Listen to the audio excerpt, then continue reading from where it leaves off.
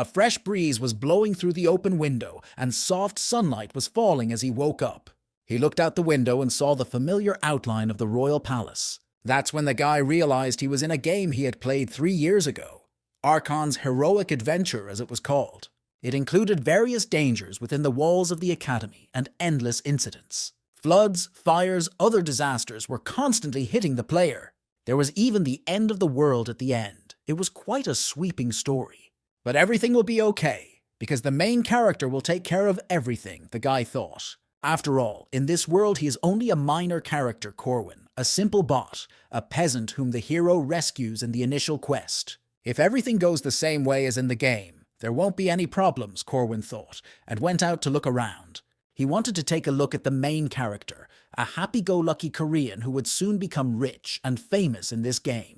When Corwin found the starting point, there was already a strange man sitting there, talking junk about potatoes and sweet sodas. Of course, there were no such things in the game world, which gave away the stranger as a fellow traveler.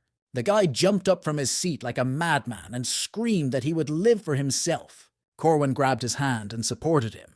The main character was not being played by a bot, he realized, but a real fall guy like this. Corwin joined Peter as part of the hero's retinue. There was almost no distinction between them. The difference is that Peter had a privilege given to a playable character. That very status window, which is barely more complicated than the entire game by design. But the problem was that Peter hadn't played the game before. But Corwin could help with that. He went through the whole game, and Peter was able to figure out thanks to him what to rock first. Corwin was an early pro at playing Archon. He unlocked all the story endings. An assistant like him was an invaluable asset, so he thought. While Corwin was chatting merrily, he didn't notice the monstrosity rushing at him. Hearing a growl, Corwin turned around alarmed, but didn't have time to react. Because Peter was faster, he summoned magic and killed the monster. Turning to Corwin, he asked if he was all right. There was no fear on Peter's face, or the excitement inherent in newcomers. Corwin massacred the rest of the monsters with his spear. He knew everything about the game, and Peter possessed a player status window. They were a great duo to get through this game effortlessly. Corwin believed that with Peter, they could save many people and even the whole world, and then return to Earth. After a hard fight, Peter handed him a bottle. It had a pretty good elixir in it, Corwin marveled. He was fine with everything in general, but there was something that was frustrating.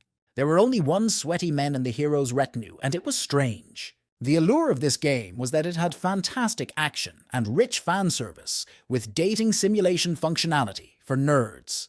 Peter didn't socialize with the girls, only accepting them into the team for quests, but at the moment, only the guys were left in the lineup. Corwin asked thoughtfully why they had only smarmy guys on their team, too well groomed for a warrior's quest. He should have realized this back when the Sword Emperor's granddaughter died on the way to the opening ceremony, or when Marietta went missing. Mysterious murders and disappearances haunted them, and the plot deviated greatly from the original story. But what was more important was Peter's own strange train of thought. His real personality, which he carefully hid behind a mask of benevolence, was worth doubting even then. He found a strange place and couldn't believe his eyes. Marietta Dan, one of the heroines of the game, but neither Corwin nor Peter met her as she disappeared, but now he has seen her staff. Corwin followed Peter because he kept disappearing every night and found this place hidden underground. It was a hall, a secret vault for the hero's inventory. Here lay Odashi, Alicia's sword that had been missing since her disappearance. There were all the items of characters missing during the game, and yet something horrified Corwin with its brutality. In front of him was Marie, chained in a flask like a formalin-filled Kunstkammer exhibit. The beauty's haggard face, swollen from the water, looked eerie through the thick glass of the flask. While Corwin was trying to put his thoughts in order, Peter appeared in the evidence room. He asked him in a somber voice why he was here. Corwin was angry, for Peter had told him that he had gone after Marie and lost her, to which the assassin indifferently replied that she was a demon anyway. Demon blood shouldn't go to waste, and Peter says he's just using it efficiently. He added that Corwin had drunk quite a bit of it himself, which dumbfounded him. Corwin remembered that elixir he had been given after a hard fight. A bout of nausea made him fall to the floor, and Peter said he'd spent a whole month setting traps in the woods to catch her. Corwin could only wonder why, he repeated over and over, gritting his teeth. Peter replied coldly, all for the speedy progress of the game. The path Corwin was choosing was too tedious. In the assassin's opinion, he recruited too many wimps and tried to save everyone, not kill the cretins and save those who were of no use. Peter's methods were far more effective, unconstrained by morality, and so he claimed to be better than him at this game. And then Corwin realized he had been lied to from the start. Peter was no rookie. He asked the rogue how much on his conscience. With the face of a complete sociopath, Peter estimated that there were 3 souls short of 100,000, and that's when Corwin realized that the man in front of him wasn't human. He grabbed him and called him a monster, but Peter didn't admit guilt. To him, everyone was a gamebot. Besides, Corwin had killed more than a few himself. But the secondary character resented it, because he only killed bad guys who wanted to destroy the world. If Peter was so obsessed with efficiency, why would he need Odashi's sword since he was a mage? Corwin asked, and pinned the maniac against the wall. Elixirs could also be obtained from the status window without setting up an abomination with the farm, Corwin said. He shouted that the rascal just needed a sandbag for his sick tendencies. But this already the protagonist did not tolerate, and cracked his head against the wall in one jerk. Corwin nearly passed out, sliding down the wall with his head smashed in. In a maniacal voice, Peter replied to him that after all he had done for him, Corwin couldn't talk to him like that. His thoughts were all about Corwin, therefore he should have been his world, but instead all he did was look at women. And Peter declared with a crazed look that he would not stand for it any longer. From the flood of delirium that came over him, Corwin even forgot about the pain. They'd been together for almost 200 levels. Why only now did this psycho decide to change genre? Corwin didn't understand, hastily crawling away. Peter replied that he had gotten everything that could get in their way out of their way for the sake of their future, and then it finally dawned on Corwin why there were only guys on the team. Peter said to ignore the others. They were just for looks, for the only one that mattered. Corwin didn't let him finish, not enough to get a confession out of the guy yet, and cracked Peter across the teeth, and rushed off, Peter scaring the hell out of him to think, because Corwin didn't even have a girlfriend yet. But then he was grabbed by the dark tentacles of the protagonist. Corwin cried out in frustration. This was definitely not a genre he liked. Peter grinned an unhealthy grin and said he couldn't escape. He'd be with him forever. In this fake world, Corwin was the only real thing to him. But Corwin wasn't listening. The sick-in-the-head rascal irritated him terribly. The magician sealed him in the snares and said it would soon be over. He went to battle with the main villain and promised that they would be together forever. The last episode had begun, Corwin noticed, and he was lying as if on the riverbank, waiting for Peter to defeat the final boss. He didn't know what would happen to him after that, but he received notification that the mission had failed. Corwin woke up in his bed, breathing heavily, as if he'd had a terrible nightmare. It was still the same revival point where he had appeared last time. It was as if all those 3 years he'd spent with the sickly wretch he must kill hadn't happened. During a mission to subdue the water monster, the dam was destroyed and the village below was washed away by the flood. Thousands of monsters and humans died that day, revealing a gruesome picture of destruction. But Peter was out of breath then, so much so that he even shrieked. At the time, Corwin couldn't understand the crazy laughter and wrote it off as stress and fatigue.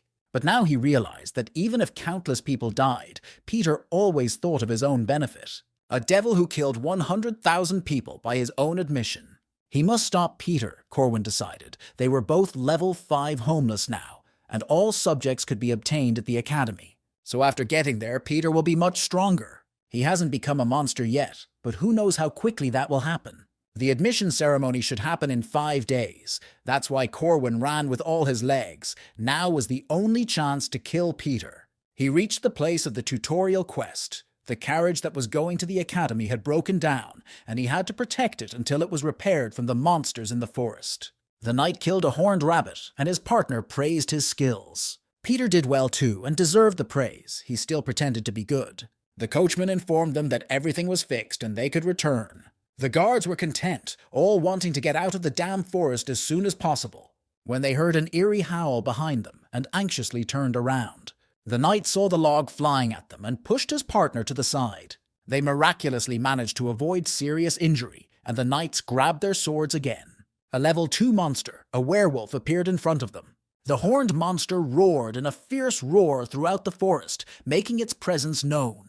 Corwin realized that the quest had already begun, though he ran with all his legs, not in time for the very beginning. He lacked just a little bit of preparation time, and the monster quickly dispersed the carriage's guards. Corwin regretted not saving these poor souls, even though they were mobs. The guards shouted to Peter to run to the carriage and save himself while he bought time. But Peter shouted to his traveling companions to leave and decided to stay. A girl called out to him, but Peter was playing the hero and said he couldn't leave the night. But when he ran up to him, the werewolf had already massacred the swordsman. Corwin waited. He had to make sure Peter was the same personality as before. He could be a regular hero, or he could be a player as obsessed as he was. The monster ran at the hero, opening its stinking maw. It was huge. Luckily for Peter, he was saved by a girl traveling companion. She chopped the monster with her sword, but it closed with a paw. Then the nimble swordswoman landed beside Peter, covering him. The second daughter from the Arden family who has Odashi, one of the 6 royal swords. She was the most influential member of the heroes group and a prominent character, Alicia Arden. But instead of gratitude, she was stabbed in the back by a crazy rascal. Corwin realized that there was no doubt in his mind that Peter was the one in front of him. Alicia recoiled in pain. She didn't understand why she was being attacked and was stunned. Her eyes blurred and the rogue told her, "I'm sorry, my hand just slipped." Worse, the monster in front of the wounded swordswoman didn't go anywhere. The monster didn't change its target and attacked Alicia. If the girl died now, Peter would take her sword. Even after being wounded by the poisoned blade, the girl fought back. He still tried to pull himself together and fight. Alicia remembered everything she had been taught, and her concentration became boundless. There was only her and her enemy in front of her. The girl unleashed her hidden power. Peter realized that at this rate, she might as well kill the werewolf herself, and he couldn't let that happen. The maniac threw a dagger at her, the moment she should have attacked the monster. The swordswoman's reaction was enough to fend off the sudden and sneaky attack, but she was distracted and lost precious seconds to fend off the monster's attack. His jaws clamped down on her narrow waist, and with a final blow, Alicia pierced the monster's skull. The monster died without unclenching the fangs that pierced the girl's fragile body. She asked Peter, barely breathing, why he was doing this. But the villain would not listen. He drew his sword and raised it above his head, exulting in receiving the trophy. This sword could only be used with a certain skill, but that Peter could deal with later. The experience issue could have been solved by killing the bot, though, Peter said, and grinned devilishly. He brought his sword arm over the poor girl who was bleeding in the monster's mouth. Peter took his time, stretching the moment, and enjoyed it. But at that instant, a baggie flew into the maniac's head, and from the impact, fine dust sprinkled from it. Peter instinctively covered himself with his hands and coughed from the thick dust. He started yelling to whoever did this to come out immediately. The situation was completely unexpected to him. Horned monsters jumped out of the forest. White rabbits, the mushrooms whose pollen stained Peter Corwin, were a favorite treat of these monsters. Now to them, he smelled like a tidbit of fresh meat with seasoning. Even though they were weak mobs, there were a lot of them, and everyone wanted a piece of them. Luckily, Alicia was still alive. Corwin dragged her away from the battlefield and the monsters. He then used the knife to pull his long and sharp fangs from the werewolf's mouth. But while he was fiddling with them, Peter appeared behind him and asked him who he was. Corwin noticed that killing 3 horned rabbits in a minute was not bad, for Odashi was a good sword. Peter was stunned when he recognized him as Corwin, a character from the initial quests. He asked how Corwin had gotten here, and the man thought that perhaps Peter had lost his memories. It was only for the best. Corwin replied that if he held his sword like that, he'd rather chop off his own arm. Peter looked at his hand like a goon, but at the same time, Corwin threw dirt right in his face. Then Peter began to swing the Odashi around haphazardly, hoping to hit it. The villain was still fast, albeit clumsy. In physical strength, Peter was superior to Corwin, so Corwin had no choice. At the right moment, he swung his fang so that it nearly caught the neck artery. As expected, the thought that the thing might be in his neck frightened Peter, and he recoiled. Corwin made him focus all his attention on the monster's ghastly tooth so that he would only look at it. He pounced on the hero with valor and ferocity, and he began to retreat. And when Peter stumbled and began to fall, Corwin plunged his knife into him. The impact pierced the light armor and caused a lot of pain for Peter, who wasn't used to it. But Corwin didn't stop there and swung his fang as hard as he could. Peter put out his hand, and the fang pierced through it like a dagger. But it did nothing for him. Corwin pressed harder with his weight, and the fang pierced the throat of the man with no moral principles. Mentally, Corwin thanked Peter for his past life. Because of it, he could now become much stronger. Pulling away from his body, Corwin had no regrets. He had just killed another monster that threatened others and could have become a monster. Peter was dead, and the system started looking for someone to replace the hero, the main reserve being Corwin. Corwin received a status window that informed him that he was now a minor leaguer. But that wasn't the point right now. He looked at the injured girl that was just lying on the ground in the forest. If she wasn't helped, she would die from her wounds or infection. Corwin lifted her up and examined her. At least the girl was still conscious and could speak weakly. By her blindness, tongue lashing, and impaired hearing, he recognized the poison of the tree frog. In terms of passing, it would be difficult to prepare an antidote without a status window. If the poison was even a little stronger, she would be dead by now. As long as the werewolf's fang remained in her body, she was still in danger, Corwin realized, and pulled out his belt. He pulled her shoulder down with his belt and reassured her, saying he was a master at stopping bleeding and extracting poison. If the girl bites her tongue, that will be problematic, Corwin thought and looked around. A dead hero's hand caught his eye, which was conveniently lying nearby. Without thinking long, he let the girl bite the still warm hand, dead Peter. He warned Alicia that it would hurt, and she should grit her teeth as hard as she could, and he took off his shirt himself. He draped his shirt over her back to cover the wound and pulled the fang out of the wound channel himself. Corwin was happy to be back, for now this girl was alive. He didn't know the reasons why he came back, but what he could save the man was enough. At the fire, Corwin was preparing an antidote, and asking Alicia to hold out a little longer, he covered her with a blanket to keep her warm from blood loss and fever, and said not to worry, people don't die from such wounds, he reassured the girl. Alicia wanted to know her savior's name, but Corwin said it wasn't necessary and put a towel over her face. He had told her not to be alarmed by trifles and to rest. Now it was better that as few people as possible knew about him, the lad thought. While there was time, Corwin decided to figure it all out. Archon's game, it's a story about a hero. By solving problems and cases in the academy, the player becomes a hero who saves the world. He needs to defeat countless monsters and kill the final boss. The only reason Peter was still going through the story was because without defeating the final boss, the world was coming to an end. But at the end of the day, he's just dead now, and someone has to take his place. And that someone has to be Corwin, especially since the system designated him a minor player. But unfortunately, the system never let him take advantage of player benefits, inventory, and other windows, skills. He had been overly excited when he saw the status window, and now he realized it was pure trickery.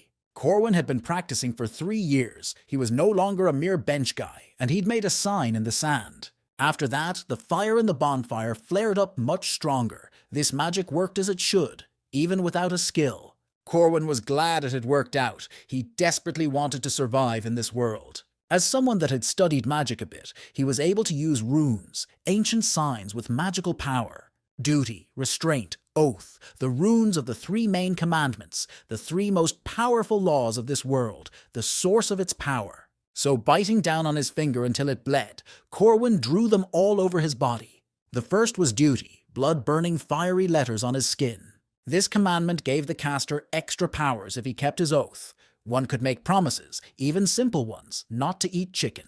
But simple promises offer less profit, even though it's a hassle. One must make those promises that are sure to be kept. And Corwin promised that he would not turn a blind eye to the misfortunes of good people. His status would increase every time he completed a task, and the commandment clutched his heart in chains. The second law, restraint, no longer Corwin perceived the spirit world. Everything in this world was filled with spirits, and there were astral beings like ghosts and spirits. But they could affect only when recognized, and could not affect people who did not believe in them, and were far removed from spiritualism. The restriction gave him a shield against spirits, minimizing their damage, but breaking this commandment gave 5 times the damage to his body. The last commandment, the oath, is a fallback. It carries a huge risk. That's why Corwin didn't use it in his past life. But even Peter, who had the system and all its advantages, lost to the final boss. In that case, Corwin shouldn't have been too worried and made an oath with the most weight, promising to save the world. Violation of these 3 oaths resulted in death, and they were all instantly enforced. Alicia opened her eyes in a hospital bed, not in the woods. She got out of bed but wrinkled her nose. Her wounds still ached. Alicia asked where she was, and the sister informed her that she was at Merkaba Hospital. The guard that brought her here had just left. The swordswoman turned around to find the things she was wearing. Among them was the belt of her savior, for in her blood. The first thing the girl demanded was to be told if there was a place to buy honey candy around here. She was feeling much better. 3 days after the quest in the forest, Corwin was thinking about where to get a student ID.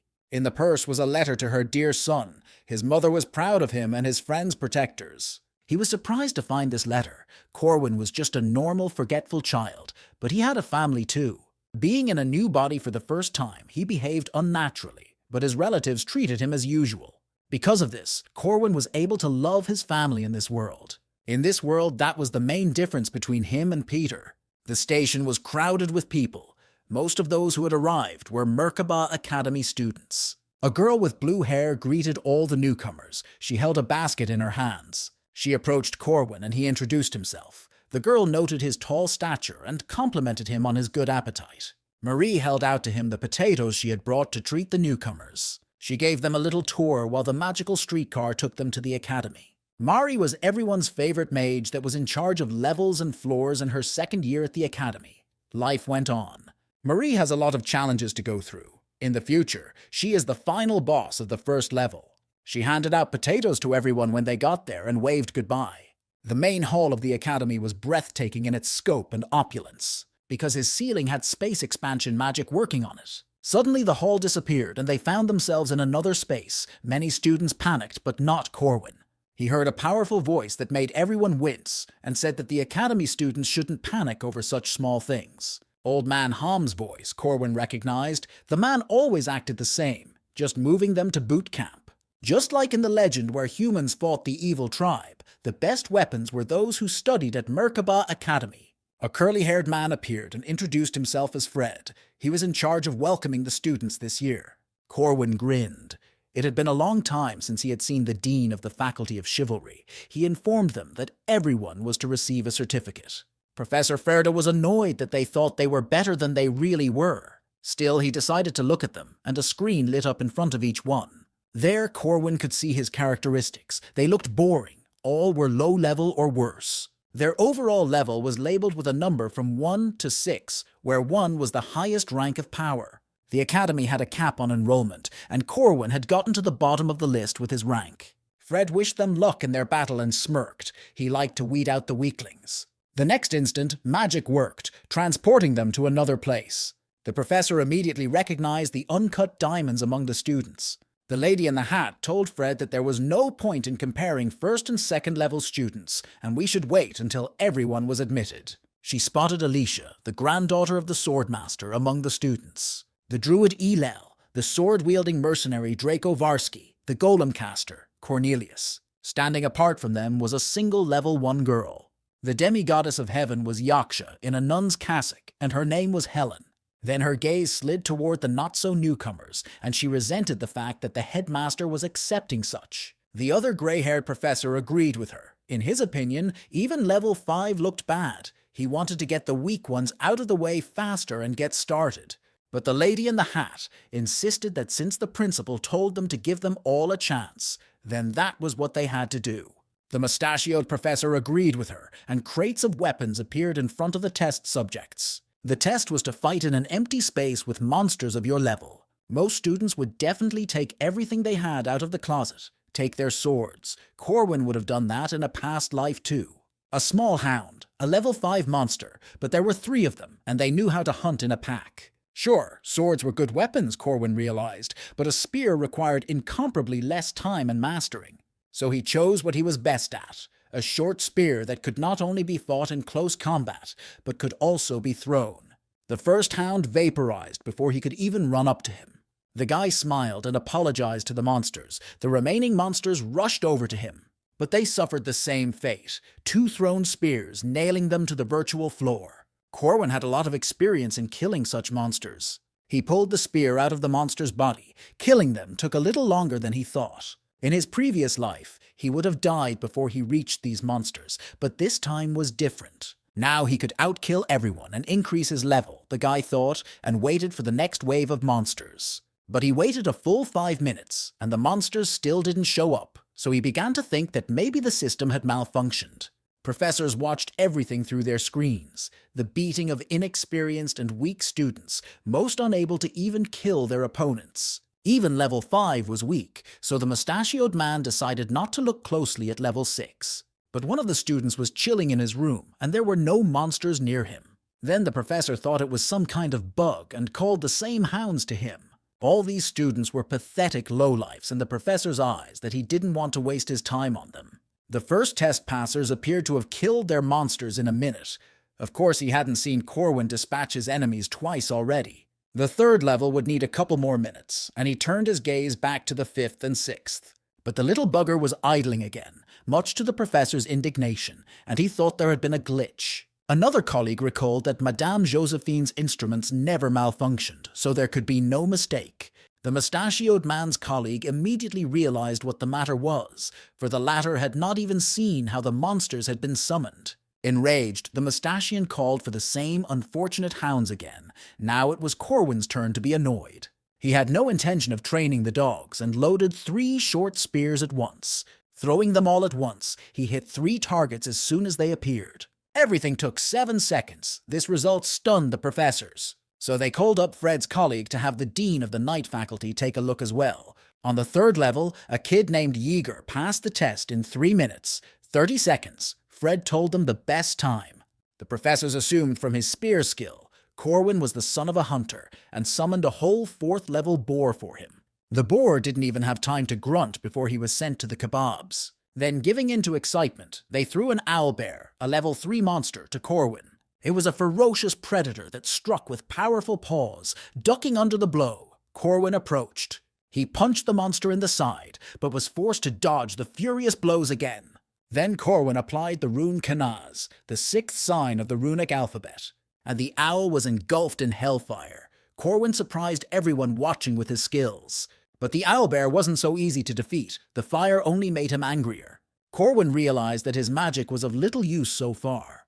But while the monster was fighting the fire, it wasn't following his movements, and Corwin was able to attack it from above, putting all his strength into his spear. One of the professors realized that he was definitely not an ordinary level 6, and even regretted that the monsters on this test were not above level 3. For the first time in a long time, he saw a guy who was interesting to look at. After that, they could only summon a level 5 evil spirit. Corwin realized that someone had been summoned, but he couldn't see or hear it, which meant it was a spirit he couldn't interact with. He waited a full minute to test his hunch, which meant it was definitely activated, and all preparations were complete. At this, the satisfied fellow announced that he surrendered and raised his hand.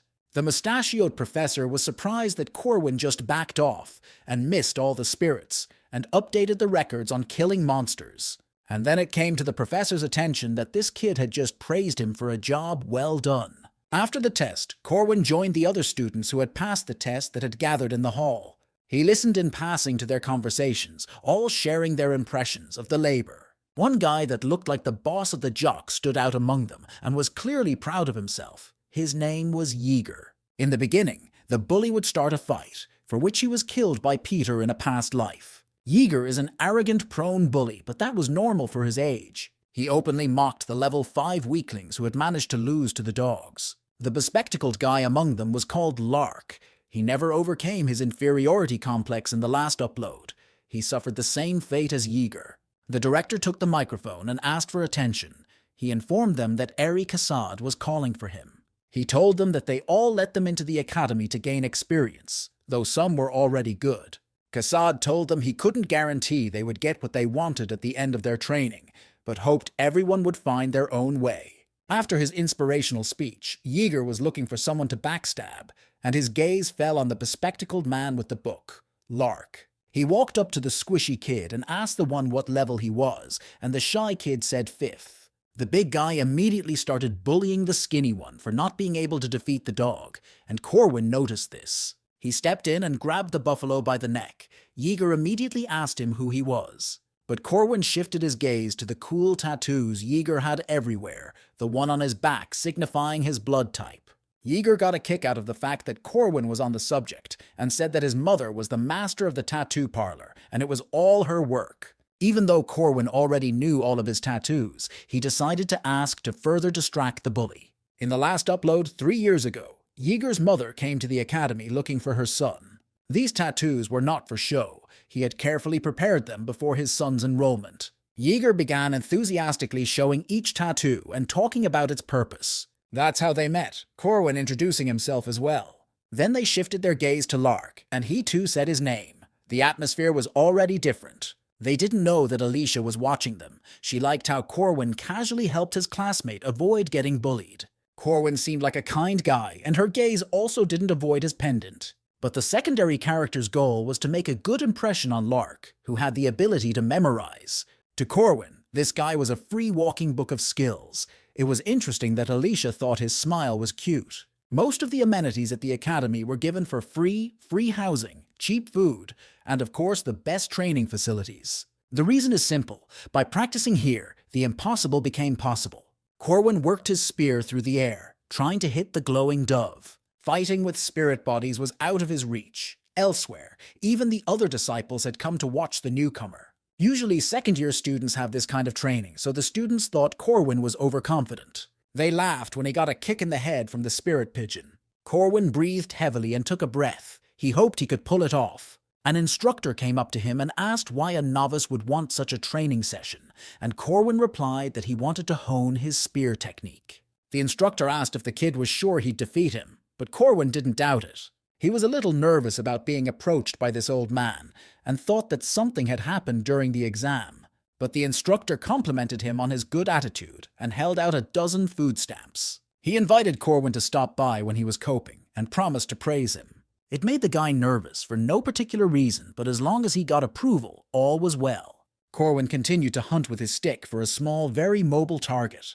But the pigeon continually counterattacked him into open spaces and moved very fast. At the end, Corwin collapsed without strength and just stared at the ceiling. The freshman goddess Marie appeared above him and asked him how she was. His workout was grueling, and she poured him the water she had summoned from her finger. The girl gave him a towel and held out a glass, expressing words of encouragement, saying he would do well. But Corwin didn't have another time. 3 years ago, they had a status window, skills, potions. Now all that was gone. He had killed the hero and had to do it all himself. Corwin handed the girl back the glass and thanked her, saying he'd still have time to give up. With a determination to be the strongest, Corwin was back in action. He wanted to know his limit, to know where the boundary was for abilities from the past. Then he started applying high-level swings in the stick with complex names. It was exactly the same powerful and fast stick movement, only pathosier. Corwin didn't have a strong body or aura. His knowledge of the future was generally useless, but he decided to train hard. The powerful throw made the spirit dove spin around to dodge the blow. Mari was surprised that Corwin had thrown the spear so easily, but now he was open. But somehow Corwin caught his spear again, and finding himself on top of the pigeon, gave it a piercing blow. There was a massive explosion right above the training area. Marietta could not find the words to express her admiration for this throw. Corwin, frozen in midair against the big bang in his suspenders, looked very cool in her eyes. But the scene ended, and gravity took its course, mercilessly taking him into its embrace. Then he realized that he had overreacted a little, nearly crashing to his death from such a fall. The next day, Goddess Mari patronized the newcomers as usual, and came to give them a tour of the academy building. Corwin chewed on the sweet potatoes and thought about his own. Above all, he needed to get stronger. And to do it without Peter's potions, there was only one way to do it. Commandments, don't turn a blind eye to the problems of others, the guy thought, and glanced at the bespectacled man. He said hello to him first and suggested we have lunch together. And a little chat about grimoires, Corwin said, causing Lark's pupils to dilate sharply. A grimoire is, simply put, a book of skills, a powerful artifact that grants magic or abilities when read normally. The library was huge, like the academy itself. It held all the books and knowledge of mankind. Of course, Corwin had little interest in that, as the grimoires were also here. The tree was best hidden in the woods, he said. And Lark reminded him to make sure Corwin kept his promise later. And Corwin answered in the affirmative that once all conditions were met, Lark would receive the skill book. Lark is a bee, an exemplary student for memorizing all kinds of magic and transferring them to his spellbook. Of course, it's hard to use them all. His mana level is low, and Lark will not show high results due to theory. It was different with grimoires. Corwin threw the book on the floor. Lark told him to stop fooling around, but that's when the secret door opened. Without thinking, Corwin rushed into the passage, and Lair hurried after him. Corwin warned the bespectacled man that it was time for a promise. The one agreed and held out his hand. Corwin needed help to ward off evil spirits. And when Lark asked what to do, Corwin punched him in the jaw with a right. He grinned devilishly, for help was starting right now. First of all, Corwin came here to help Lark, and to fulfill a special quest. He wanted to catch the evil spirits and get the fragment. But there was a slight problem, Corwin thought, as the evil spirit Sebastian approached him. For Corwin, this quest was practically impossible because of the commandment, and Duke Sebastian was particularly vicious and was not an easy opponent. Sebastian attacked him with his magic. Magic blades flew at Corwin. The Grand Duke has ruled the South for 800 years. Most players will die at his first attack. But not Corwin, just standing still, and the shots of magic just flew past. All of the dead Duke's simple attacks didn't work with him either, as if they didn't exist. This phenomenon had a downside. Corwin couldn't defeat the Duke either. So he addressed the Duke in the void and begged pardon from the angry spirit for not seeing him. He suggested using Lark's body, and the spirit hesitated. In this world there are indicators. They are substances that transform humans into half-humans, like vampires and werewolves. One day, Duke Sebastian awakened as a vampire and killed his servant. He tried to suppress his instincts but couldn't, and became afraid he would kill his wife and daughter. So he sent all his family and servants out of the castle and locked himself inside its walls. To avoid becoming a bloody monster, he used magic and sealed himself in a book, this very grimoire that lies in the library. Lark screamed as his body was possessed by the demon and even transformed. After possessing his body, the spirit immediately rushed at Corwin like a madman. The second reason he took Lark with him was that by being possessed, he could use his powers to the best of his ability. Model student Lark takes a swing at it, but Corwin dodges it easily. In Archon's heroic game, this exemplary student has the lowest power skills. Though it was a shame to calm the guy down by force, it was the only way to get through the quest with the Duke. If Corwin killed Lark now, he could get the ultimate rewards, the Duke's cloak and the vampire armor. All of these were used by Peter, and they played a big part in future quests. But Corwin was not, therefore he asked the Duke if he wanted to know about his wife and daughter. Also, what kind of lives they lived after his voluntary imprisonment. And then Corwin told him many stories, how his wife had died after leaving the castle, and what an amazing traveler his daughter had become. Corwin smiled, seeing the interest on the Duke's face. As a man who had a family, he wanted Sebastian's soul to find peace. The Duke humbled himself, thanked him for the story, apologized for attacking. Corwin replied that nothing was wrong. Lark wouldn't have hit hard anyway. Before the Duke disappeared, they had a long conversation. As a reward, Corwin received the ashes of Sebastian's soul and a grimoire with the regeneration skill. Persistent regeneration was Peter's ability, but Corwin didn't know how well it worked because he rarely got wounded. Lark came to his senses, and Corwin told him not to exert himself, for he was possessed by the spirit. The boy touched his face and asked if the pain in his chin was also a consequence of possession, to which Corwin answered reluctantly. He quickly changed the subject and gave the diligent student his reward, a grimoire. The kid was beyond happy and couldn't believe he had gotten such a valuable item. By nature, he loved new knowledge, and Corwin just wanted to see the boy's joyful face. For fulfilling his oath of duty, Corwin received a reward, and a very generous one, for he had soothed the Duke's soul. He considered it compensation for not being able to level up normally in the system, but even so, the reward was quite generous. Marie was again handing out potatoes to the newcomers that had come to practice. There were no refuseniks. She walked over to Corwin, who was also going to train with the spirit pigeons today. Smiling, the girl said she believed in him and would support him. Envious fellows expressed their contempt and indignation. A novice could not overpower the pigeons, they thought. But the girl still supported Corwin, and even bet on him in gold, which made the hero feel like a racing stallion. But none of that mattered, because he had come to find out how much stronger he had become after completing the quest. So he decided to start with the weakest techniques. Although Corwin didn't expect to win in one hit, there was an explosion in the air after the first throw. The disciples were stunned by his strength and the complex technique he used. Even Corwin himself was surprised that he had become too strong. Marie noted his skill too. Just yesterday it took him 3 strokes. Today he did it in 1. Corwin pondered her words. It was one thing that Mari was watching him. It was another that she had eyesight too sharp for a mage to see his strike.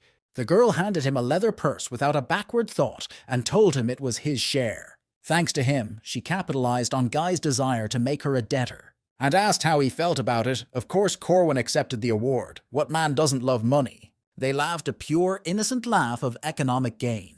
In the last upload, Corwin had also tried his best to hone his combat skills, but even now, they were giving him a hard time.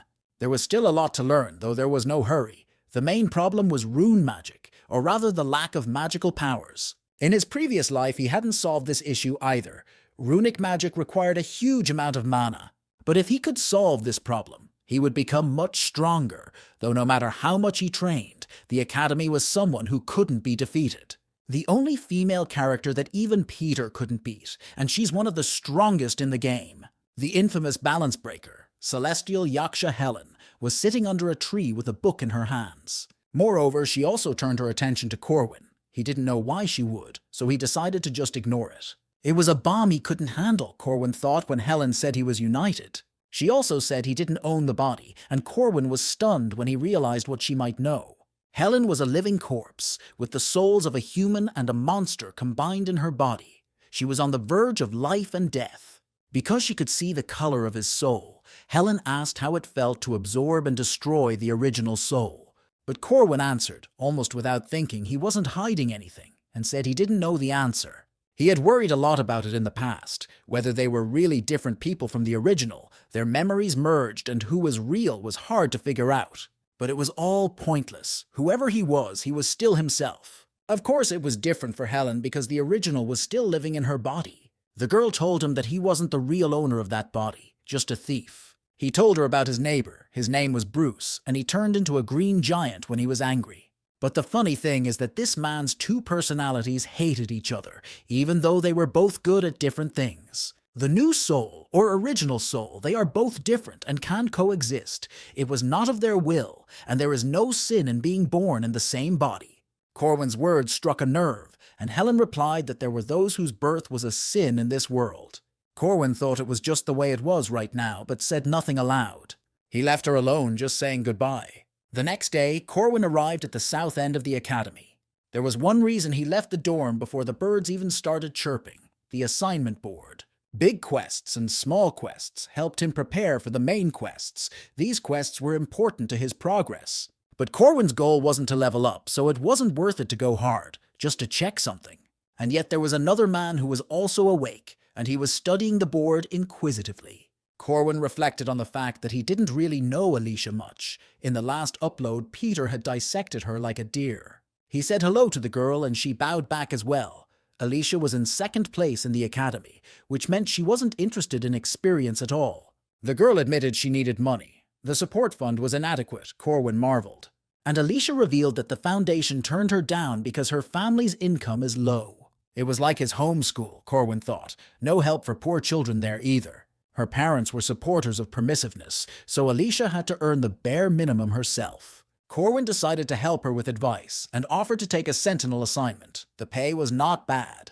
Alicia saw that up to 3 people were needed there and offered to join him, but Corwin declined. He had other plans. It was his weekend. He wanted to get things done quickly and get some rest. The first task was to find a cat named Butterfly. Experience and pay didn't matter to him as his goal was a commandment. Finding and rescuing a butterfly that nearly died from monsters will save the owners from the bitterness of losing a pet. And as a result, he got 5 points to the characterization points, which were equally divided.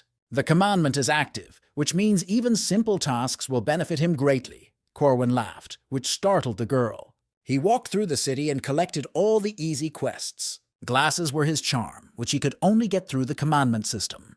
But then he remembered that there was a mission more important than points. He even left a note before leaving. In his shack, the master cook was resentful after another failure. He made a sauce with over a dozen ingredients, including carrots, garlic, but never achieved a result that even cold chicken is good with. When a random guest suggested just adding starch syrup and the problem would be solved. At this, he said goodbye to the cook, which even made him think he was crazy. Who in their right mind would do such a thing, thought the old man, but followed the instructions anyway. When Corwin had already left, there was a cry of eureka in the shack, and the boy was pleased, because in this world you can't do without tasty chicken. And even for that help, he got points from the system, even though he was pursuing personal interests. This was just swell news to him, and Corwin screamed like crazy again. One girl in chains and carrying a book watched his crazy adventures. Behind her back, the professor with the hat appeared. Although Helen was allowed to go out into the city, she still had to ask permission. The girl said nothing. She remembered the strange guy's words that there was no sin in being born. Her life was very different, and she was told the opposite. So she walked pensively along the rooftops and watched the people. It was time to evaluate the first-year students, and they were taken out into the academy's hunting grounds to test their survival skills.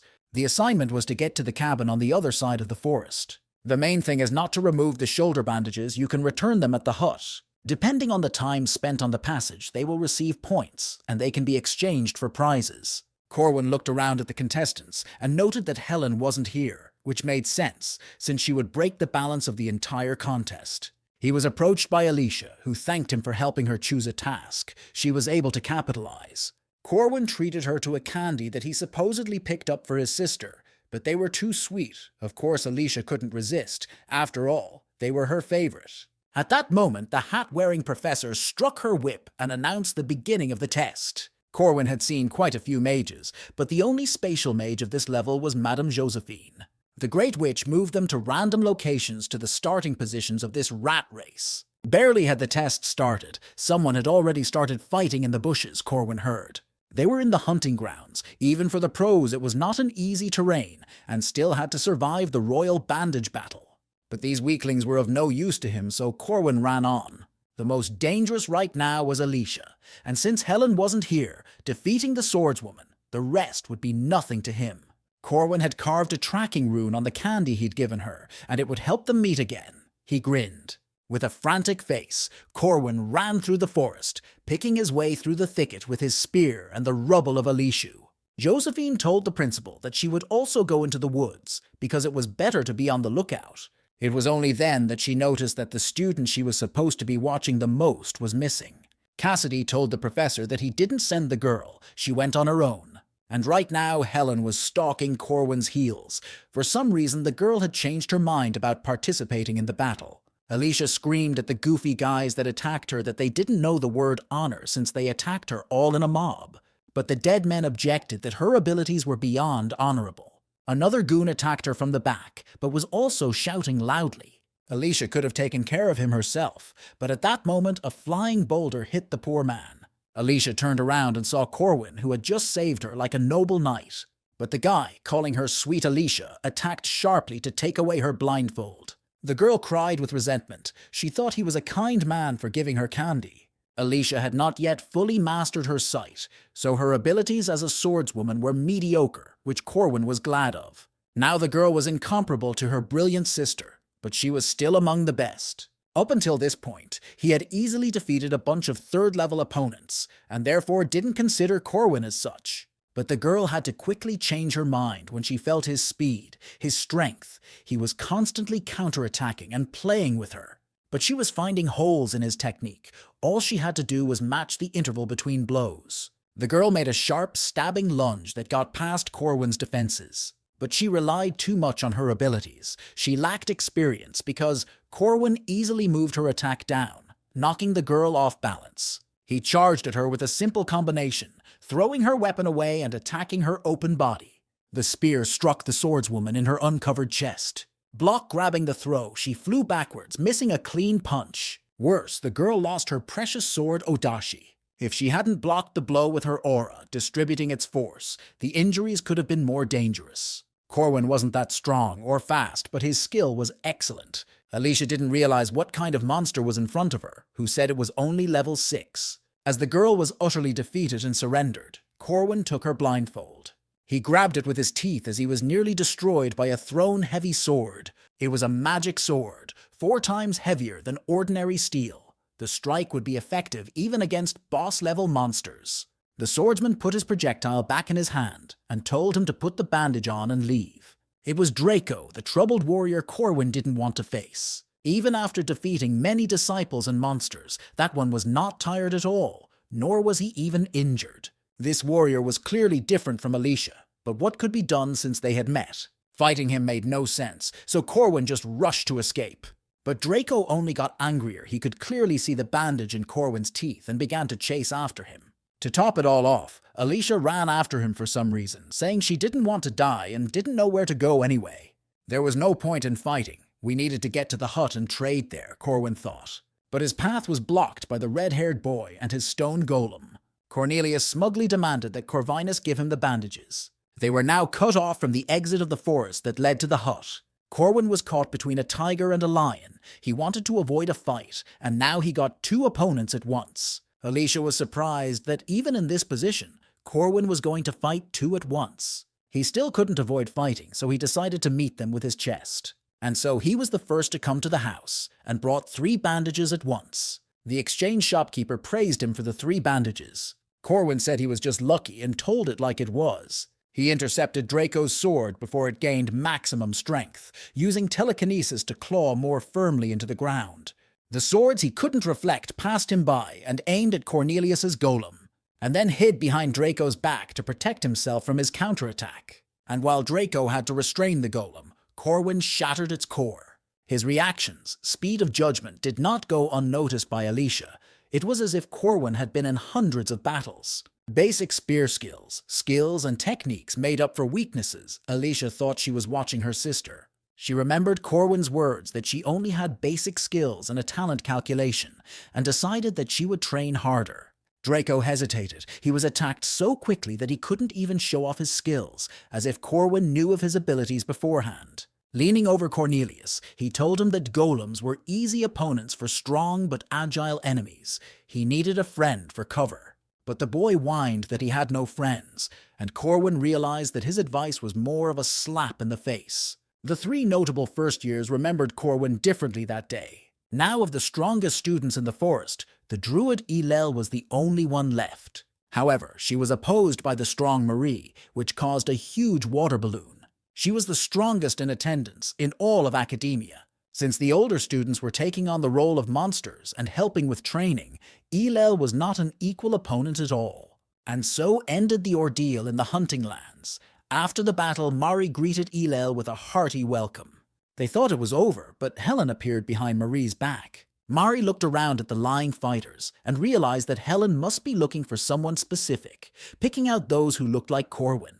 But Helen answered nothing to the polite greeting and rushed away. A huge wall of ice appeared in front of the nun that Marie had summoned. Even though the students may have been able to ignore her presence, she is now a monster by the rules of this competition. Corwin had gotten a lot of points and could count on a generous reward, the most valuable being the bear's bile, but he had another plan.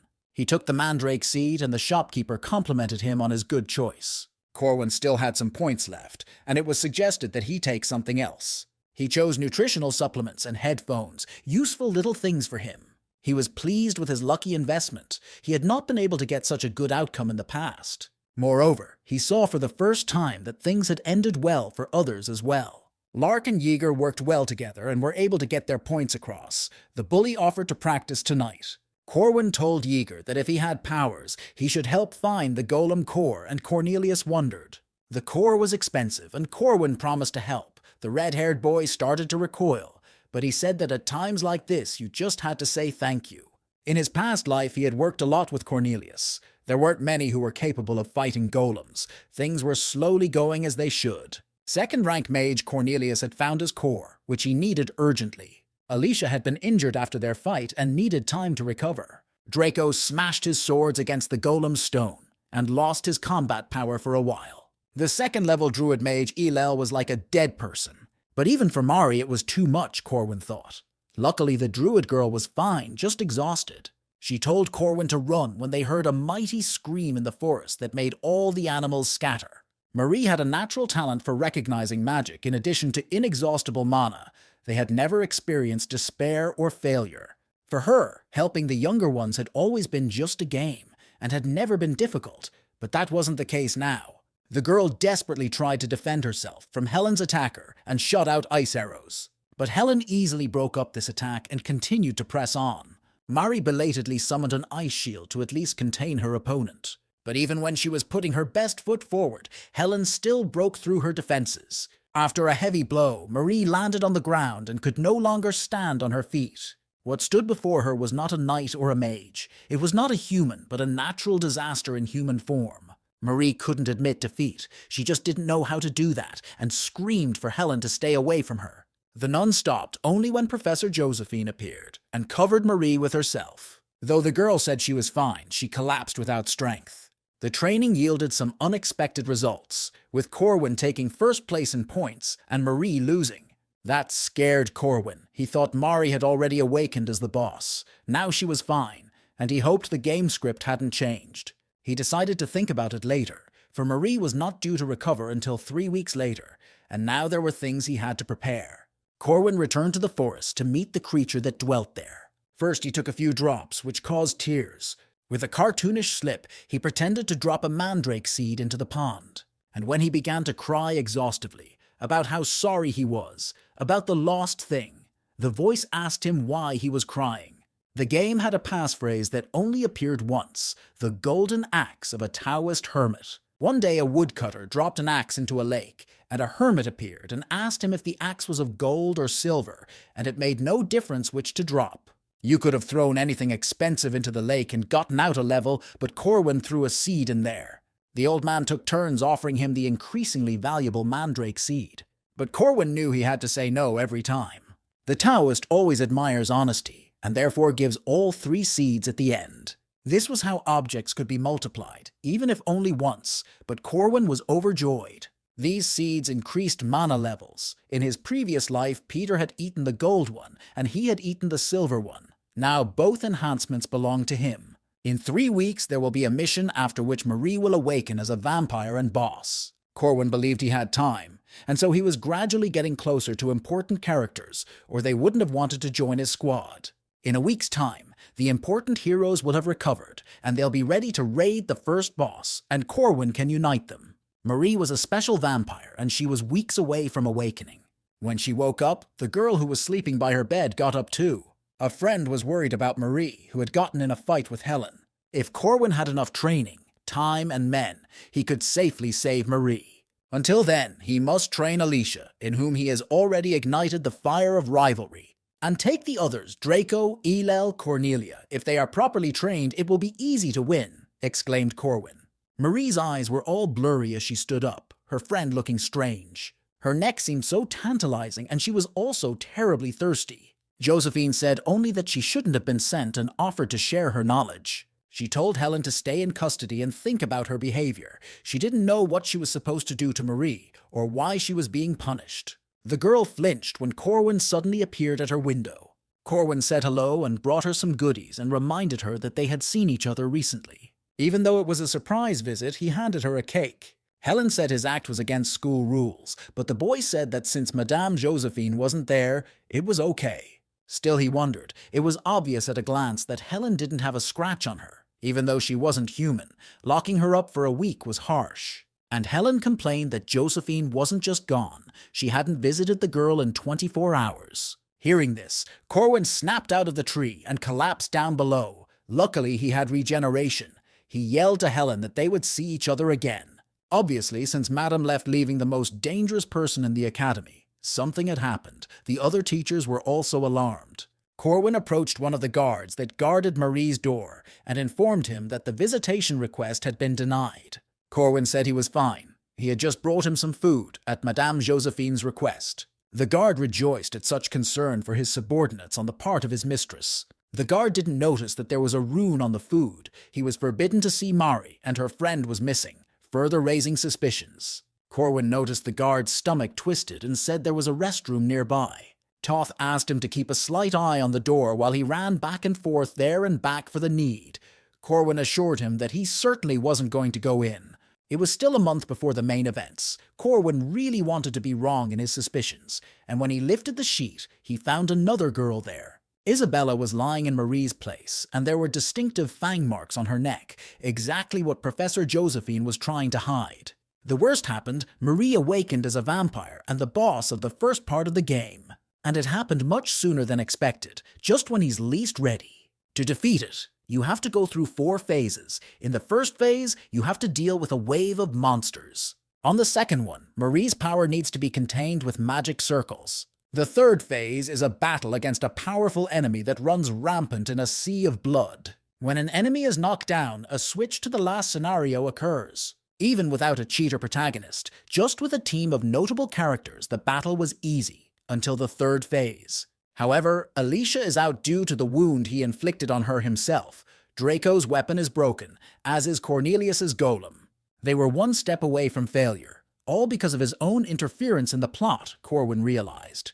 In a previous life, Peter had deliberately let Marie escape into the woods, even though they were waiting for her. And now it's all going downhill, thanks to his actions. Cornelius had lost his golem and was mostly useless in battle. One could think of Helen, but there could be too many variables in the battle with her interference. Corwin offered Draco to go to the boss raid, but he started to balk because he was left without a sword. Then he had to offer 20 coins. He offered the mercenary the ashes in the vampire as collateral, and the lad immediately accepted. Corwin found a druid girl in the library and surprised her with her knowledge of ancient symbols. He promised to teach her this alphabet if she would help him in the raid. Elel was quick to agree as well, for to her it was a comparison to the ancient heritage of the clan that had been lost. Corwin came with the same to Yeager and Lark and said that there was a raid to be made, deadly dangerous and not profitable. Weaklings and brave men were needed. He bade them read and glory so confidently that he himself was amazed at his own impudence. Fortunately, the young and exuberant found this raid worthy of chivalric romance and agreed. So he assembled the minimum necessary work team, where everyone had a role to play. Corwin remembered Peter's words about Marie hiding in the woods and crying, and it was hard to find her. They were lucky there was only one forest in the academy. A normal search would take a century, but they just had to ask. Elel was surprised that Corwin was so aware of her abilities. She struck the staff to the ground and summoned the spirits to help her find the vampire. Even Lark and Yeager were amazed at the number of spirits the girl could summon. Corwin didn't see anything, so he just asked if it was found or not. And seeing the puzzled look on his squad's faces, he quickly demanded that they tell him where she was. But danger came from behind. A monster attacked him. With a thrust of his spear, Corwin easily cleaved the monster that suddenly attacked him. Many more monsters rushed at them, so Yeager even thought that Marie herself had become a monster, which was not the case. The guy cheekily said it would be a great warm-up for him and drew his weapon. But Corwin shouted to the big man that enemies were welcome, and he'd better not get in front. He ordered him to retreat 3 steps back. The main thing was to reduce their numbers. He took Lark and Elel to the rear. Himself and Yeager took the front line, Draco covering everyone. The mercenary noted Corwin's quick reactions and his deft orders, as if a leader leading everyone. A true commander who you wouldn't tell he was a 5th rank. The test inside the academy was badly flawed, Draco realized. Yeager was puzzled and asked Elel why there were monsters here if they were looking for Mari. Lark figured they were being controlled, since usually the monsters didn't crowd so heavily. But Corwin told them that wasn't true. Marie wasn't a puppeteer. Even if it were true, she wouldn't do it so thoughtlessly. This is when Draco started asking what the reason for the monsters attacking them was. Corwin replied that monsters just follow their instincts, and there are instances that make them forget everything. For example, something that could threaten their life, and from which it is best to flee as quickly as possible. Marie wasn't waiting for them under the tree at all, hugging her knees. Corwin again ordered the druid and caster to the rear. Yeager and Draco were support, and had to stay behind. Corwin spoke confidently, so the boys decided to believe him. Corwin got all the bonuses he needed from his oaths and prepared for battle. He had to save this girl, even though she was a real monster now.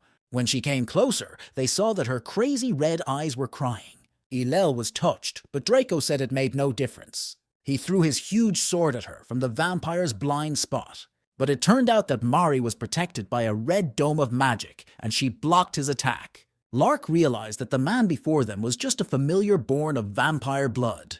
Corwin said there was nothing to fear. The familiar had just been born and could not yet feed on Marie's blood and thus attack. Draco countered that a mage's weak link is his defense, and when it's hidden, it's a problem.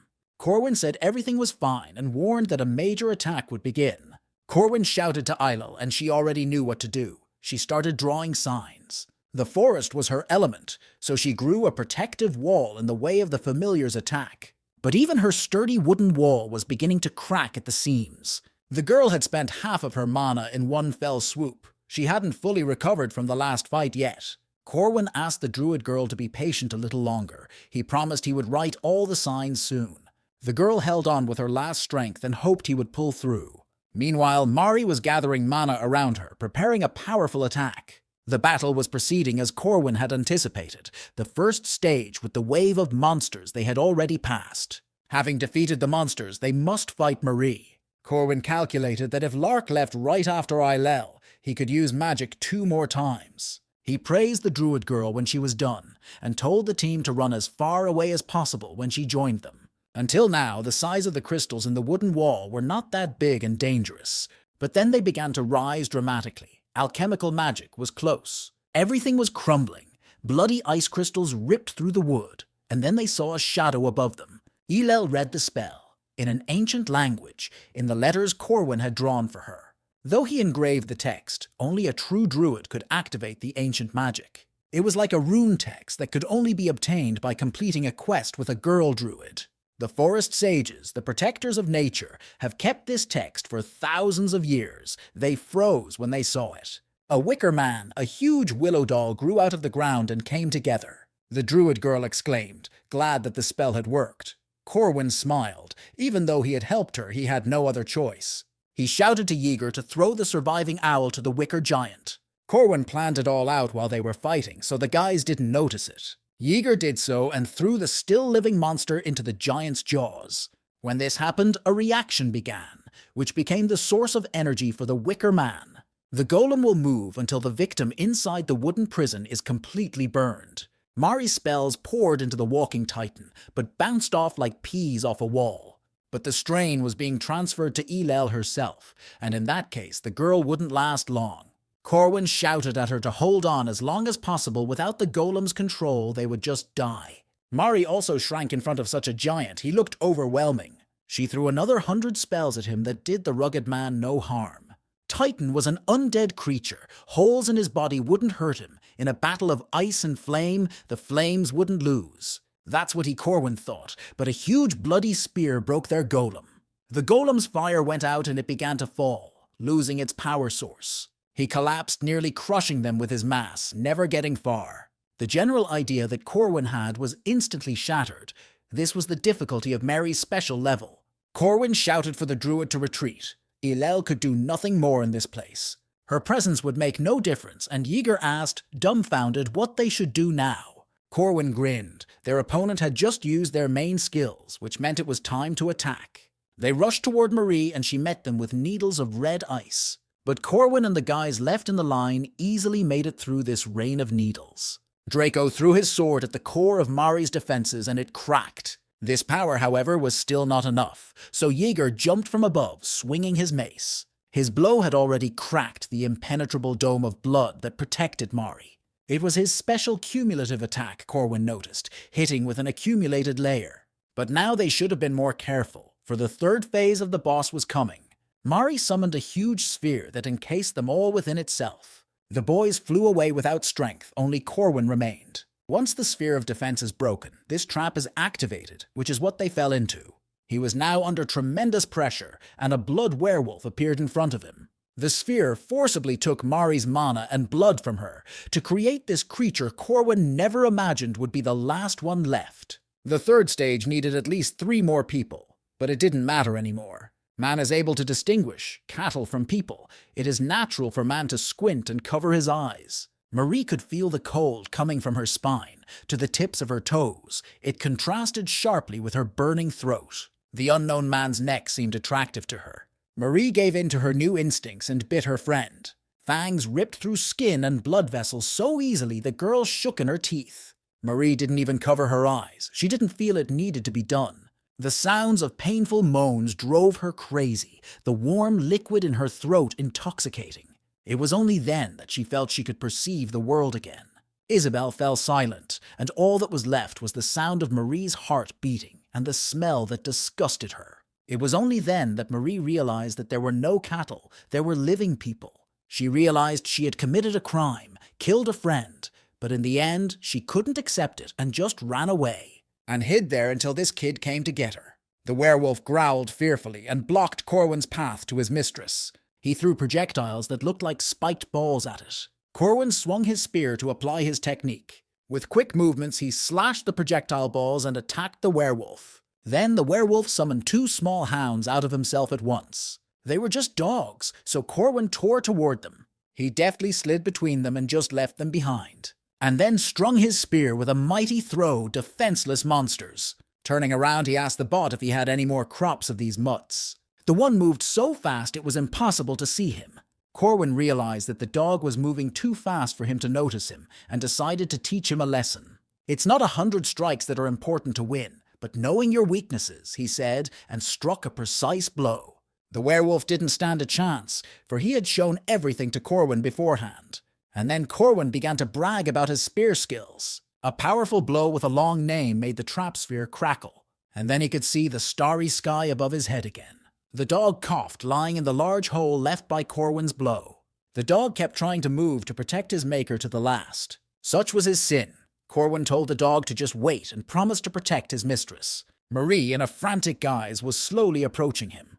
The final stage begins as soon as Marie deals critical damage to a single team member, which is why she can't be handled alone. Usually to save the victim, everyone stays close to the injured person to stop Marie.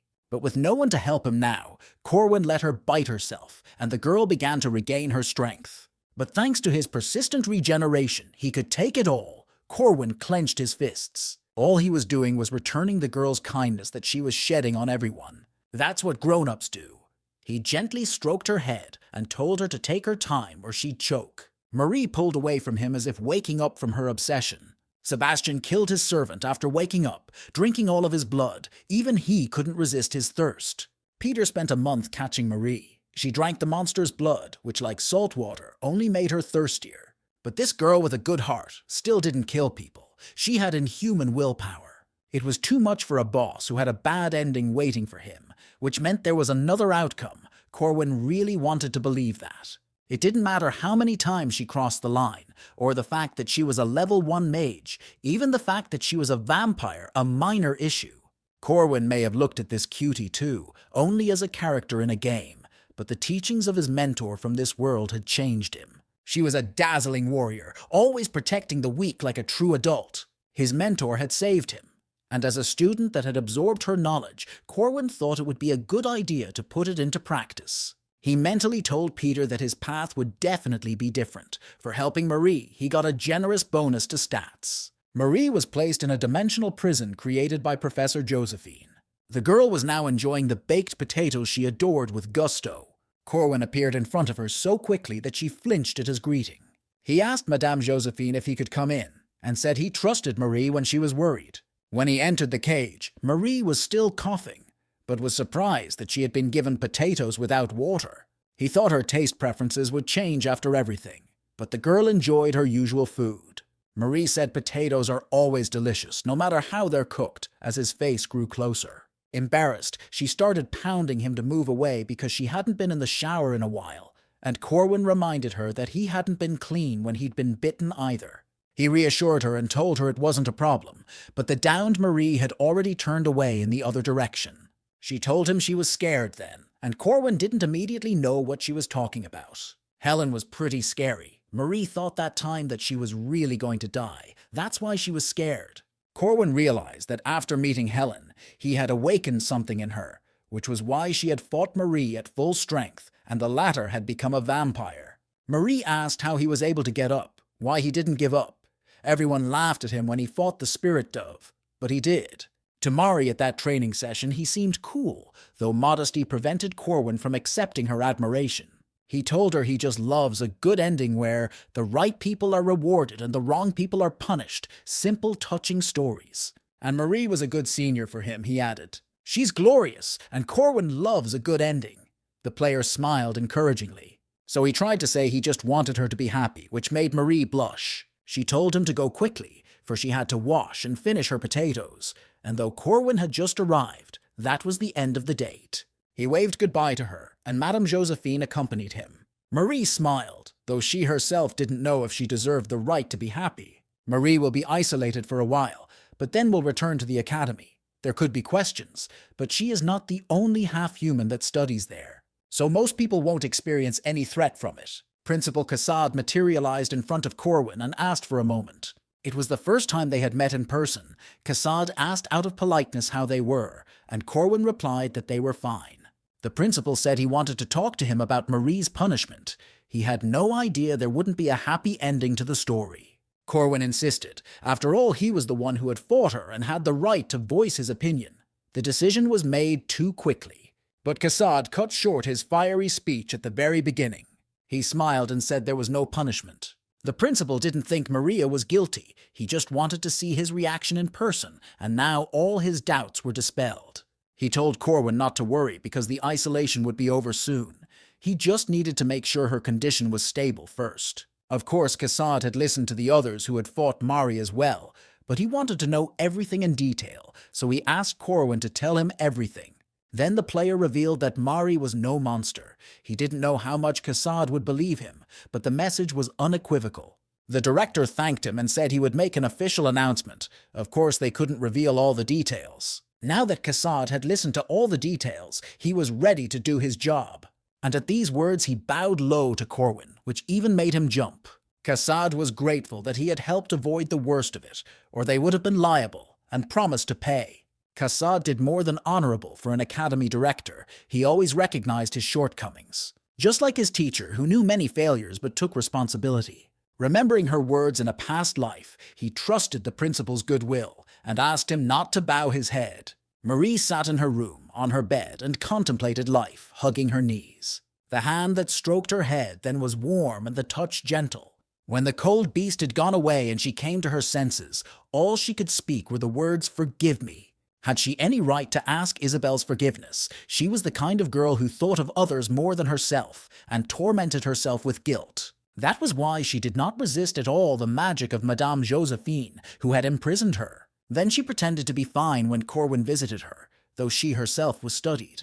Because before that she was a beast, a monster, and a demon, an enemy of humans that saw them as cattle. And just one phrase of his, that she should be happy, sent all her worries and doubts flying. These words rang with honesty, for the girl remembered the selflessness of this guy and how he sacrificed his body to save the monster. That powerful moment, his genuine goodwill, Marie realized she would forever imprint it in her memory. A week after Marie's incident, rumors about Marie spread through the academy. Because of some of the students who were against her return, there was a big uproar, but it quickly died down because Helen was in the academy. Even a week later, some were still wary of Marie. Officially, though, the girl's isolation was complete and she was deemed stable. Many students were cheering the girl on, but she searched with her eyes for her friend Isabel. Even though Marie was free, that didn't mean she had freed herself from her guilt complex and thought Isabel hated her. It was understandable. Few people would want a friend who could take a chunk out of you. Marie didn't want to disturb Isabel and the others. But just when she was already thinking about disappearing from the academy, there was a knock on the door. As soon as she opened the doors, her friend Isabel rushed to her neck. She was very worried if her friend she hadn't seen in a week was okay. Marie was very surprised that Isabel had come to her on her own and didn't know how to react. The girl cautiously asked if Isabel was afraid of her now, but the girl said she had seen her face full of terror after the bite. And no matter what happens, she'll still consider her her friend, which means the past doesn't matter. Isabel snuggled up to Marie and said, wishing she thought of her as a friend too. Marie burst into tears of happiness. She was afraid Isabel would hate her. Isabel admitted that she'd been feeling fine for a while now. The hospital said it wasn't advisable for her to go out anyway, which was why they hadn't seen each other sooner. She was helped by a junior student who had brought her here secretly. Isabel turned around but saw no one. Corwin did it because he was sure that a girl like Marie could be trusted. There was no way she would break. Mari couldn't contain her feelings again and covered her face with her hands, and this time, Corwin helped her. That's how this story ended, although there were a few unforeseen moments, but that only made the outcome better. Even without the player, the world didn't stand still. Even if you didn't follow the plan, there were some good endings. And that moment could mark the beginning of a new world, and Corwin smiled contentedly. His schedule consisted mostly of class, practice, lunch, practice again. It was pretty routine, but he had to get stronger, and given what was coming, he had to do it fast. Corwin kept practicing simple spear strokes, which for some reason he made up long names for. Marie clapped her hands. She was impressed, either by his movements or his bare torso.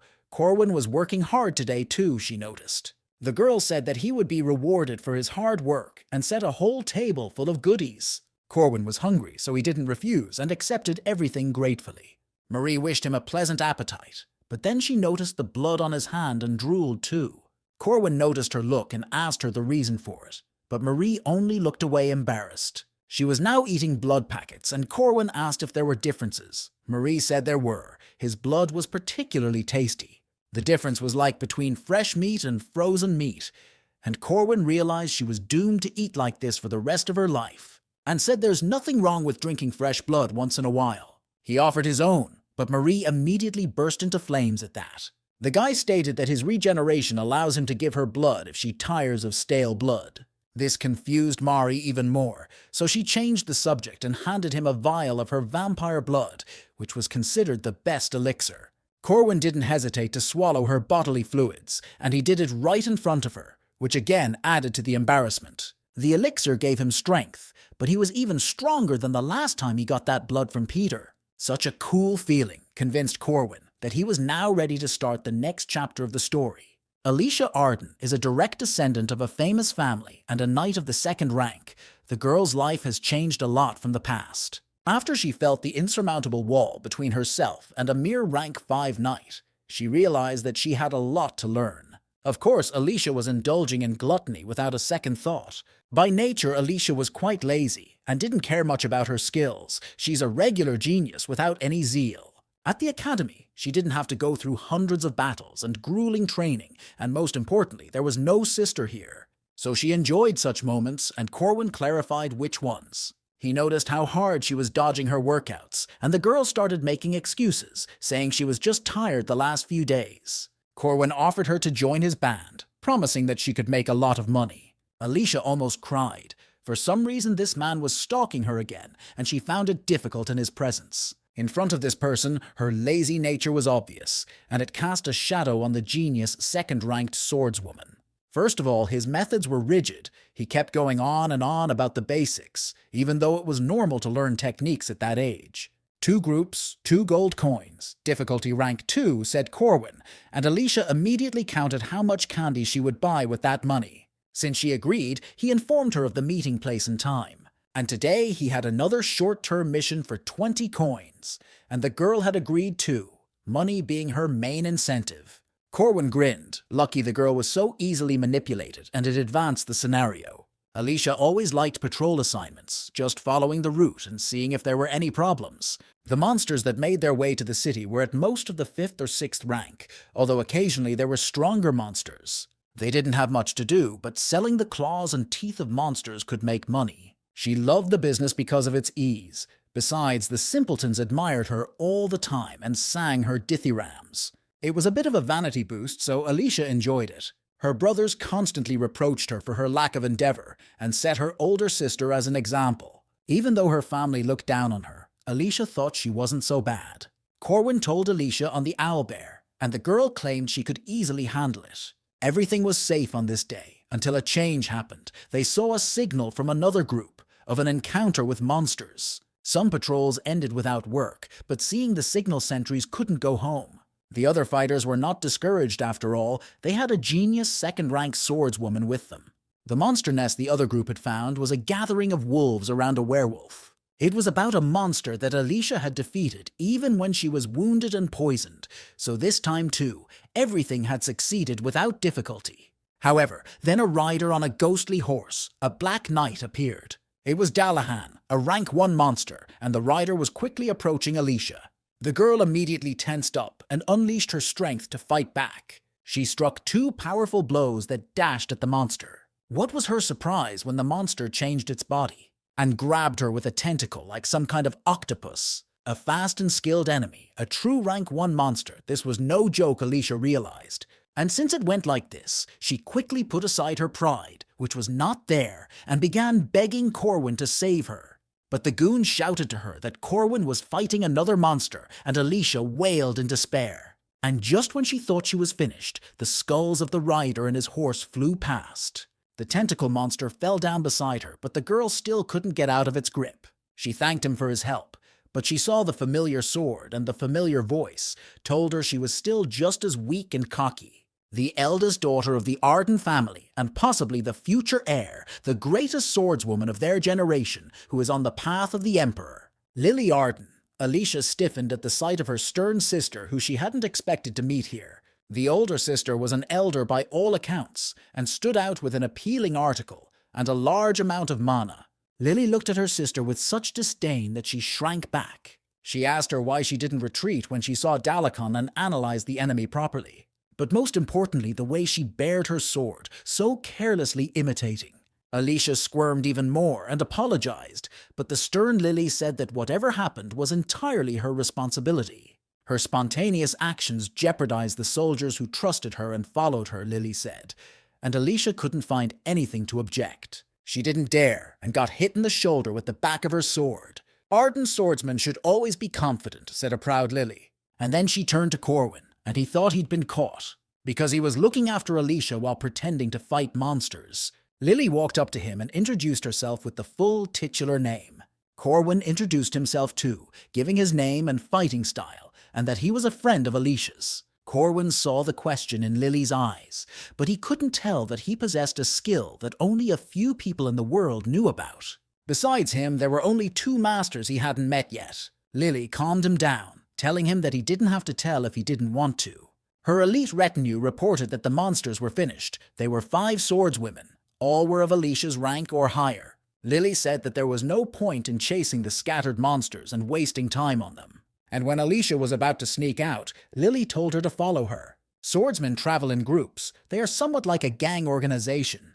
Follow their leader, join interest groups, often consider themselves a clan. 60 years a leader emerged that started a new era. He spread the idea of martial arts schools. The swordsmen of this clan became a famous family and organized a pavilion.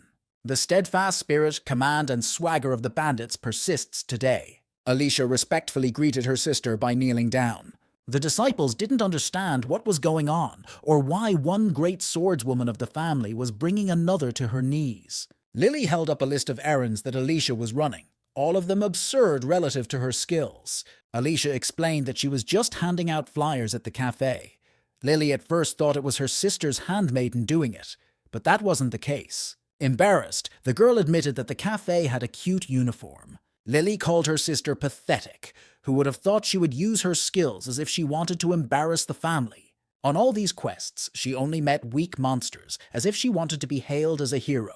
Alicia remembered the words of her father, telling her to remember she could not escape from her essence. Not knowing what to say to that, the girl only bowed her head more. After Alicia left, the swordswomen began discussing the girl, saying she looked good, but Lily wanted to know about Corwin. That boy was only rank 5, the maids informed her. But Lily immediately questioned the ranking system of the academy itself. She noticed that Corwin's gaze was focused on Alicia until the very end of the fight. The monsters didn't bother him at all, as if he was a true warrior. Letting Corwin's spear-wielding look as simple as a genius swordswoman, Lily understood everything. She was pleased with this friend in Alicia. If this guy had stayed with her sister, it would have definitely helped her. Lily got a request from the academy, so she'll be able to see him there. Every time Corwin saw Marie, she came with a lot of food, mostly made from potatoes. The stuffing in the pie was freshly made from cattle, which Marie herself had slaughtered at Madame Josephine's request. While the girl was living the tasteless life of a vampire, Corwin could enjoy such a wonderful meal and almost cried with happiness. Since he liked it, she promised to bring beef next time, and Corwin grabbed her hand. He thanked her profusely and said he really liked the offer. Marie agreed, but then her brain began to shut down from the feel of his manly, trained, slightly roughened hands. The girl was called, and she stirred as if she had been doing something shameful. Isabel asked her friend what it was, and Marie quickly ran to her to tell her that nothing had happened. Corwin thought about her behavior and decided there was something he didn't know about kids her age. In the past, he couldn't go on a date. Sometimes Elel brought him rare and precious mushrooms from the forest. Then they learned the ancient alphabet in the library. Draco came to see him quite often as well, but they were more like helpful co-workers to each other. Corwin usually spent time with other students like Yeager and Lark when the two were horrified. Corwin turned around, thinking there was a monster behind him, but it was only Helen who said one word: food. Corwin had completely forgotten that he'd made her promise to bring more food when Marie disappeared. It had been a month now, and he marveled at what a good memory she had. Corwin said we couldn't see each other today, so the boys took off like the wind. He took the girl to a restaurant, hoping there to placate her unpredictable temper. The girl tried to shove a whole fish into herself, and Corwin was afraid for her throat.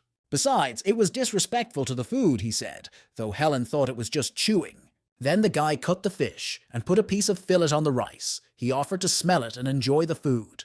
That was what it meant to show respect for food, and Helen thought about his words. When she began to gorge herself, he told her to eat slower. It may have been early, but the second arch would begin soon, Corwin thought, while Yeager tried to catch his breath. It was 10 minutes into their exam, and the bully was sticking his head in a bowl of water for some reason. They asked Corwin if he had studied for the test, but he said he didn't need to. It so happened that the player was different from mere mortals, because he passed this exam not for the first time. The professor gave the command and said the exam was starting. Corwin flipped over the test and read the terms of the task there, but unfortunately he didn't understand anything. After the exam, Lark asked how Corwin was doing, for everything was clear with Yeager as it was. Pale, he replied that it was enough for knights to know how to write their name. He had completely forgotten that he had not studied at all in his previous life, and had only studied expert skills, not real knowledge of the world. He crumpled up the sheet. It was just a pathetic written test, the guy thought. There was still plenty of opportunity to get it right, with the main festival coming up. The faculty exams were the easiest tests in the game, a golden chance to fix their grades for the test they received. Such exams were conducted by the professors of the warrior faculty, or guest instructors. 15 people must go out and show their abilities. Since Corwin was rank 5, he should be assigned a professor who wasn't too strong and expected to get extra points. He was determined to win by any means necessary and correct his mistakes on the test, but was surprised by the reaction of the other students. Someone recognized him and asked him how he was doing here. With a pipe in her teeth, the irresistible genius swordswoman Lily was walking toward him. And then Corwin grimaced. He was counting on someone below par. The announcers loudly announced Lily's entire lengthy type list. But first, her 5 swordswomen maidservants had to fight in her place. The students threw themselves at the beautiful girls, thinking they could solve everything with numbers. Draco considered that although the swordswomen were strong, they had him and Alicia on their side. The swordswomen swung their swords according to their clan's style. The combined attack came out so powerful that it swept away most of the dummies. The chances of victory were not high against many enemies, so the swordswomen blocked the view first thing. Draco appreciated their experience. Because of this, he first decided to provide himself a view, and spinning his sword like a propeller, blew away a cloud of dust. With his back, he felt one of his opponents jump on him. But such a simple, though very unexpected attack didn't work on him. He closed with one of his swords. While Alicia was distracted by him, another opponent attacked her. Alicia could barely defend herself against the strong attack, though she knew the style well. Though the swordswomen were inferior in numbers, there were enough of them to defeat all of them. Alicia got clipped and began to fall.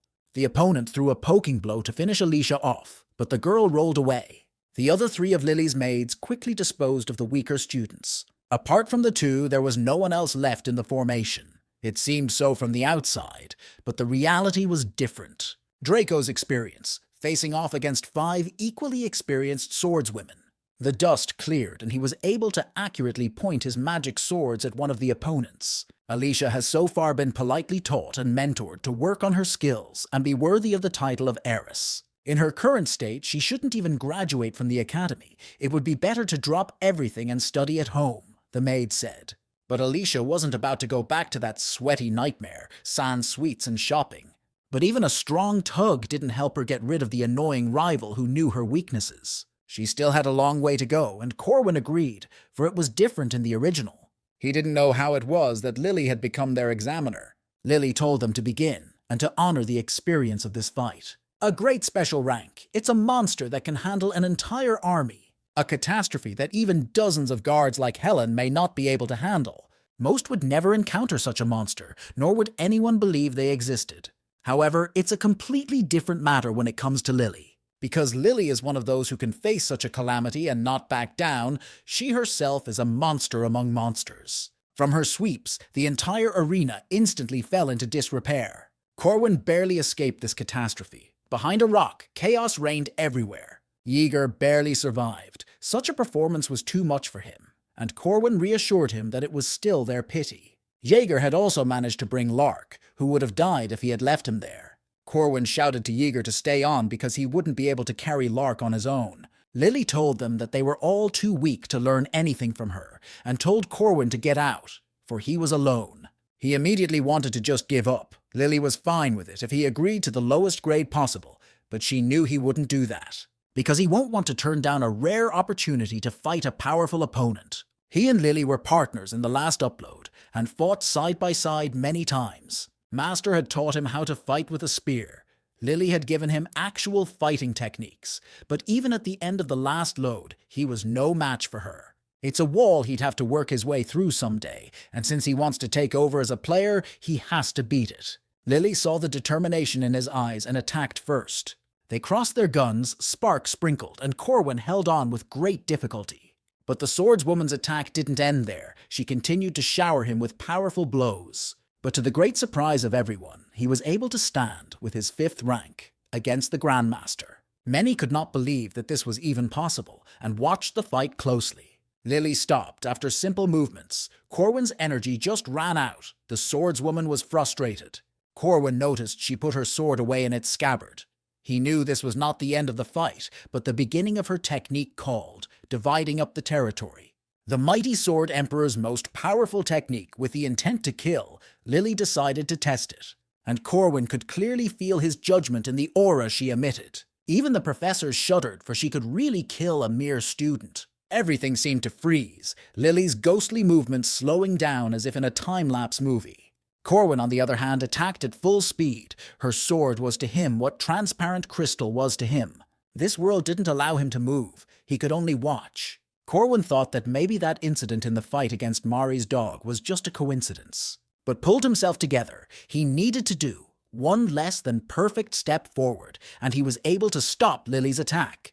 Knowledge, not instinct, the feeling that you are the center of the world. She pointed her sword at him.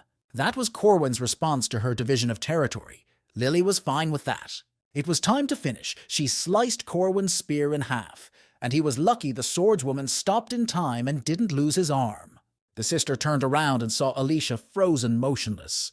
The test wasn't that important, Lily said. He'd taken the challenge to show territory skills, she assumed. She realized that he too knew of Alicia's talent. He did. Corwin had lost the battle, but achieved his goal. Lily said she had some work in town and he shouldn't get cocky and interfere because nothing would change. Because she would crush Alicia with her own hands, the proud swordswoman declared. But Corwin grinned. After today's demonstration, he was sure nothing would go according to Lily's plan.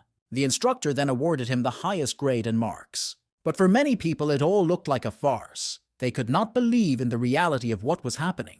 The mustachioed professor remembered the guy he gave food stamps to for his success. The curly-haired professor was outraged too. He recognized the techniques Corwin used. Even before Lily's advice, Corwin was already feeling the lack of quality weapons. He had come to a master craftsman he knew well. Corwin had high-quality raw materials with him, usually weapons created from quest rewards. However, he only had the special soul dust, rune stone, 1st and 2nd rank, and the support of the headmaster at his disposal. There weren't many weapons that could be created within the academy grounds, and this was one of them, the silver spear. Alicia was terrified. The blood wouldn't stop, though the wound wasn't fatal. She remembered the first time she'd been in a real battle that made her blood run cold. Back then, she chopped up a lot of rank 5 monsters without even thinking about it. But the smell of human blood, the feel on the blade was different. Even feeling it for the first time, she realized it at once, and trembled with terror. Alicia was driving to work again today to get her thoughts in order. She needed to catch a Beowulf. It was much better than another more dangerous but also lucrative mission. There was another reason she had chosen the assignment with the werewolves. The girl was holding a simple leather belt. She wondered where her savior might be now. Alicia heard a noise and turned around to see who was talking and about what. Under the stares of the others on the streetcar, Corwin said hello to her. The reactions from the rest of the raid were not good.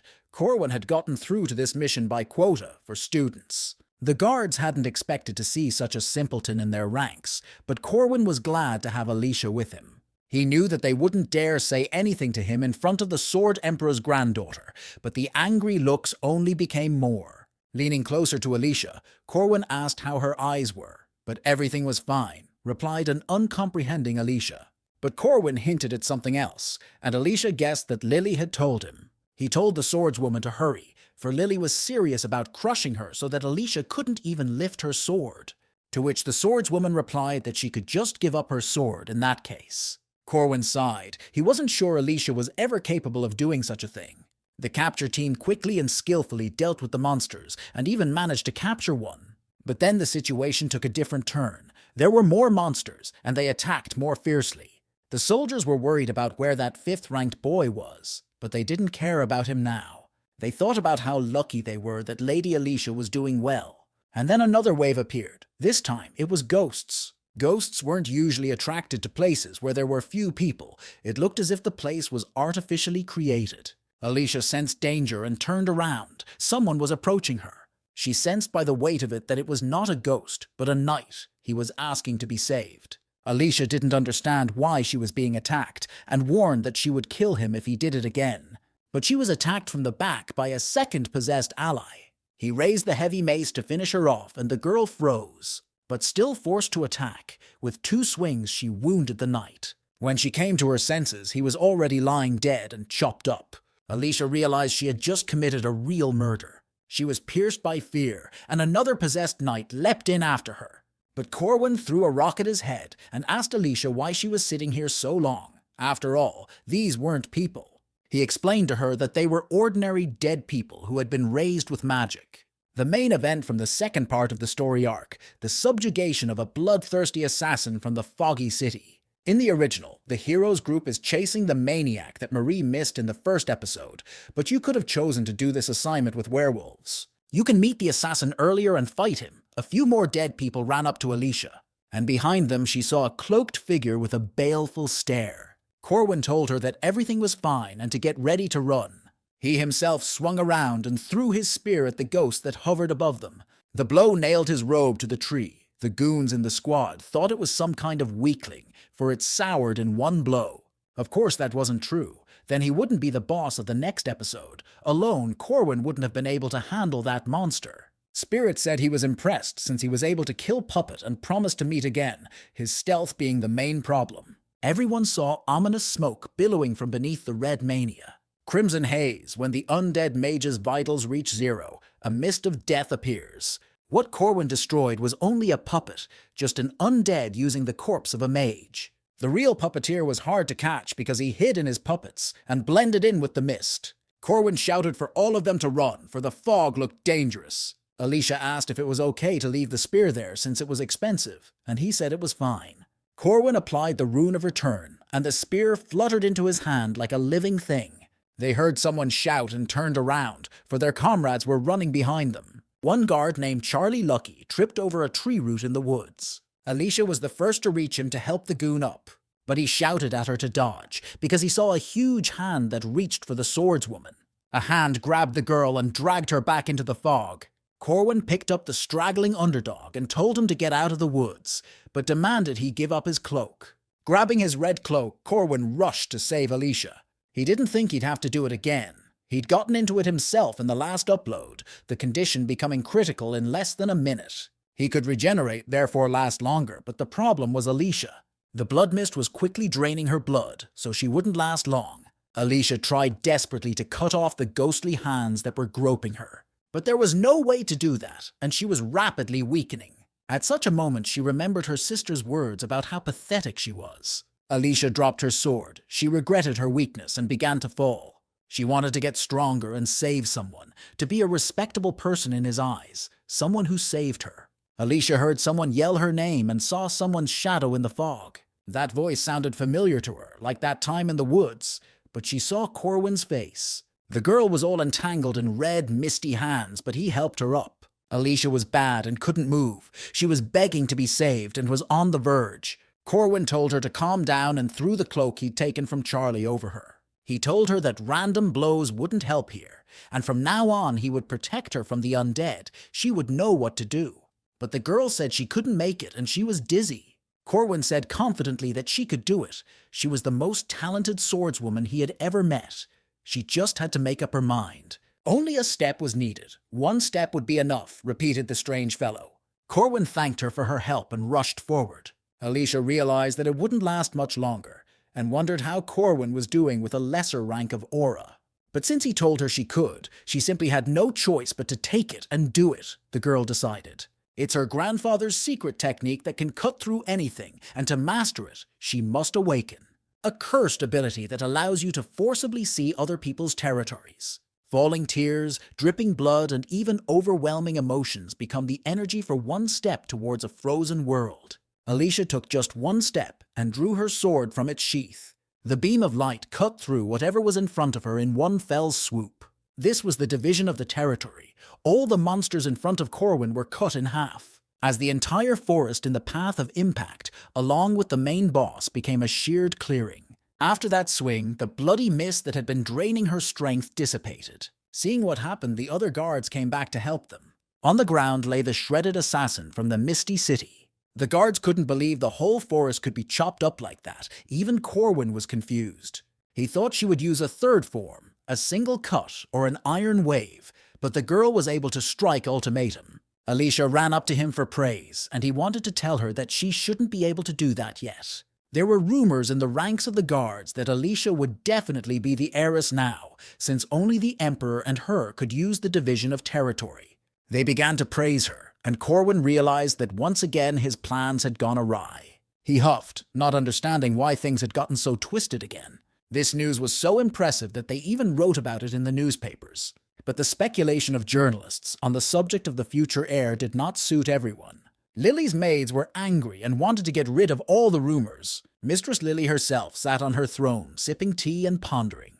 The Arden family operates within the swordsman faction and acts on the logic of power. As long as they were led by the head of the family, they waited for a worthy heir. A division of territory exists depending on the stage of the Path of the Heart, an area inaccessible to most martial artists. Lily practiced bleeding and sweat, but even she, being a genius, couldn't satisfy the head of the family. Her sister was younger and weaker than Lily, constantly complaining and whining about practicing. She was the illegitimate daughter of the head brought in from outside. They had only fought once in a friendly duel. Lily had never considered her for a worthy opponent. She snapped at the girl to let her know her place. But then Lily saw a light in her eyes that couldn't be mistaken for anything else. The wound was not fatal, but the blood could not be stopped for a long time. Just one blow turned the tide of the battle.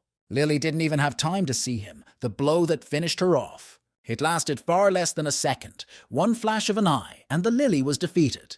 It wasn't even about speed, something else, the deepest path of martial arts, and Alicia took a step into that space. Bleeding Lily didn't understand how this was possible. After all, Alicia was a lazy little kid. There was no doubt that the girl herself was in shock, but now Lily realized what the head of the family and her father were talking about. A twisted nature that mere mortals cannot understand, a demon's talent. After seeing this fight, the chapter nominated Alicia as a prospective candidate for the inheritance. Alicia grew up under their father's total neglect. Then Lily would take pity on her and stroke her hair for support. All those memories are somewhere far away, Lily thought. Her swordswomen called out to the mistress as she stepped away for a long moment. It was obvious they were worried about her. Lily told them not to worry. She herself wanted Alicia to discover her talent. She hoped that if she could see that sword again, she might be able to reach there. Lily stood up from her seat and ordered her minions to prepare the sword test. The doctors told Alicia it would take her 2-3 days with potions to recover. She offered Corwin a candy when he came in. The girl was so carefree, but he came to ask her how she was able to utilize the area after all. It wasn't a simple technique. The girl replied that it was because he believed in her, and looked away embarrassed. If she tried hard enough, she could do it, Alicia said, and Corwin almost choked with envy at such a genius. But another visitor showed up at the hospital that he was worried about his youngest. Marie came screaming into the room. Marie and Alicia were seeing each other for the first time, so they introduced themselves to each other. Corwin asked Marie if she had come to visit Alicia, and the girl stammered and said it was like that. She was worried about her. But immediately her tone changed and she asked how close they were. But at that moment there was a knock on the window, though they were not on the first floor. Hanging from the top, as he had once done, Helen demanded the raw fish she had eaten last time. Corwin immediately noticed that Marie might be uncomfortable with Helen's presence. Marie squeezed out a smile when she heard that he and Helen had already eaten, and Corwin didn't know what to say. He quickly calmed her down by telling her that he had prepared a delicious meal for her too, and Marie immediately thawed. But in that instant he reflected on how many distinguished participants had gathered in this room. Corwin thoughtfully informed Alicia that since rumors of her successes had spread, Lily would soon be coming to her with a sword test. It is a tradition of swordsmen to test the pavilion master, but it has been a long time since this ritual was used to eliminate disputes. Alicia cried. She was sure she was going to die, because not even the 5 maids Lily could defeat. Corwin informed her that he had a great method and promised to tell her with one condition. Alicia immediately grasped at that straw. From now on, if he only offered to go and deal with monsters or practice, she would have to follow him, no complaints. Alicia immediately vowed to be the loyal companion of a true just hero, much to the surprise of the other 2 girls. Corwin accepted her loyalty as a vow and spoke solemn words. Late at night, one of Lily's maids was on her way somewhere, when a knife slammed into the wall in front of her at breakneck speed. Someone stepped out of the darkness, recognizing her as an opponent, and the swordswoman grabbed her weapon. Even in the darkness, she had no trouble recognizing the academy student Helen. Helen said she was a master of the knife and attacked the swordswoman. It was simple. Someone promised to treat her to sushi if she caught that target. Corwin was fighting another swordswoman at that moment, and the ringing of steel announced the night. The girl did not understand the reason for such a sudden attack, and barely fought back. Corwin introduced himself to her as the master of Alicia's clan, and named his style. He asked for permission to train with her as a sword master and attacked again. And so they formed an entire clan overnight, where each was the bearer of their own style. Helen was a master of knives, because she was not to be allowed to put anything more dangerous than this in her hands. Draco was hired to portray the master of flying blades. Alicia was a master of alchemical magic and transformation. And of course, Alicia herself has become the grand master of this knee-jerk creation. And so Lily's elite sword squad was defeated by Alicia's squad. The swordswoman that fought Corwin asked him why he was doing this. He replied that their young clan needed followers and wanted to raise their status. And right now they were taking exactly the offensive tactic. In the order of kin, there is a test of the sword, an exam to select the head of the clan, answering all questions. But everyone realizes that this is simply a legal way to eliminate a competitor, hence Corwin's proclamation that he will change that order. Because of this, he formed a clan and defeated the experienced swordswomen in the ensuing battle. In the end, of course, it was all to set up a duel between the 2 sisters. If Alicia gets the upper hand and makes it official, her sister's faction won't be able to influence her for a while. Registration, buying weapons, the old dojo, and hiring Draco all fell on Marie's shoulders. Alicia hoped to settle up later. Lily approached her first and said the situation turned out to be interesting. She called her sister senseless and said she should have run away as soon as they saw each other, for even a duel was not her idea.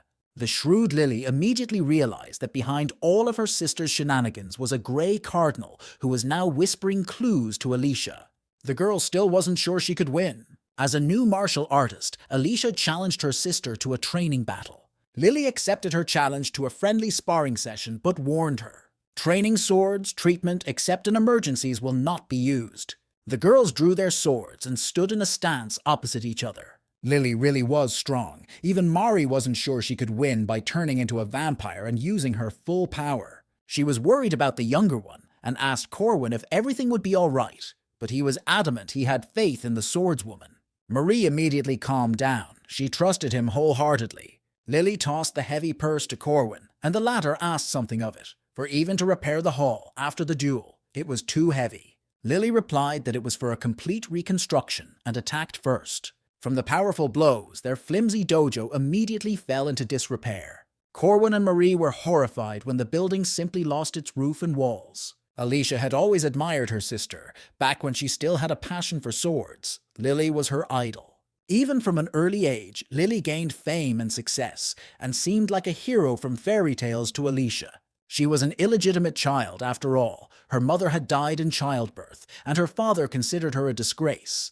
and yet the girl had always met her sister. Lily had always treated Alicia well and reciprocated her love. But the day she first pointed her sword at a man, the hall was sprinkled with blood. Alicia was beyond grief, for this was her favorite sister. Since then, their relationship has changed dramatically and has become coldly hostile. But now Alicia could fight back against her sister and answered her lunge with her own counterattack. She acted as if it was textbook, even though it was, Lily still didn't expect it. But that didn't dampen her sister's offensive momentum, and she struck hard again. Alicia reacted quickly and extinguished the inertia of the blow with good footwork. Maintain speed, get out of sight, and strike suddenly, Alicia thought to herself, and her body moved as if on its own, but barely had time to stop her technique as her sister was already ready to meet that blow. Then, after Lily's heave, Alicia went to the wedge. She put her arms around her sister and pressed herself against her. But Lily was able to roll over and throw Alicia off of her. Her combat sense was excellent. Shouting to her what a fool she was, Lily cracked her little sister in the jaw with her foot. She was furious that Alicia was trying to win with such childish tricks. They crossed swords again, and there was a shower of sparks as the blades slid against each other. But Alicia was able to apply the classic techniques of her school of parry and counterattack here as well. Lily even praised her for her efforts. Even from a difficult position, Alicia was able to hold a prem. She clearly didn't want to lose. But this skill was not enough to deal with Lily. The latter delivered a side kick to the stomach, and Alicia flew away. And barely had the girl slowed down as her sister had already jumped on top of her. Again, Alicia took the attack and immediately lunged back, which Lily had to dodge. Her sister was getting closer, the pressure was building, and Alicia felt threatened, but right now she kept her eyes on her target. It was exactly how Lily wanted her to be, which only made her more divided, the true essence that Alicia had been hiding, and which she denied in herself, despite her talent. Alicia resumed her original stance and returned the sword to its scabbard. Lily noticed that Alicia realized that the path to victory was one powerful blow, not the sum of 10 simple ones. Of course she was willing to accept the challenge and got into the starting position as well. Both sisters started moving at the same time. All the while, Alicia was chasing after Lily. Lily still remembered their first fight, which changed a lot of things. But deep down, Alicia was the same naive and open-minded child to her. Alicia's eyes sparkled. She remembered Corwin's words of faith in her. There was a flash. The dividing lines of the territory flashed so quickly that hardly anyone noticed them. Both swordswomen struck at the same time, destroying the remains of the dojo they were fighting in. The duel was over, and the winner was decided, his shadow visible in the thick dust. When the dust cleared, they saw Lily kneeling. Marie exclaimed happily when she realized that Alicia had won. This technique was Alicia's only strength in which she surpassed her sister, and thus it became the defining one. Because of this, Corwin ordered Alicia to stall, to study habits in order to gain a single victory. As they intended, the only thing that was cleaved by this blow was Lily's sword. Alicia couldn't quite believe it had worked out. Lily stood up and sighed. It seems her sword lacked tempering, she said. She added that she would not interfere in Alicia's affairs from now on and wanted to leave. But Alicia hurried after her and quickly caught up with her sister. She was embarrassed and scared, realizing that disapproval would fall on her sister again for being defeated by the weak Alicia. She was afraid Lily would turn away from her again, but it was in vain. Her older sister reached out and ruffled her hair. In the last upload, Corwin met with Lily much earlier due to Alicia's disappearance. Lily searched for the bastard who took her sister's life and stole the sword, but the search was fruitless because the hero was behind it. On the 3rd anniversary, Corwin was able to talk to Lily. Still looking for the culprit, she visited the grave and read prayers. He thought there was discord between them and they didn't like each other, Lily admitted. She thought Alicia was lazy and not a serious nuisance, she told Corwin. Except there was no one but Lily to release Alicia's bitterness and resentment. Lily will never turn her back on her favorite little sister. Even if the latter overtakes her, the older one will still look out for her. The Lily Arden that Corwin remembered was exactly like that. Alicia was afraid of battles and avoided them, afraid to face her sister, and avoided hard battles so she wouldn't fight. She had won the duel, and now she would be perceived as the heiress of the clan.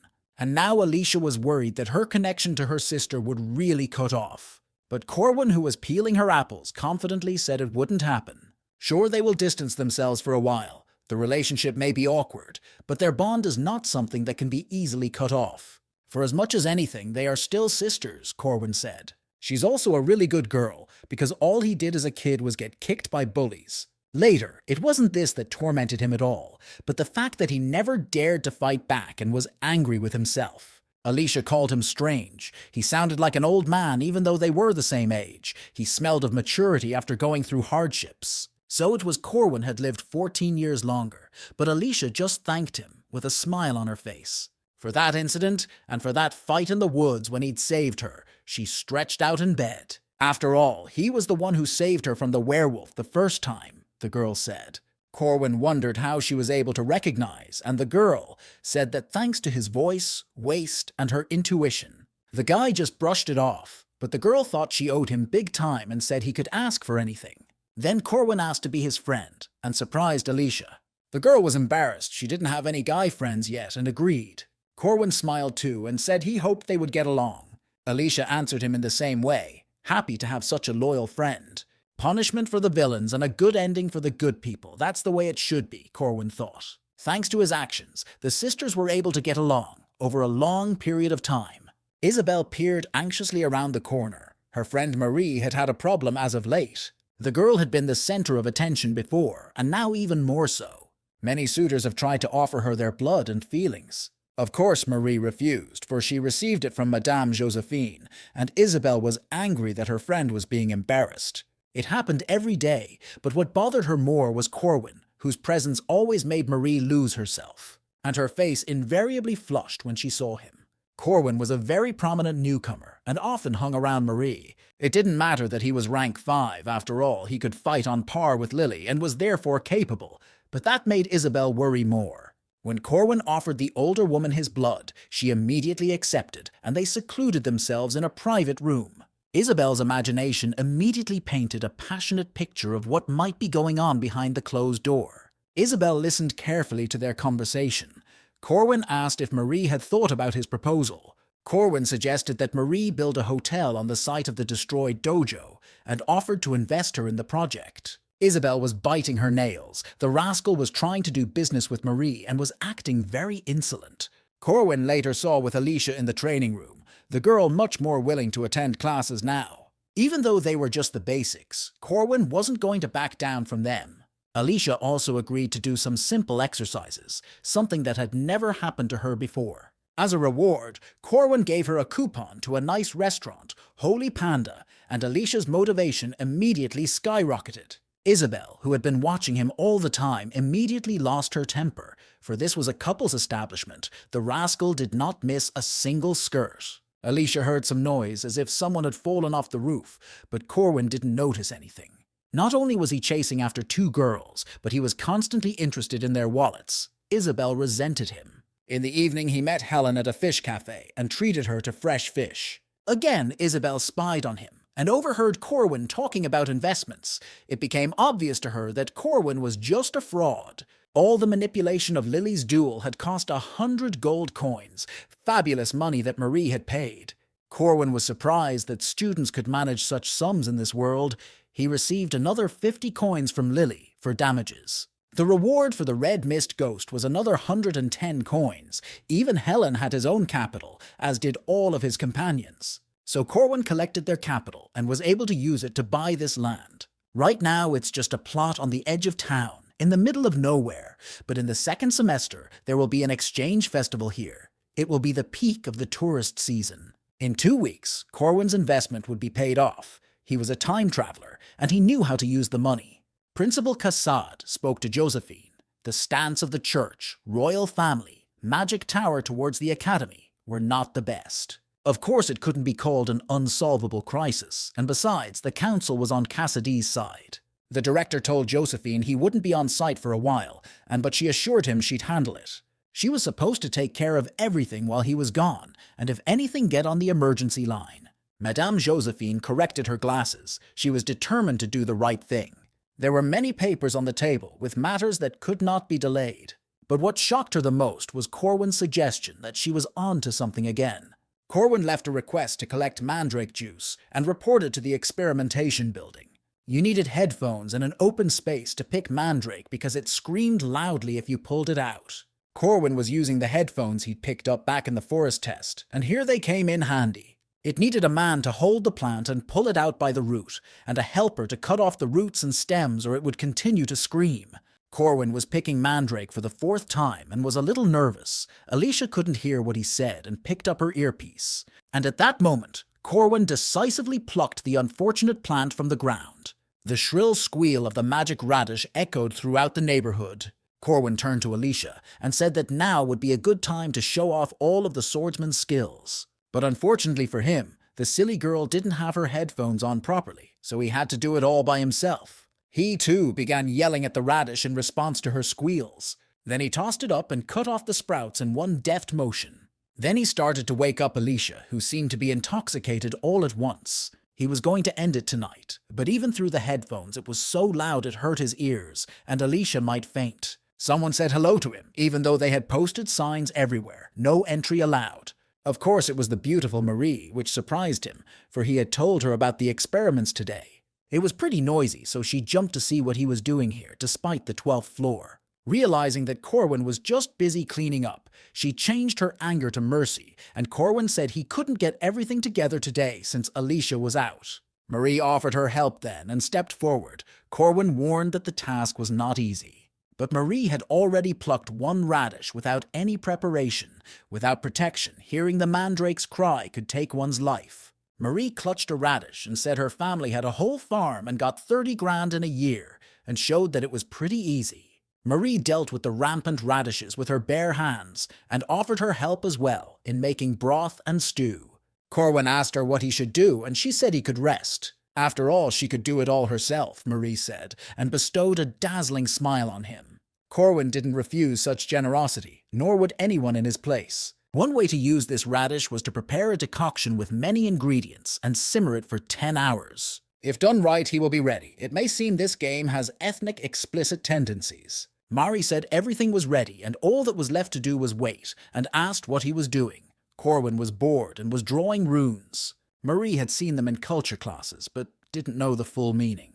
She asked him where he had learned it, for runes were like a dead language. Only a year ago, Corwin had been studying the spear and runes under his teacher. She left behind unhidden runes and primordial ones. The former he had mastered, but the others were different. Primordial runes were written on a person's body, and only they could use them. Even the final boss of the game wanted them. The teacher tried to give them to Corwin, but died before she could. All because of him, Corwin remembered the dark shadow of his past. Mari assumed that Corwin's teacher worked in a magic tower since she knew so much about runes, but she was just an ordinary person, the boy replied.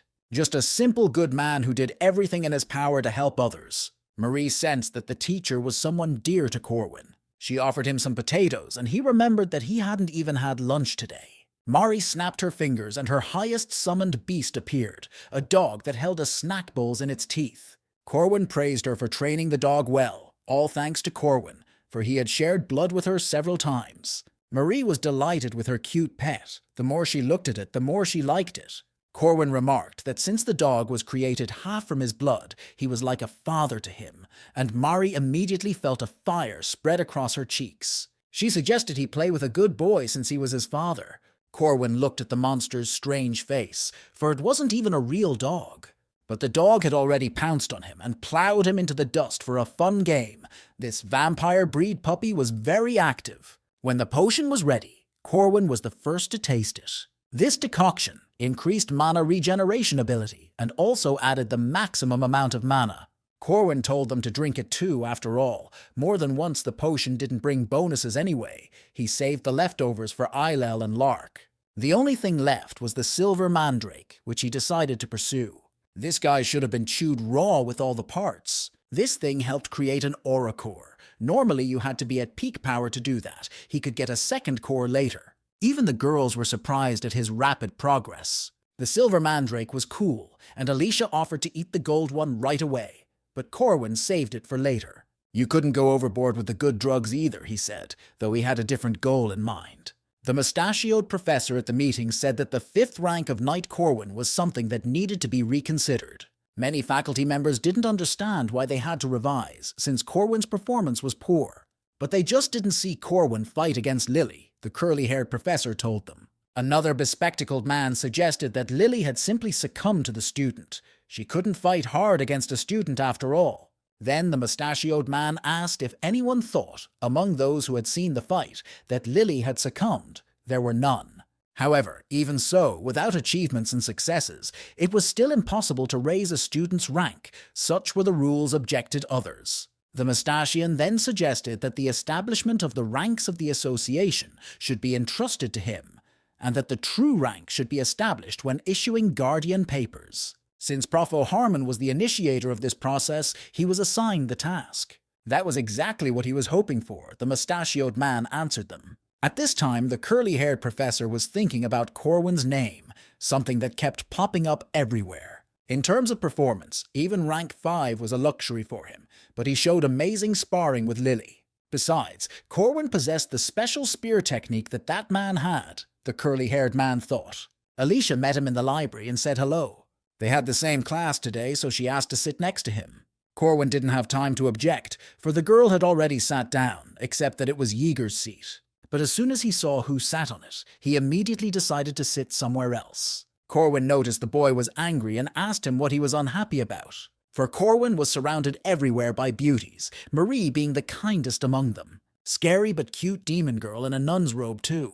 So also the granddaughter of the Sword Emperor, Yeager was just dying of envy. It was a personal dating simulator, only live. He suffered for his blighted youth, for he was always empty around him. A curly-haired professor walked into the classroom and said that even if they weren't ready for class, it didn't matter today. As mentioned, they were scheduled to have group work today. Many students became discouraged, and the professor cheered them up. Since they were all studying in the night faculty, he would not force them to solve complex problems. He snapped his fingers, and a fragmented image began to appear behind him. The topic of the group assignment was spear technique. Corwin sensed the change in scenario again. In the last upload, it was a fist fight. Alicia said he was lucky. A farm boxer, a fighter adept at controlling distance, using the jerk thanks to his shadow, he was a first-class knight. Known for engraving magical runes on his gloves, which means he had already guessed, Corwin realized.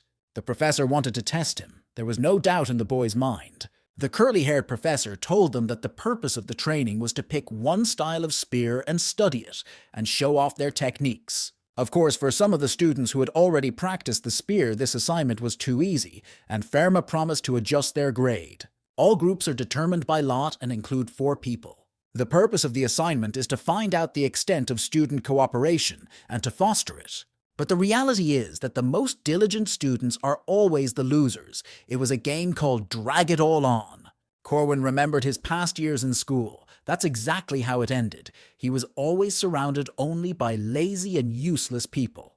But it was different now, grinned Corwin. After all, he had a dream team at his fingertips that could do a lot of things. Yeager's physical skills were high. He's a 3rd-rank knight, good at assessing situations and quick to react. There was no need to talk about Alicia, a brilliant swordsman with good physical abilities. She can learn quickly if she is motivated. Last in the group was Helen.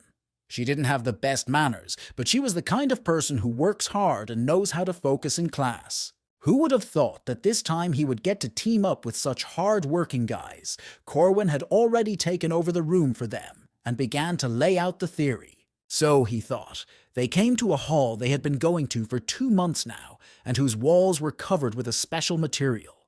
They were impossible to break, and they were also expensive, but that didn't save them from the duel of 2 battle monsters. Plus, all the destruction was done in just 1 blow. Corwin had paired them up to give Alicia some practice, but Helen just blew it, and didn't even realize her guilt. Naturally, they were kicked out of the practice room and were left without a place to practice. The team then went to the church where Corwin told them to think about their behavior.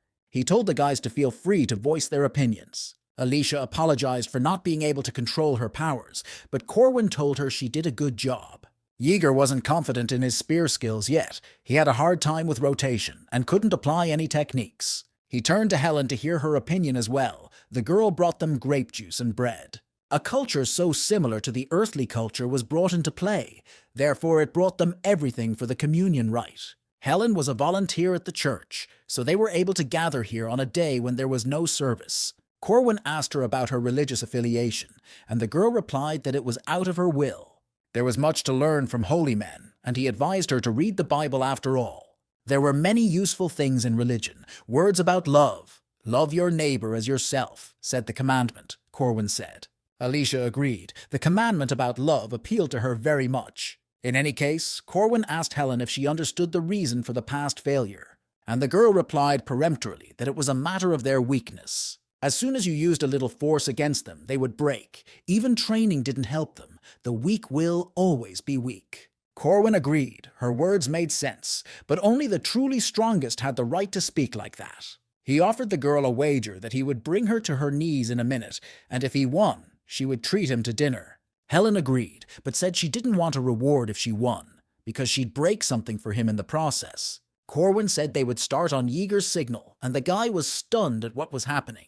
But there was no more choice. He asked them if they were ready, and gave the go-ahead. Corwin dashed forward to utilize his top-notch and secret techniques from the start. A flower bloomed in front of Helen from the strokes of his spear. She took that blow as if nothing had happened, simply covering herself with her arms. The girl lived up to her name of goddess, but Corwin wasn't going to dwell on that. Unfortunately, his spear broke, and he glanced confusedly at the splinter. The girl said she could handle him with her bare hands, and moved so fast that her movement blurred into the air. She had warned him that her specialty was destroying things. In a fistfight, Corwin had to dodge every punch she threw, but he managed to even tease her with the fact that she couldn't hit it. This rather annoyed Helen, her eyes glittering red. She charged powerfully and advised him to run if he didn't want to die. It was a direct hit that could really destroy him. As she had advised, he had to dodge. But Corwin still decided to block her power and put out a palm in which he gathered power. He felt his muscles stretch from the exertion. Helen was surprised that he didn't duck. But then she felt dizzy and the girl took a knee. Corwin grinned smugly. This was his victory. Helen immediately wanted a rematch, but Corwin refused. He had won after all. There was no need to fight anymore. The girl flared up, though usually unconcerned. She insisted on fighting again. Instead of answering, the cocky guy started teasing her even more. After a few days, even though it didn't last long, the disciples' rebellion was crushed. Corwin already thought he would have no trouble teaching them, but he received a note from Helen that she was ill. He had no choice but to use a special trick, and they went to the restaurant again. Looking at Helen's satisfied face that was already drooling, he hoped that this medicine would cure her illness. The girl immediately accepted his offer and sent the fish into her mouth. Corwin told her to take her time, because cooks spend a lot of time cooking, sometimes 10 years. It usually takes a chef that long to learn how to serve food, but Corwin took 3 years to bring her to her knees. The fish she loves so much and his art of combat are similar. It all starts with the basics and the little things in any business. It all starts small, he remembered his teacher's words. Approaching Helen, he asked her if they were now reconciled. The girl moved a book in his face because he was too close. Corwin was delighted in the notebook turned out to be a study of the spear techniques he'd asked her to conduct. Without hesitation, he stroked her head like a child. Alicia and Yeager are practicing, and thanks to Helen, they were able to sort out the theory. It was enough for the presentation. The time to turn in flew by. There was only one group in front of them. Corwin's team was just waiting their turn. They had done good preparation and were not worried. The leader of the first team introduced himself and said he would talk about his technique. The 4 dummies attacked the professor, who was the target in this challenge. After all the demonstrations, the professor praised them for their good work. Then he said he was going to try to get through their formation now. Ferma adjusted his magic gloves. He was a knight of the first rank. He said he'd give the highest score to anyone who lasted even 6 seconds against him. The real demonstration of their skills began right now with the cliffs of Ferma. He dropped the notepad and instantly approached the students, after which he laid them on the ground by simply walking through their formation. Corwin noted that the professor was really trying hard to impress them. He liked the guy's technique, but there wasn't much training. He gave them an average grade in the notebook he'd just picked up. The first group humiliated and left the podium in shame. But instead of Corwin's team, another group came out. Someone messed up something in the rosters. This bunch of goons got smeared, just like the last one. The pretentious name didn't help them last any longer. Finally, it was Corwin and his team's turn, and he smiled. They named their technique they were learning, and the professor gave the okay. Yeager started first with blocking moves. Alicia's job was to intercept her opponent's weapon. Helen should do maximum damage as the strongest in the squad. Their teamwork was excellent, and Corwin was proud of his squad. The professor complimented them on their good execution. The technique was simple, but there was nothing superfluous about it. However, he said that it would be enough if Corwin alone spoke at the practical part. The professor insisted that he and Corwin should practice, and asked if anyone had any objections. Of course, this was his tactic from the beginning, and Ferma stuck to it. Barely had Corwin agreed as the professor instantly approached using the rune of travel Rido. The guy followed his movements. Firm's right hook followed from the perfect position to follow up like professional boxers. But Corwin figured out the professor's trick. He was left-handed, so Ferma hit from the left. Dummies from the bleachers marveled at the start of the fight, the professor's movements different from the ones he used on them. Corwin blocked all of Ferma's sharp and fast punches because he knew his attack sequence. But that wasn't enough for the professor. He wanted to see the very technique, so he sped up. For a moment, Corwin simply froze in place and no longer defended himself, so Firm's fist simply froze in front of him. The professor asked why he stopped, and Corwin replied that the test time was up. All this time, Ferma was using his right hand and showing that he was right-handed. Corwin's reaction, however, showed that he was aware of the professor's combat peculiarities. He realized that Ferma was now more puzzled than ever. The professor said 2 words for 3 seconds, then tried to explain, saying that the basic techniques could be called secret techniques. Turning to Corwin, he said, giving him an A+ grade. Corwin was overjoyed and received a standing ovation from the team and other students, after which he performed a victory dance with his spear, not at all shy in his movements. Ferma, on the other hand, asked him to talk to him one-on-one after class, and added, saying not to make Corwin feel burdened, this is just a one-on-one consultation. In the study, the first thing the professor wanted to know was whether Corwin was definitely a knight of the 5th rank. Of course, the professor realized that the kid knew that his skills far exceeded that rank. However, Corwin couldn't even catch weak rank 5 spirits as he can't see them without certain conditions. The professor told him about a recent faculty meeting, the topic of which was, among other things, to review the guy's rank. Because Corwin will be given several missions, and with them his rank will be measured. The tasks are difficult, but he has something to show. There was nothing wrong with that, even though the task was difficult, but the reward was high, and he would be able to choose where to start. Corwin agreed, and asked what needed to be done. The professor said to defeat the monster, and the spirit, alone of course. There were currently 4 missions in the Guardian Association, Corwin reflected. The timing for this was not good for him. The professor handed him the task sheets and told him to choose. Later, Corwin met up with Professor Harmon.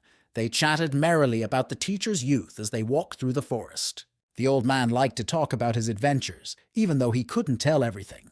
The first prey was a 2-headed ogre, slow but quite dangerous. It was downgraded because the monster was young and bred dogs. That meant an open attack on the ogre was out of the question, Corwin realized. It takes more than just strength to be a guardian. A watching instructor will evaluate all of Corwin's actions, the professor warned. Along with Harmon, the other observers came out. They would not interfere with the trial until the very end. The processor asked to report his analysis to make sure the guy wasn't acting recklessly. Corwin said he saw the tracks of an ogre who walks with his hounds. There were 3 dogs here, he determined.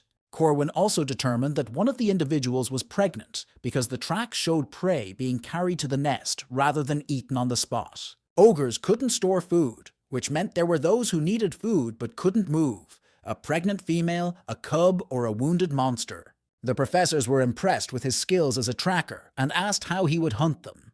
The reason monsters were so dangerous was because of their wild habits, so Corwin was going to use what only humans were given. The most powerful weapon in the universe is the brain, and Corwin was a master at it. Even though humans continue to increase their power, there is still a threat to them. After all, demonic beings constantly proclaim their greatness. And the 2-headed ogre is the ruler of this forest, a tyrant in an almost deserted place, and the forest is his kingdom.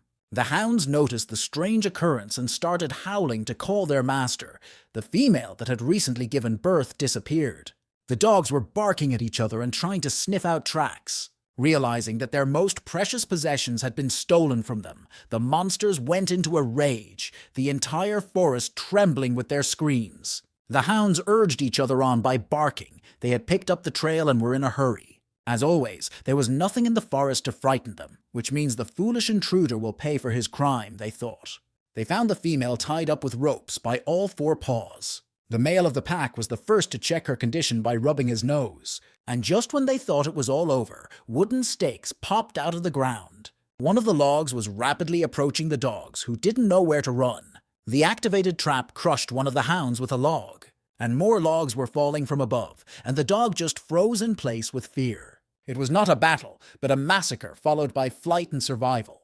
The monster was only thinking about getting out of the forest where there were no trees and therefore safe. They exhaled, stopping in a clearing, but the area was dotted with runic signs. When the ogre came, the place was a veritable ash heap, the runes having scorched everything.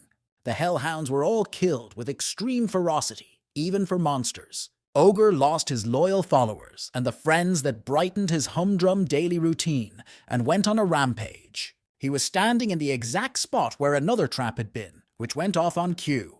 But the burning logs couldn't even touch the ogre, he scattered them all. What the tyrant of the forest didn't know, however, was that the real hunt only begins now. Ogre was an excellent hunter.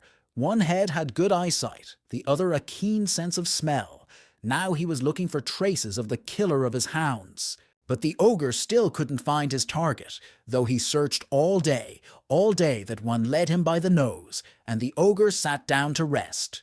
And at that very moment, Corwin attacked the ogre. The latter would have been unable to react at all, but one of the heads was awake. So the ogre was able to dodge the hail of blows from above and beat back some of them with his stick. Even though the attack didn't damage him, Corwin was constantly disturbing the monster, keeping it awake. On top of that, he was constantly setting the forest on fire, so Ogre couldn't stay in one place. Thus, 3 days passed, during which time the monster was never able to rest and was constantly subjected to surprise attacks. It was only then that the ogre realized that he himself was prey. Only bitterness and anger left of his rage. And when he was already weakened, the culprit of his condition appeared. Corwin yawned as well, and told the monster he wanted to deal with it quickly. Using the remnants of his strength, the ogre rushed furiously towards his opponent. This time, Corwin didn't run away, but ran to meet him as well. The guy jumped, and the ogre figured out where he should land to swat at the ground. But while still in flight, Corwin threw a spear at him with a special technique, so it struck directly into the chest of the unprotected monster. When he landed, there was a huge hole in the ogre's body because the spear had gone through. Leaping up to the defenseless monster, Corwin used martial arts against it and poisoned it into flight. The tyrant that ruled the forest was defeated and collapsed to the ground. Corwin was a bit disappointed. He had filled the mana core to the limit but never used it. 3 days ago, he had met Marie and asked her how much she trusted him, and the girl was ready to believe anything. And since that's how the guy dumbfounded her by asking how long she could be with him, causing Marie to crush the blood packet with her hands. She replied that she would follow him to the end. The guy had a plan, and it couldn't be accomplished without her. He began to explain, saying that she would need to work with Alicia starting tomorrow. Marie was indignant. It was only their plan after all, as the other girl's name suddenly came up. Even though Marie had a busy life as an experienced guardian and a special vampire, she was still an ordinary girl. Corwin always showed up where he was needed, prepared in advance for what was to come. But Marie didn't understand how he knew so much. She couldn't help but wonder about it. But her sympathy for the guy was so strong that she was blindsided. The professors were looking at a wild boar that couldn't be killed, and so it was sealed in the building where the Academy's experiments were conducted. Professor Ferma asked what research she was doing and if it involved alpha energy monsters. All that was required today was for Curly to write a few runes on the monster's body that he knew. Runes were pretty much a dead language, and they weren't easy to use in practice either, Ferma said. In addition to him, another person, or rather a vampire with tremendous power, was invited for experiments. It was the meeting of 2 special species. Their first meeting, Marie said hello. The boss of the second arch, a wild boar nicknamed the King of the Iron Mountains, smelled her approach. Next up for Corwin was a mission with the Ghost House. It was a simple task that in the original was available from the 2nd semester. However, to defeat the spirit, you need to avoid its attacks, dodge furniture, destroy the magic circle in the basement, and so on. Like all spirits, this spirit inhabited the house, but Corwin still couldn't interact with it because of the commandment. Of course, since the spirit had a body, it couldn't be ignored. It could attack Corwin. He made a leap, dodging the creeping roots that wanted to catch him at the entrance. Then he ran forward with his spear, knowing that a window on the terrace would shatter and splinters would fall. You just have to dodge them, which isn't hard if you know the right time. Once inside, Corwin just as easily bypassed all the traps because he'd done it so many times in the game already. The teachers were shocked by all that was going on and watched with great interest. After that, Corwin activated the magic runes he had drawn earlier and like a true hero left the house without looking at the explosion. He was blown away by his own awesomeness and the way things worked out. Even 2 wizards of the first rank couldn't do that, wondered the watchers, but Corwin only grinned, lucky he was watching the guides. The mustachioed professor congratulated him on completing the challenge. Corwin had already become a knight of the first rank without question. There was a harbor town nearby, and the professor suggested a meal at a restaurant there. In this city lurked the reason why Corwin had chosen his assignments nearby. The professor was glad Corwin liked raw fish. It was definitely a great establishment. Out of the corner of his eye, he saw that Marie's dog was following him as previously agreed upon. 80 years ago, in the mountains, many resources were developed. There were so many mines here that the place was called Iron Mountain. And then the multitude of prospectors who were searching for gold, iron, and silver witnessed an amazing sight. The huge boar devoured the ore greedily, literally gnawing out vein after vein. Alicia was in a hurry and was afraid of being late, for the task had been assigned to her by none other than Corwin. A few days ago, Alicia met Marie in the lab. The swordswoman apologized for distracting her from an important experiment, but Marie replied that she was just having fun. Alicia asked what the occasion was for which she had been summoned, for it was the dog who had called her to the meeting, and it was about a guy again. It was Corwin who asked Marie at this time to deliver a message to Alicia. In between, Marie offered Alicia a drink, something that looked like an elixir. If it was healthy, the girl was all for it, so she drained the vial instantly. Marie said not to hurry, the potion was hot, and she wanted to check if it was safe or not, and Alicia coughed. But surprisingly, the potion tasted like the taste of home. Alicia was satisfied. Marie made notes in her notebook, flavor confirmed, as was safety, poisonousness noted. Meanwhile, Alicia asked what exactly Corwin wanted from her, and Marie said she would explain in a moment. Corwin asked to tell her what would happen in the not-too-distant future. Hearing such news, Alicia rushed at full speed, pushing the students. The devil boar that was sealed in the experimentation building, Alicia didn't know what happened but rushed there after hearing this information. The professors asked Marie what the strength of monsters was, and she said, "Strength is a natural passive skill, like the power of control." The power of control was one of the most powerful abilities. Some monsters emit a special energy. They are called alpha individuals. They are those who are stronger than their brethren and can give them orders. Let it be given to them easily. It does not apply to all beings, only within the species. However, the special kind could give orders to all demonic beings of lower rank, Marie added. Marie remembered that when she ran away into the forest, she could manipulate monsters into giving her their blood. But upon reflection, the girl said she couldn't call it control. She was more like taking advantage of the monster's fears. A lot of it had to do with what family she belonged to. Monsters, spirits, humans, the influence was different on everyone.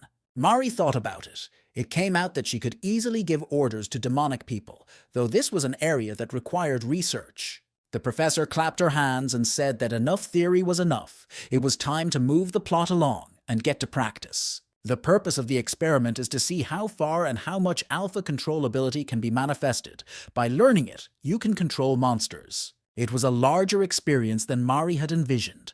It was daunting for the wizard. If successful, humanity could breathe free. In the meantime, the witch asked Marie if she had succeeded in making the delicious elixir she had asked for, and the girl said that she had succeeded. For starters, the witch asked her to try to subdue the weakest monsters. Marie ordered the monster out and pressed her will on it. Her aura and order spread to all the monsters that were released from the cage. Then, when the piggies lined up in front of her, she ordered them to stop. And then she gave the command to lie down, and the boars fell on their backs. The witch said it was a matter of intelligence difference. The monsters were too stupid to understand complex commands, the witch said. She then asked Firm to release the king to see how the boars would be affected by his presence. First, the curly-haired professor applied the unlocking rune. He had only gotten rid of the first seal, and the boar was already roaring like thunder. The younger boars immediately turned on Mari, though they had been following her orders before, and the witch shouted to return the seal. Since the experiment was planned by amateurs, it is natural that no one thought of defense measures, and the wild pigs rushed at the scientists. Marie quickly calmed the piggies down, and the witch was surprised that they lost control so easily, apparently because they were the same species. But then there was a monster emergency. Another monster escaped from the cage. It was a manticore, a lion litter with a snake body that had attacked Marie. The girl unleashed her bloody spear at him, but the monster was so fast he dodged, so it was up to Ferma to stop him. With a powerful blow, he destroyed the monster and told the witch Dane that something strange was going on. All the monsters in the cages were beating like crazy and trying to get out. Dana's assistants shouted at her to get out. The first order of business was to seal the king again, even though the experience had already failed and they had lost money. But safety was more important. Magic Team 1 reported a loss of control, and so did the others. Someone had damaged the magical sealing circle, and it had stopped working, and no one had provided a backup, of course. In front of Dana's eyes, the magical chains began to disintegrate. The king of the Iron Mountain was freed and was overjoyed. Meanwhile, Corwin had arrived in the port city of Sar. There was bustle everywhere, workers unloading cargo, sailors walking drunkenly. Old Man Harmon brought Corwin to the restaurant to celebrate his successes. Corwin offered to have tea, and the old professor reminded them that they had a teacher-student relationship. Corwin kept wanting to drink tea, but the establishments in town were quite strict about checking IDs. Corwin was from the country most consumed with tea and tasty chicken, and now had no opportunity to indulge in the delights. He told the professor that they had a saying at home for this occasion. Tea is something you learn from adults, so Corwin hoped that Harmon, as an elder, would teach him about life. Seeing a look full of respect, Harmon melted. The guy didn't just want tea, he wanted to talk to him. And then he was caught, Corwin thought, setting his teacup down. But then he heard barking, and the visitors also stirred as if someone had brought the dog with them. The dog stood over him like a warden, and would not let him break the school's restrictions on tea consumption. Farm shouted to student Marie that the monster had to be stopped. The girl summoned a crystal ice spear and gathered a block of ice on top of her. The block hit the Boar King right in the head, its size precluding a miss. But the action had no effect. The spear simply broke. But Ferma shouted to her that she had done a good job anyway, because this way he could run up to the monster. But even his super boxing punch didn't leave a scratch on the Boar King. Moreover, the boar himself could use the ancient runic language spat in the direction of Firm, causing him to fly away. Dane saw that the wall was damaged, which meant the magic circuit was broken. The hundreds of monsters they had caged in one building expectedly broke out when the defenses weakened. The signal to evacuate and activate everything in the lab building sounded. The second line of defense, the protective golems, had been activated. The Iron Goons met the monsters with formation and synchronized attack. But then a rank 1 monster, a whole dragon, burst out of the wall. And behind him another. It felt like someone had set up a deliberate diversion and placed all the dangerous creatures in one room. Soon the monsters had a huge army led by an invulnerable boar. Dana had given permission for chain blows in common areas. She was afraid of what would happen when the monsters broke out into the academy. Magical lightning bolts struck the monsters, and they smelled like roasted meat. But one of them burst into the control room with a burning hide. But luckily, 2 swords pierced him at once and saved Dana. The professor was extremely surprised to see Draco here, who told her he was just here for a tour. He told her to leave, and his blades began to mow down the monsters like grass. Some demon was spewing flames like a dragon, but Draco didn't flinch. After all, he was backed up by a trusted ally who had summoned a huge golem. Cornelius was happy. The formula that Rascal had given him had turned out to be correct. A few days ago, Corwin had given him the formula for golem magic, but in return, he made him train his stamina and come for a tour today. In the arena, the battle of the Gazilla against the giant mechanoid golem began. When Cornelius's golem got into trouble, reinforcement magic was used on it, and it was braided by the magic of the druids. Elel did a great job, and marveled at the fact that Corwin knew everything in advance again. So much so this way of controlling magic. Dana shouted as the grey dragon came up to the 3rd floor. But he was immediately slain by an experienced swordswoman that could cut anything. Alicia jumped aside and the snake sashimi sprinkled nearby. Dana was also amazed that there was an entire emergency rescue team here at the perfect time. But she couldn't ask what reason they were all in the experimentation building, because they didn't have clearance. Of course, the boys replied that they were just here for a tour. The plan was made by a boy who wasn't even in the academy at the moment, but it worked like clockwork. Mari summoned the blood orb, just as Corwin had told them. They had prepared the magical barriers, and now the monsters wouldn't get beyond it. Pillars of ice grew out of the ground, which limited the mobility of the Boar King. But Mari said it was too early to relax, even though she was of a special rank like the Boar King. The huge lizard the others were fighting could ruin everything with their actions, so Draco shouted for them to do something. Cornelius asked Elel for more reinforcement, even though they were barely moving as it was. Cornelius's golem was assembled from the debris of other golems, as well as Corwin's formula, and enhanced with druid magic. His potential was enormous, so he punched the huge lizard properly. But the lizard wasn't so simple and was already counterattacking. Cornelius asked the druid girl to direct the entire reinforcement in his hand. He was going to blow up all 5 absorbed nuclei and release their power. The 2 giants collided with tremendous force, making the entire hall tremble. Cornelius activated the forced ejection of 5 cores at once. He himself screamed with all his might, as if he was fighting a battle of epic proportions. His elbow gave acceleration, as if there was a jet engine there, and he accelerated the robo-golem's fist so that it struck the lizard. It was a hit that touched the hearts of all gamers. Cornelius even managed to give it a name. The reason Corwin chose the haunted house, aside from its predictability, was because it was a place he wanted to come to. He came to the church and asked to be allowed to use the prayer room, and the nun allowed it, for he was a guard. Corwin sat at the table, waiting for the game script to run. Because of the situation, he wanted it to happen quickly. As you might expect, a proper reaction started from behind. Professor Josephine put a magic blade to his throat and asked him how he knew about it. Corwin had a lot of questions, but had an urgent matter to deal with first. Cornelius's golem was still fighting, with the lizard man regenerating well. Alicia froze in place. It was the first time she'd ever seen something like this. But now was no time to be distracted. Another huge snake was attacking her. She had to confront him alone, thought the girl looking into the open maw. Moreover, she remembered the warning Corwin had relayed to Marie to make sure Alicia didn't use the territory division.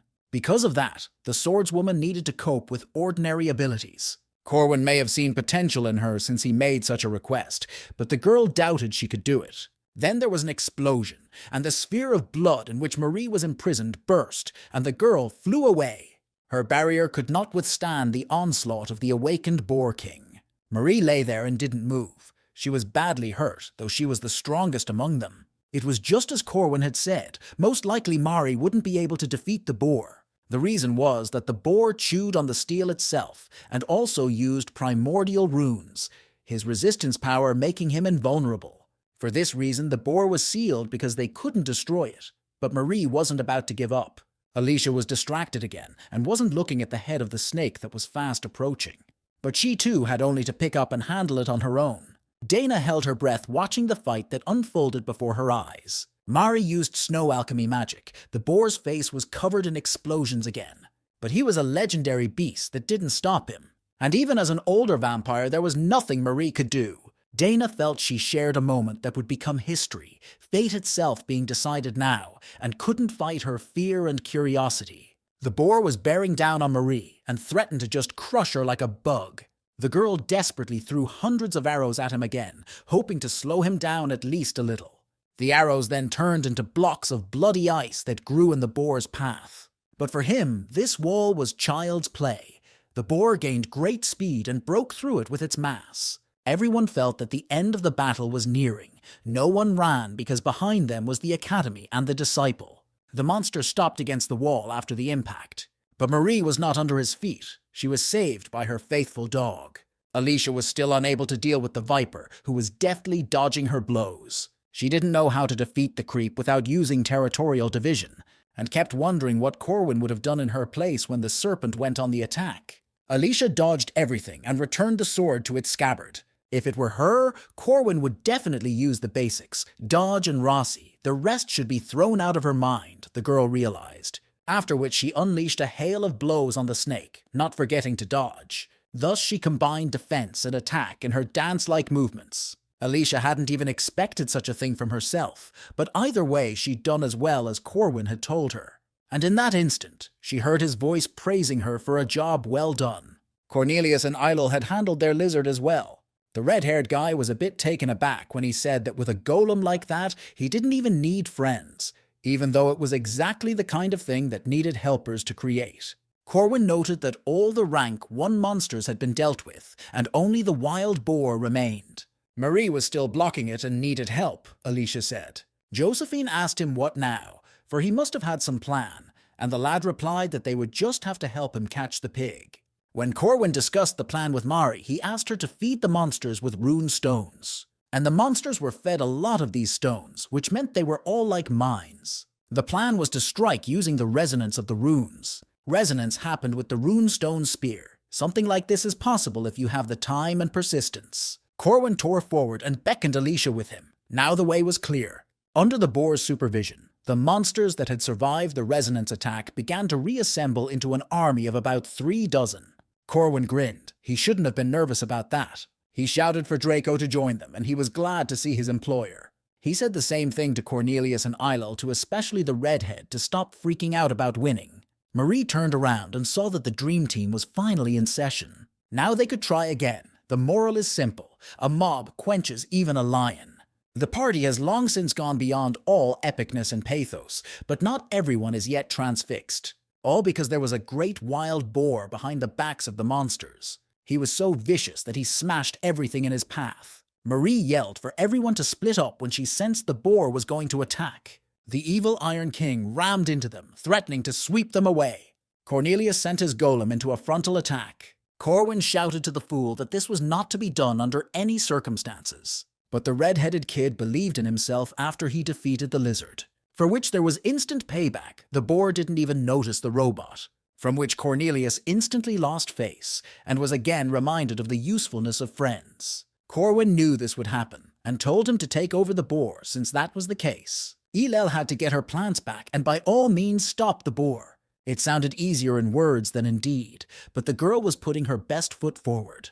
The summoned vines tightly braided the boar's carcass, so he did lose his balance. But then applying the primordial rune, he was still able to break free from the restraints. They froze in indecision before the complexity of the task. Corwin told Draco to attack with 2 magic swords. Draco had always relied on his employer's combat sense. He had no reason not to trust him. Draco was using magic-enhanced swords. He had gotten them as compensation for the battle with Marie, and expected that even a boar would have a hard time dealing with swords of lightning and fire.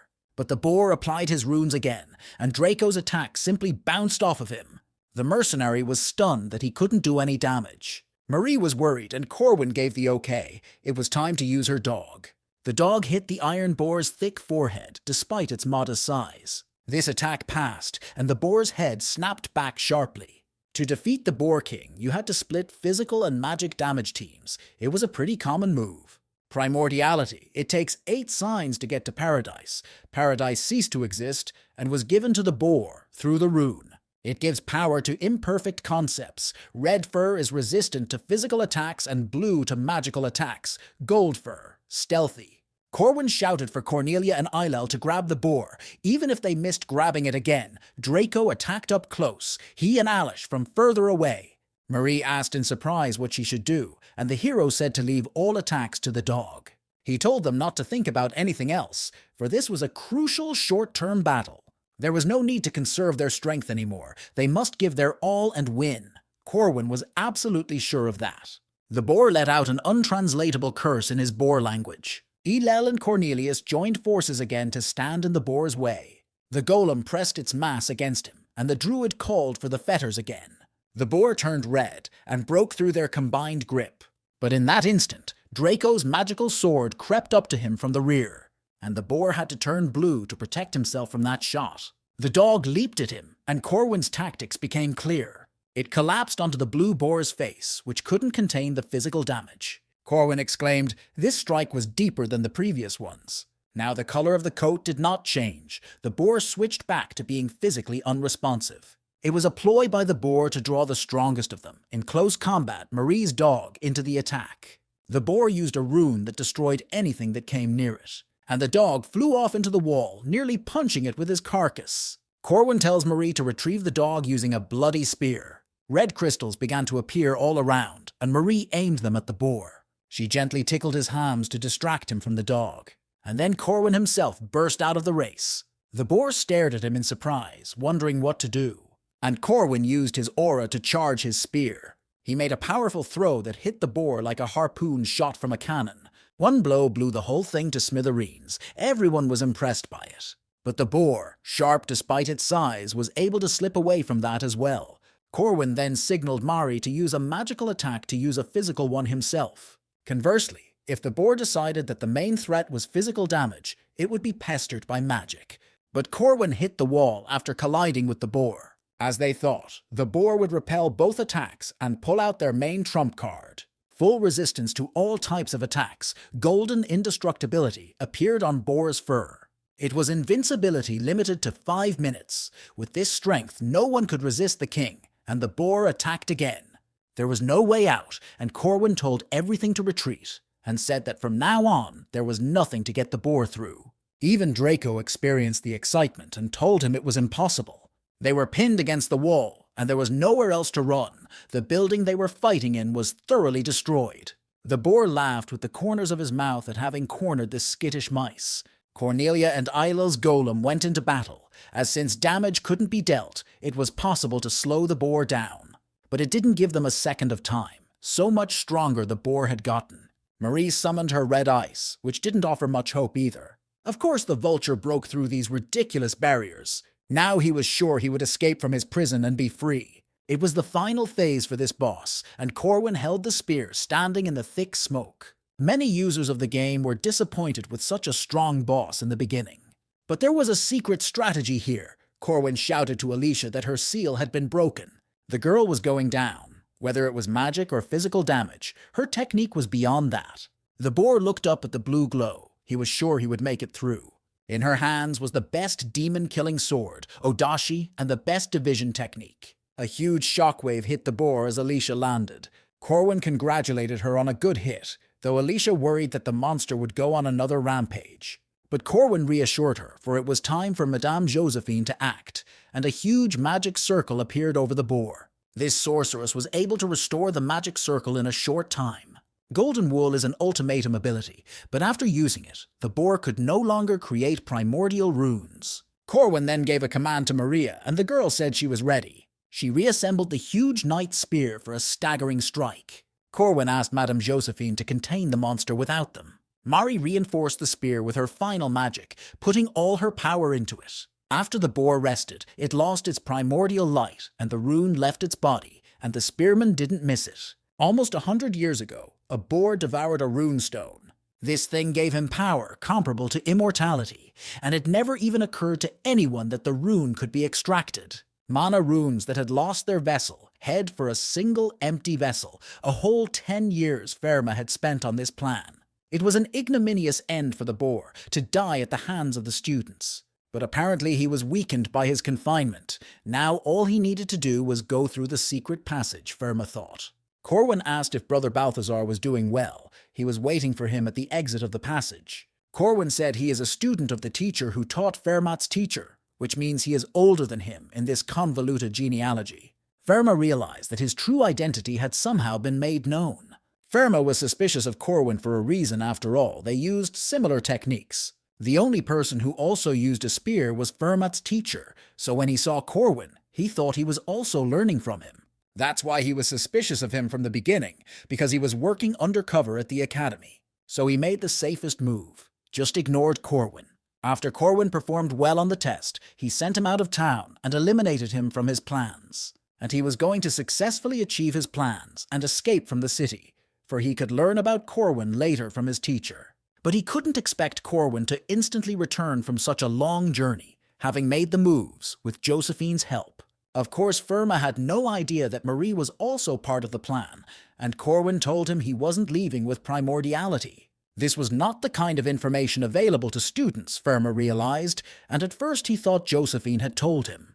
The unknown co-pilot stood in front of him and knew all his plans. The professor put on his gloves. Only one thing was clear. They were unequivocally enemies, the professor decided. Though Ferme was known as the First Knight, it was all a lie. In fact, he was the one who damaged the boar seal and was later supposed to return with the King of Heaven. This was the fourth boss, and his strength was at Lily's level, under the right conditions. Firma looked disdainfully at Corwin and summoned his shadow clone. It was a deceptive characteristic of Firm. It doubled his attacks where there were many shadows. However, Corwin knew where they would fight. Belatedly, Firma noticed that the rune of the sun was painted on the ground. A natural enemy of the shadow system, Corwin explained, but the professor should have known the weaknesses of his techniques anyway. Shadow techniques needed shadows, just as water magic needs water. The professor jumped forward sharply, hoping to cut the distance early. But they were in a wasteland where everything was covered in wounds of light. Thus, he had fallen into Corwin's trap. Firma realized the obvious. Corwin knew about the secret passage and this wasteland and had been preparing for battle for a very long time. Corwin never waited for praise for his training. They understood the professor to be angry about the shadow servant who is quite expensive in mana. Then the professor recognized his persistence and instantly bonded with him. It traveled 10 meters in an instant, and Corwin barely had time to raise his spear. As he swung his spear at it, his blow sliced through another shadow clone, and Firma himself was elsewhere. In the meantime, Firma attacked him with his crowning left from the blind spot. Corwin barely dodged this ninja-style attack. The professor didn't expect that his trick with the acceleration rune, shadow clone, and even the crown punch wouldn't work. Corwin moved in to attack. The spear was doing a great job of controlling the distance. Balance, experience, reaction. Fermat was impressed by Corwin's moves, deciding to be a professor, though his teaching turned out to be a farce. Corwin told him that whatever he did, only death awaited him here, but Fermat objected that here they could not determine the winner. Corwin realized that the professor needed to get out of town immediately because he feared the rest of his colleagues in the academy, who thought he was dead. If he escapes, then Madame Josephine, who has the magic of displacement, will really need to be involved, Corwin thought. And before the professor could sneak away, Corwin challenged him to a duel. The boy didn't want to let the teacher go, but the teacher didn't want to answer that challenge. But Corwin said would have to, for it was his limiting commandment. High risk, high reward, that's the method of the Shadow Warriors of Paradise. The commandment never give up the fight. For Firma, who inscribed these words on himself, there was no option but to abandon them. That's why Corwin came here alone, the fake professor guessed. It was exactly like that. A duel is a one-on-one fight, Corwin replied. It is a fair and sacred judgment of the gods. That's why fights due to the restrictions of the commandment are held only in this way. Corwin waited. Still, the professor couldn't leave without destroying himself. Since he had come alone, the duel rune was activated. Firma officially welcomed his opponent. Corwin responded in kind by calling himself the first spearman, Queen of Paradise, Erin. By sacred rules, they were required to reveal their real names. Win or lose, the end point of the duel is won, and it will be set here. It was essentially a street brawl between a copjack and a fighter, with Firma trying to shorten the distance with his move rune the entire time. Corwin, on the other hand, kept him at bay with masterful spear techniques. But Firma still followed Corwin's movements closely, and saw them all, thanks to his experience. He timed it just right between swings of his spear and approached again. However, Corwin was an incredibly agile fighter. Thrusting his spear into the ground, he jumped up. However, jumping in close combat only added loopholes to strike. But Corwin was so skillful that he was able to strike in mid-air without having a point of support. He was so fast he was able to land 7 consecutive blows, from jumping to landing, and those slid across Firm's armor. When the guy landed, he froze for a second, just long enough for the professor to get close to him again. Although Corwin reacted in time, he still missed the powerful blow. A left to the jaw from the fake professor sent him out to catch birds. Firma didn't even think of letting him rest, even though he himself had suffered a slight wound to his arm. Corwin sensed the danger. He still hadn't recovered from the missed hit, and the false professor was advancing and kept him at bay with a hail of blows. He charged with a powerful meteor strike after a series of simple ones. It was the final attack he put all his strength into. Corwin realized if he stopped it, he could attack again. He needed to distract Firm for a second, but the false professor's punch was just as false, and he grabbed the guy's spear. Moreover, the professor managed to draw a rune on the spear with elusive movements. And that flew away, obeying someone else's will. Now Corwin was unarmed and vulnerable. The professor defiantly asked him what he would do now and attacked again. The guy crossed his arms in front of him to take a punch at the block. Once again, Corwin was thrown back so that he could barely stand on his feet. He swung his hand and summoned his spear, a boon the rune of return allowed. But unfortunately for him, it stuck so deep that it wouldn't obey the call. And Firma didn't play noble and snuck up behind him. He threw a powerful straight punch, but Corwin dodged very technically. No matter what weapon a person uses, he is still a warrior. Of course, as a copier, he had to know the basics of martial arts. With the edge of his palm, Corwin landed several quick stabbing blows on his opponent. He used a named martial arts technique, but essentially just stabbed an open palm into Firm's chest. The fake professor, though, was surprised by his skills, but they couldn't do a single bit of damage to him. Corwin took a shot to the liver, no one is forever, and nearly said goodbye to dinner. His technique was excellent, however. Corwin had overlooked something. For the guy, it was the basics, whereas for the fake professor, his main art is fists. And then the fight finally became one-sided, with Firma beating him as he wished. Looking at the way the guy took all the blows, each of which could have been his last, Firma realized that his opponent's will was broken. His last fist was filled with a terrifying aura.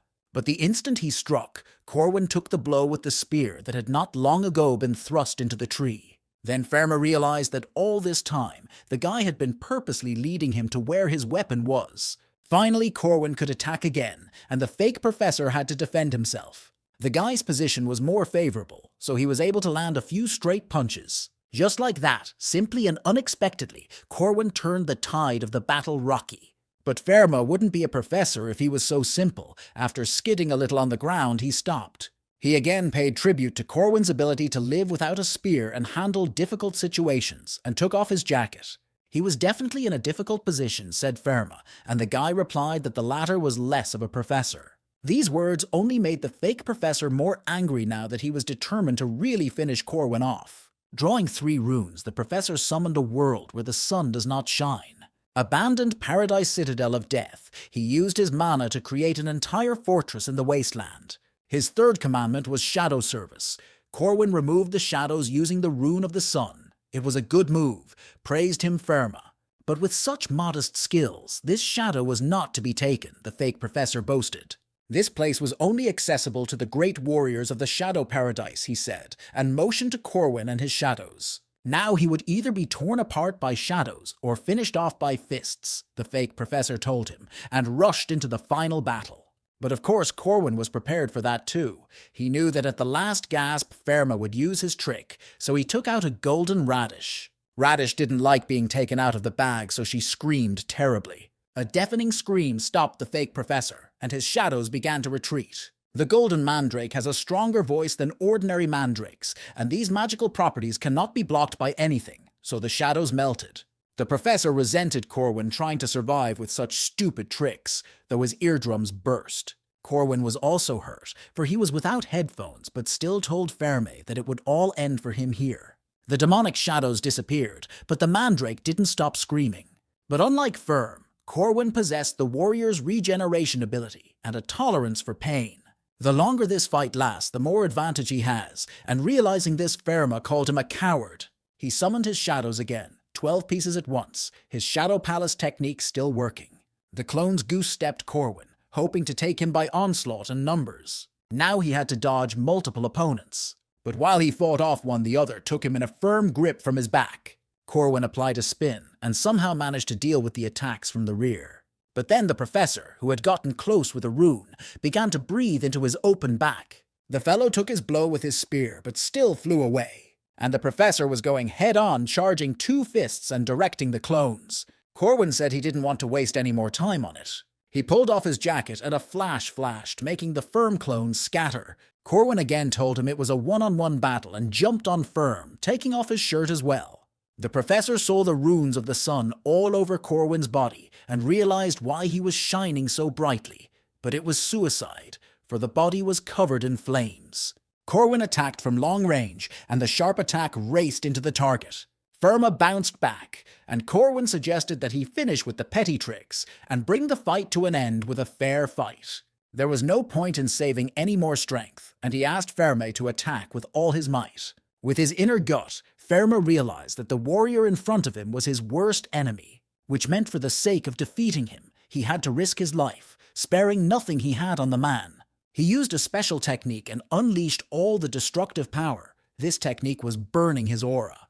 Corwin shouted that this was the way it should have been done from the start, and applied the same ability, sacrificing the aura he had recently received. The two warriors were rushing towards each other like inevitability itself. Corwin aimed at Firm's right arm, and the spear slid across it, but immediately received a counterattack with a left to the jaw, though he was immediately able to return the damage with a chopping spear strike from above. Firma didn't stay long, and his right whizzed by the guy's head, but he was able to dodge. They fought in the center of the wasteland, with no one else retreating, exchanging many blows. And after all that, only one remained standing on his feet, while the other fell to his knees. Firma gave his all. In the last seconds he was so stunned he didn't even know what to think about. Corwin had won. And now, closing his eyes, he heard the screams of the distant past, then meeting Fermat he had lost to him. They were trapped by the Shadow Heaven technique, and many innocent people died. Many of them were his friends, thought Corwin, taking a breath. One of the four heavenly kings, Ferma, tried to bring evil into the world, Balthazar his teacher. But this time it was different, Corwin thought as he looked at the body of his defeated foe. The first thing he did was to rummage through his pockets for useful items. But as expected, Ferm's pockets were empty. One of the four treasures, the Stone of Destiny, had it fallen into the hands of his enemies, all would have been over. Corwin did, however, find the very source rune that the boar had previously possessed. Balthazar gathers the 8 source runes to create a paradise of shadows throughout the world. And that was something Corwin couldn't let him do. He didn't understand why kill so many people. Anyone could take offense at the world, but it was the expression of that anger that mattered, thought the lad, and drifted into a well-deserved rest. His left webbing burst because of the magic radish. The rune of the sun burned his skin. He could still deal with the pain. But Firma left severe wounds. He punctured his liver, shattered his ribs and collarbone, crushed his organs, but miraculously Corwin was still alive. The left side of his body could barely move, and all of these injuries were from a strike of the highest rank of strength. Now that the adrenaline was wearing off and the infernal pain was starting to come back to him, Corwin wished he could turn it off. Having defeated the great evil, Corwin received a generous reward for this system quest, a treasure map. Corwin woke up in not the most plausible position, Alicia dragging him along. She told him that Draco had left as soon as it was over. Loyalty was not something he was familiar with unless it was paid for. Corwin found Ailil, and preempting his question, Alicia said they kept the rune and the golden radish that were with him. She dragged him to a bench and he lay on her lap and thanked her for saving him. Corwin also noted that if it wasn't for her ultimatum technique, they wouldn't have defeated the wild boar, though Alicia was being modest. She remembered that in group classes and during mandrake mining, Corwin had drawn runes everywhere, which meant he knew about everything from the beginning, the girl guessed. Corwin replied that it was like that, and then the girl asked him why he was fighting alone. After all, there was nothing wrong with fighting together.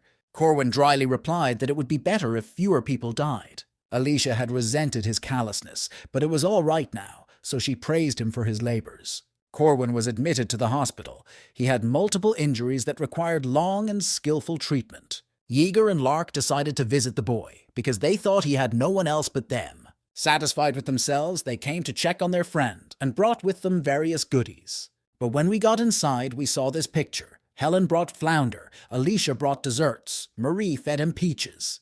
Corwin asked them why they had brought so much, for he was already full. And the boys almost burst with anger and hatred, for such things only happen in a fairy tale. The girls surrounded him with care and food, each wanting him to eat everything. For a moment, Corwin felt like a toy in the hands of conniving women. Yeager and Lark were shedding scant male tears, and no longer understood why they had come. Alicia suggested playing a game. Since they didn't get together often, Marie agreed, and decided to call more of Corwin's friends. The boys immediately changed their minds, and realized that being in the hero's retinue carries its own perks. There was a knock at the door, and Yeager hurried to open it to see who else the hard luck had brought. Madame Josephine came to him expectantly. He was going to talk to her later anyway. And accompanying her was none other than Principal Slacker Kassad, and asked Corwin how he was. Corwin said hello. He realized that he gradually had to reveal his cards to gain their trust. Kassad told him that they would not be able to turn a blind eye to what had happened, as they had with Marie, and hoped he would understand. Corwin realized that he was still being probed and decided to take the initiative. He told them that Ferma was a spy. Of course they weren't surprised. It all became obvious when they saw the oath on Ferme's body. But still that Fermat was a pupil of Balthazar they did not know. Josephine even raised her voice in surprise. Corwin knew this, for he too had learned such techniques, and Josephine drew her whip, thinking that he too was a follower of Balthazar. Corwin said there was no point in suspecting him. Plus, they wouldn't have killed him without proof. Plus, there was her spare body here now. The real body is in the main castle and has no way out. Balthazar's apprentice is still alive, Corwin told them, and he has become very strong, much stronger than before, all because of Kassad's indecision 80 years ago. The original runes were scattered around the world because of a trusted apprentice. Kassad was only able to bring back 2 runes, and even those could have been taken away if it wasn't for Corwin. Including the Stone of Destiny, the other 4 treasures are likely already in their possession, and if the coronation goes through, Balthazar will cease to be an invader, which means she should understand what comes next, Corwin said, and called Kassad by his real name, Aaron. All was now known for what reason Madame Josephine did not become principal in place of young Cassidy. Almost 100 years ago, the director was Viren. After him came Weg, now Kassad. All of them were bodies created by rune stones. And ruled by the same unchangeable person on the throne, Kassad Aaron asked Corwin what he intended to do. And Corwin stripped off his clothes, saying they had one goal for the 2 of them. He showed them his oath. He took a knee and vowed to be her first spear, to protect the world even if she treated him like a dog. He remembered her words about what it meant to be an adult, but maybe a little misunderstood. Corwin still couldn't forget Aaron's sacrifice for him. Now it was his turn to defend his teacher, and Cassidy pondered over his words. Josephine told Aaron she was against that decision when they were in the throne room. Aaron's face was grim. Balthazar was alive. But who knows if young Corwin could be trusted? She told Josephine that she understood her doubts. You shouldn't trust people easily. And since they didn't trust Corwin, Aaron said to just keep an eye on him for now. It wasn't an easy decision. Everything Corwin had told them could have been a lie, Aaron thought. But what she didn't understand was Corwin's heavy and sad gaze directed at her, as if he was tormented by guilt. And so she sat pensively, manipulating her deleted avatar. During summer vacation, students were re-evaluated ranks. Now they were given official ranks because it was important. Depending on grades, students will be able to practice as a defender. Marie asked her friends to distribute the potatoes to the students. Otherwise, they were spoiled in the warehouse during the vacation. It was strange that the girl had a whole warehouse full of potatoes, but they heard that they were about to announce those whose rank had changed. And Mari heard her name. Although she was among the strongest, she still acted like a modest girl. She was recognized for her services in protecting the core of experiments. After becoming a vampire, the girl was forbidden to leave the city. However, because she had helped Dana in her research and had succeeded, it was impossible not to raise her rank. Of course, her contribution to reducing wild boar casualties has not gone unnoticed either. She was added half a rank up to a special level, as Kassad solemnly announced. Many students cried, some with joy, some with envy, for Marie was the youngest with that title. Next, the principal said he would name everyone involved in the incident except Marie, which surprised the students. Details were withheld because the boar's presence was a secret. So was the treachery of Fermat, who was declared a fallen hero. Corwin's team was called to the stage and they lined up in a row for the award. Of course, it did not do without the time traveler cheater and just the main character Corwin. Everyone was also promoted to pre-first level, almost to Mari's previous level. Then it was time to tell a heartwarming story about how good Corwin was. He made a dizzying rise from rank 5 to rank 1, which excited all the goons of the students. He got the unofficial ranking after talking things over with the Defensemen's Association. His abilities were undeniable, but the reason Corwin was promoted was to keep him quiet about Firm's betrayal. The important part in this case is the special rights of knights of the first rank and the ability to directly hire defenders. Corwin grinned. In the game, he would have come to this in his 3rd year of training, in the last upload in his 2nd, but here he made it to the end of the year. He was going to take all the aces, all the cream, but it also gave him misgivings. This kind of power gives you more opportunities. Vacation had started, and Corwin decided to find out what his friends' plans were. Draco would be earning. Yeager will go home. Cornelius will look for cannonballs. Eilel will go to the forest, and Lark to the magic tower. Alicia returned to her family as her grandfather had asked to come over. Corwin himself had already tried going home on vacation, but it was a waste of time. When he arrived, the house was empty as the whole family had left without him, all because the letter from Corwin's parents arrived 3 days late. And Alicia said since he had no plans he could go with her, she was scared to go alone. There was nothing surprising in this, for Alicia was timid, but there should be no trouble, so he refused because he wanted to go east. He had to be somewhere, which means we need to leave the academy, Corwin thought as Marie joined them. There was still time until the next episode, and if not now, he would never be able to be there again. And so he boarded the train and set out on his journey. The train had to go through an endless field, and it would take about 9 hours. The men in the car were arming themselves. They drew their swords and crossbows and made sour faces at the serious cheeks. The bandits then blocked the exit and told everyone to stay where they were and to hand over anything of value. The bandit said they'd better stay put if they didn't want to run into him.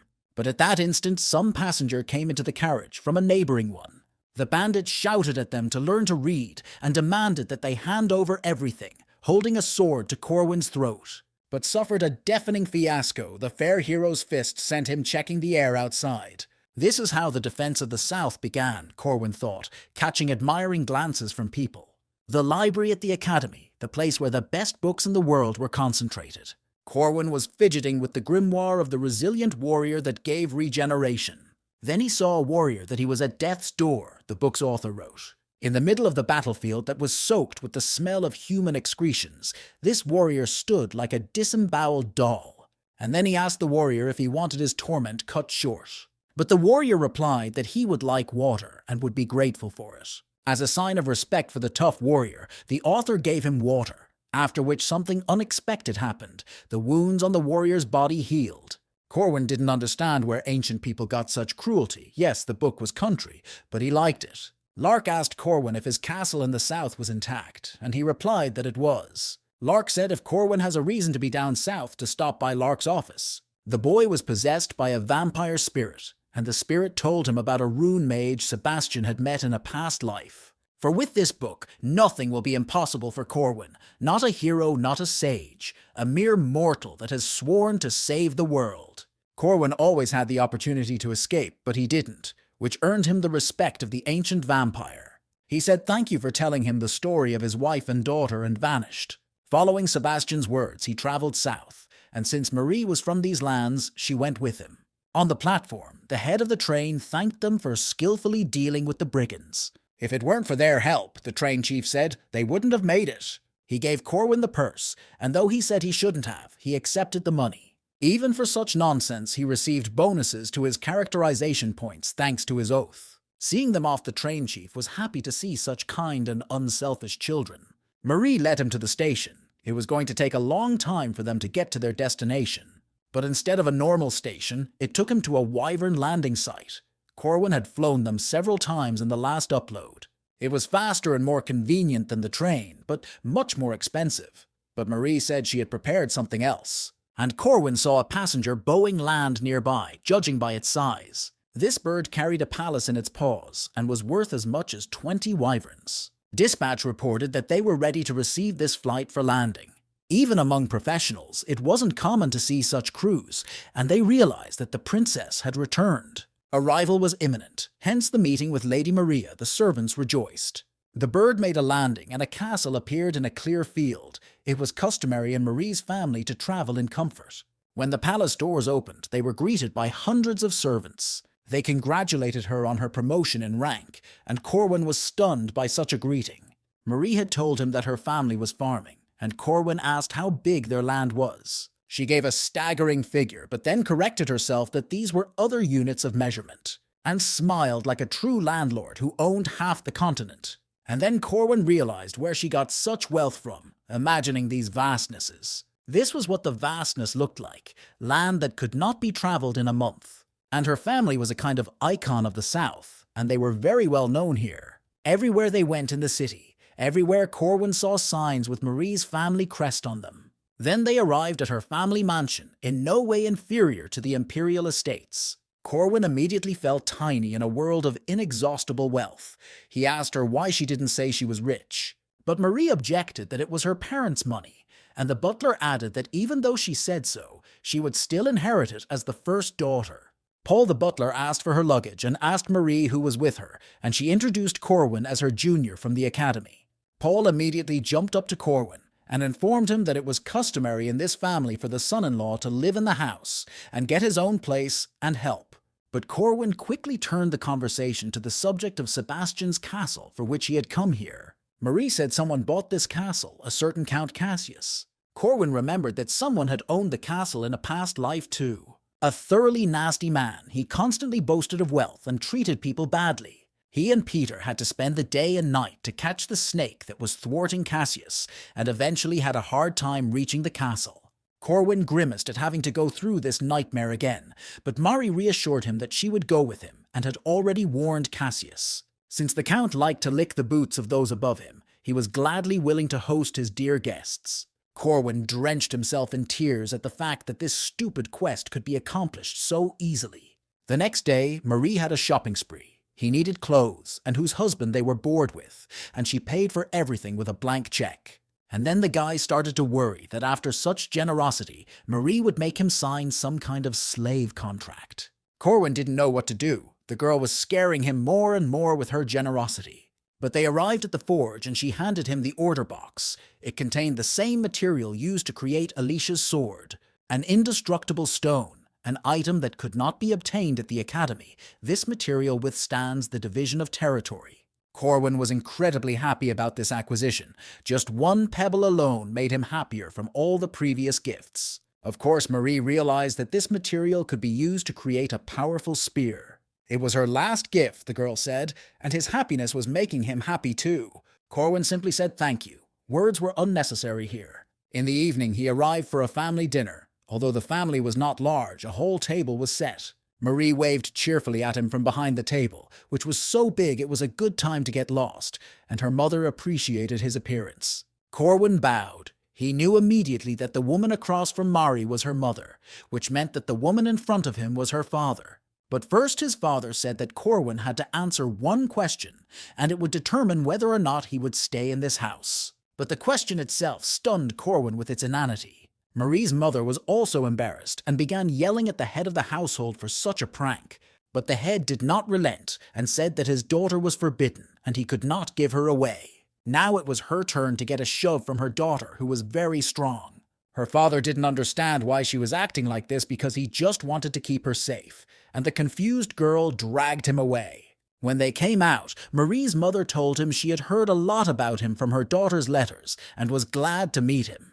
She stood up and thanked him profusely for helping her daughter. Corwin said it was too much. He just helped to the best of his ability. More important was that Marie deserved to be happy, he added. Upon receiving her daughter's letter, her mother thought she was just in love and looking at the world through rose-colored glasses. At that moment, a cry came from the doorway from my father. He only allowed us to hold hands no more. And the family again set about soothing the not moderately exuberant and jealous father, the mother's views being more free on the subject. Corwin grinned then, and they did have a very cheerful family. The next day, they arrived at Sebastian's former castle. The Count owner expectedly bowed to Mari and personally came out to meet them himself. He said cooingly how glad he was to see them and put on a hideously sweet smile. Corwin couldn't believe it was all the same person. Marie walked ahead. Corwin accompanied her. She was dressed in a gorgeous gown. Corwin had even combed his hair for the occasion and was proud of himself. If he had not saved Marie then, he would not have had the chance to see her so happy that day, and the Southerners would have lost their pearl. Her presence in the castle instantly raised the status of even Count Cassius. It is no exaggeration to say that in the South, the influence of Marie's family was absolute. It was much more pleasant to be with her than to catch a kite in the sea. Corwin decided they could relax a bit at the reception before visiting the office. They have brought all their gear with them and will visit Sebastian's office when the evening is over. Someone called out to Marie, and when she turned around, she saw some dude asking to give her her first dance. But in addition to him, many other nobles wanted this honor. At one point, a forest of hands from suitors formed, and the girl became confused. But Corwin, who was nearby, came to her rescue and asked for the same thing. Despite having energy, they lacked manners, he thought, looking at the sullen, envious men. Corwin kissed her hand tenderly and looked only at her, as etiquette dictated that the first dance be with the one you came with. If you have a beautiful lady in front of you, a gentleman should ask her to dance. He remembered instructions from a past life. Marie, burning with shame and barely concealing her joy, agreed. The music started and they danced. Corwin apologized for being reckless, but Marie said it was okay. It seemed as if he would turn his back on his savior, for he had gained so much when he came south. Looking at the beautiful Marie and her pleasing roundness, Corwin felt threatened for the first time. Even a veteran like him could be embarrassed, so he politely turned away. But in that instant, it became clear that Marie was not a very good dancer, and the stiletto in his foot quickly sobered him up. Then Corwin decided it would be best if he led in the dance. He leaned over to the girl and told her to put her left foot on his. Who cares if his shoes get dirty or the dance is awkward? She should just think of him as a partner, smiled Corwin. He led her in a dance with ease, telling her to just look into his eyes and watch her steps. In a past life, he had learned the same way. Mari's eyes twitched with excitement every time they met eyes. It made them laugh, and no one knew who started it. They danced and shared this beautiful moment that was like a dream. Of course, the other men were not appeased and demanded a dance with Marie. But the girl, with a heated face, said she was already tired of dancing and wanted to rest. Corwin offered to escort her to the parlor, and she accepted that excuse, and they left the hall. Many ladies appreciated Corwin's gesture, and even thought it was romantic that her foot was on his during the dance, noticing her smile. They then changed into their usual clothes and entered the former owner's chambers, Corwin telling her that they were looking for traces of him. He saw a book on the shelf with the title of Sebastian's Story, and picked it up. Neither in his past life nor in the game had Sebastian offered him entry into his office. But even after a long search, Corwin never found anything. It seemed like there should have been a secluded spot, but nothing. Marie was hungry, and Corwin asked her why she hadn't eaten in the banquet hall, but because they left right away, the girl replied. And with a sly smile, she looked at him. And Corwin knew it all at once. It was a consequence of their special carnivorous relationship. Marie said as she began to realize the appeal of the lines of his collarbone and neck and sat on his lap. Corwin was worried that he smelled like sweat, but the girl didn't mind and wished herself a good appetite, leaning into his neck. Corwin felt an affectionate and gentle bite and a slight burning sensation. Marie was all aflame with pleasure and embarrassment and asked him if it hurt when she was done. But Corwin was as indestructible as a rock. Because of his regeneration, he felt nothing. Then he ruined the whole mood. And then it dawned on him that he had gotten the regeneration along with the ashes of Sebastian's soul. Corwin asked Marie to summon her faithful bloodhound. And so the girl did, though she didn't understand why he might be needed. And then asked her to weaken the call so that the dog would be closer to the ghost, like before materialization. The dog immediately huffed at these experiences and nearly sprawled on the ground. Corwin understood why the dog hated it. Then Corwin saw the dog disappear, for he had crossed a boundary of spirits that the lad could not see. And now a dark shadow appeared. Though he had expected something like this, he was still surprised. Corwin saw a red shadow surround him and told Mary to get ready. But it was too late. He had already fallen into an impenetrable shroud. Corwin grimaced. Old Sebastian should have warned him of such a thing. The grimoire of the Academy contained the spirit of a vampire. For suffering from bloodlust, he had destroyed both spirit and body. So where had the body gone? It was now standing right in front of Corwin, asking him how come a random person came to be here with its remains. In front of him was an ancient and evil vampire who asked what brought him to this house. Corwin introduced himself respectfully and said he was Sebastian's junior from the future. He said that he had seen a vampire soul before, and Corwin wanted to know, since the body and soul had been separated, why the body looked so normal.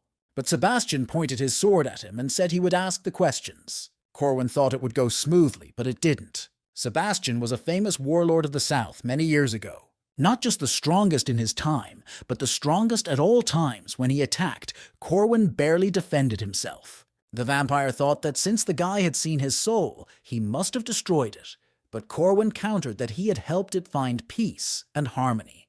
But Sebastian wasn't pleading. If his soul had directed Corwin here, he wouldn't have come to him with the vampire. Corwin resented being called a liar and didn't understand how a body could move without a soul.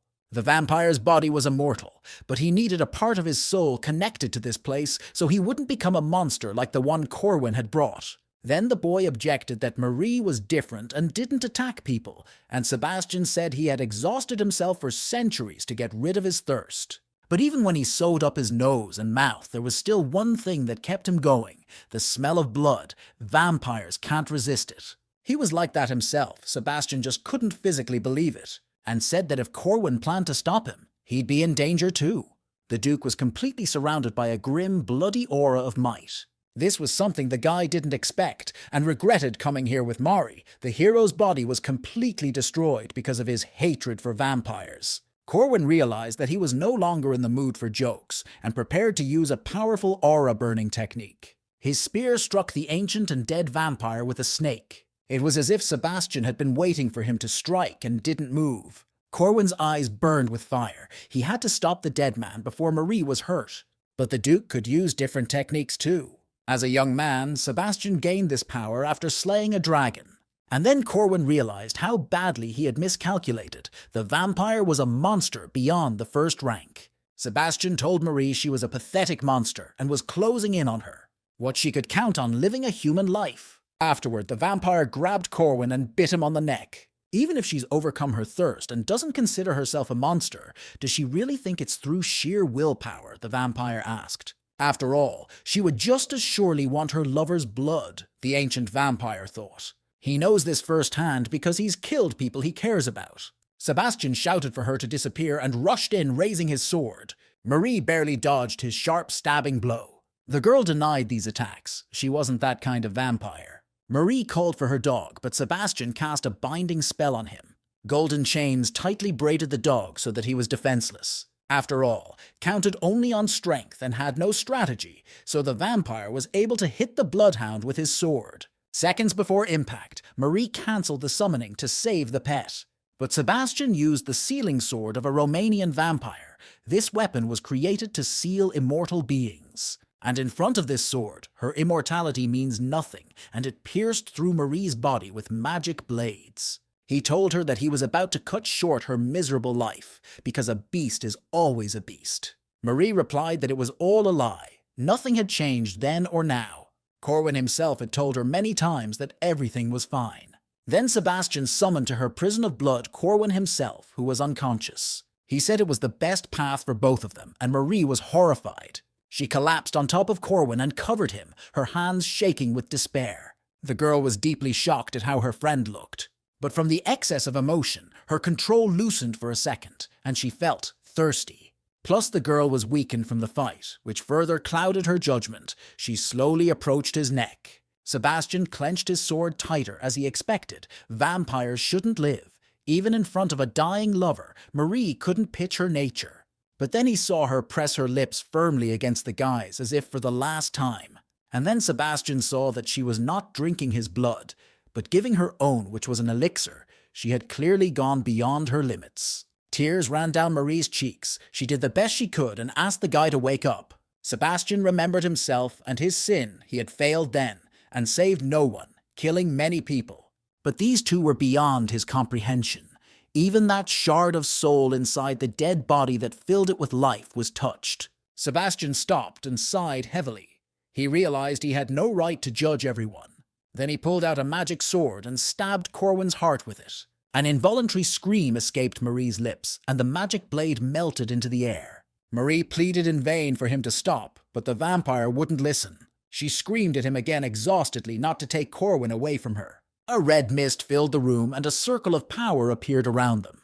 Corwin got up and reassured the girl. He said it was okay. She couldn't believe it right away, after all. She had just seen him stabbed with a sword. Corwin then asked the vampire why he had saved him. Sebastian swung his blade over their heads instead of answering. The vampire said, transferring his aura core into his body because he now realized why his soul had sent Corwin here. He saw in Corwin the qualities of a hero who had no greed, who did not seek power, but had conviction and pride. He managed to do what the ancient vampire couldn't. He asked for his mistakes to be corrected. And having said all these words, the ancient vampire vanished into thin air with the morning dawn. Corwin could clearly feel the new power that raged in his heart. Mari collapsed on top of him with an overabundance of feeling and clung to him tightly so that even Corwin was in a bit of pain. But at the same time and warmly, the girl was very scared. She thought he was really dead. She demanded that he promise her that he would never die again without her permission. Corwin smiled. Thankfully, this time it ended well. And that was enough for the guy. He immediately gave his promise. For this fight, he got the demonic nature of a duke. He only hoped that the duke's body and soul that had suffered for 8 centuries would find peace with his family. The duke could smile now at seeing his family. Corwin gained a second core and increased his aura rank and gained some unique abilities. But there were some oddities. Neither in the game nor in the last loadout did this happen. The vampire hadn't given this kind of power before. It would have been fine if he had done it right away. Not so many people would have gotten hurt. Corwin had taken off his clothes, for his were dirty and were now drying after washing, when a maid appeared in the doorway. She didn't think anyone would be in the room and apologized. The picture before her eyes was extremely provocative. What's more she recognized the gem of the south of Marie, and Corwin began to make excuses that it wasn't what she thought it was. It wasn't like that at all. The guy rushed to explain himself, but he only made it worse. But the maid's eyes caught only the 2 young men, sweaty and naked, ignoring all other circumstances and the signs of a hard fight. The maid slipped out of the room with a loud slam of the door and wished them a good time, leaving Corwin puzzled. Something didn't go according to plan, the boy thought, glancing at the sleeping cat in his lap. It took him many days to explain everything to Marie's family, or rather her father, and during that time Corwin hid in the forest. There he honed his aura skill. Fortunately, the misunderstanding was somehow resolved, for he almost became the enemy of the entire South. When he arrives at the academy, the 3rd semester will begin, and preparations for the festival will begin. Marie asked how things were going with the hotel they had invested in. Corwin assured her that the entire investment would pay for itself several times over. The festival will attract a lot of people, and the abundant demand will make housing prices skyrocket. And afterward, he will sell that land to recover his invested money, and so his capital will grow. Corwin felt invincible and thanked the divine festivals. But reality crashed into him with the inevitability of a train. When they arrived at the site, the weather was nasty. A huge hurricane was raging over the city, which kind of hinted that you shouldn't put your eggs in one basket in investments. There was no such thing in the last upload. Such a strong typhoon must have affected the preparations for the festival, Marie consoled Corwin. That's what happens when a man takes on a big job. Everybody makes mistakes, and asked if he'd be willing to write a promissory note. And if he can't pay it back, he just needs to put his stamp where she says she will. She made him a strange offer. Corwin stopped by the special dormitory where he met with Principal Cassad. Professor Josephine was away with Helen. Cassad suggested they stay the night because of the weather. Besides, Corwin was no longer a stranger. Erin obviously just wanted to keep an eye on him, the guy realized. She and Josephine still didn't trust him completely and wanted to keep close to him. Corwin wanted to know where this typhoon had come from. It was so strong it could have affected the city as well. The city was surprisingly less affected, but the out-of-town areas suffered more, Cassad told them. He said the city is in no danger. The typhoon will not move, because it is not a natural phenomenon, but the work of a monster. In the case of an ancient legend that came to life, a great serpent appeared in the sea. It drove everyone crazy and sank merchant ships. One young man who wanted to be a hero decided to defeat the monster. The son was going to battle to increase his rank. He really wanted to do this, for the memories of the last ball were still alive in his soul. Then he asked her to dance with him, but instead Marie went off with someone else, because he hoped with all his heart to bring Marie back from the clutches of that rogue. He must slew the great serpent and restore peace to the sea. And so it came to pass, he went into battle with the sea monster, dementia and bravery intertwined in close union. 6 days and 5 nights the battle lasted, and the serpent was driven out, the dandy immediately dedicating this victory to Lady Marie. Typhoon bats, for breeding, become the center of a hurricane to protect themselves from enemies. But at that time they were interrupted by a serpent, which was chased away by the young and brave. They were nicknamed golden mice because of their blood and bones, an elixir that even monsters want to get their hands on, and a wounded serpent couldn't pass by. So for the sake of her children, the female bat made a decision. She flew far to the north, and so a safe place to raise her offspring was near the academy. A huge typhoon danced a mad dance precisely on Corwin's land. Who could have foreseen this? Bats were a rather rare species, usually breeding on the islands of the archipelago. Corwin realized it was all his doing. The butterfly effect, a wicked joke and irony, for it had turned into a real typhoon. The construction workers left his grounds because they could no longer stay here because of the hurricane, even though Corwin tried to stop them. Despite his pleas and entreaties, they left, even when he was on his knees. Obviously, if the typhoon continues, there will be no festival. And if another week goes by, his investment becomes garbage. The value of this land was 280 gold pieces, and he invested another 300 in laborers and materials. He needed 200 more coins to finish the construction, and of these he gave only 100. He had borrowed the rest, because if this business told him to live long, he would have to pay back the 700 he owed. It was a fiasco. A little while later, there was an emergency meeting at the academy. The chairman gathered some professors that were in the academy and able students. Of course, it was obvious to everyone why they were called in. The problem was visible to the naked eye. A young witch offered to catch mice. It could be a valuable source of money for them after the destruction of the lab.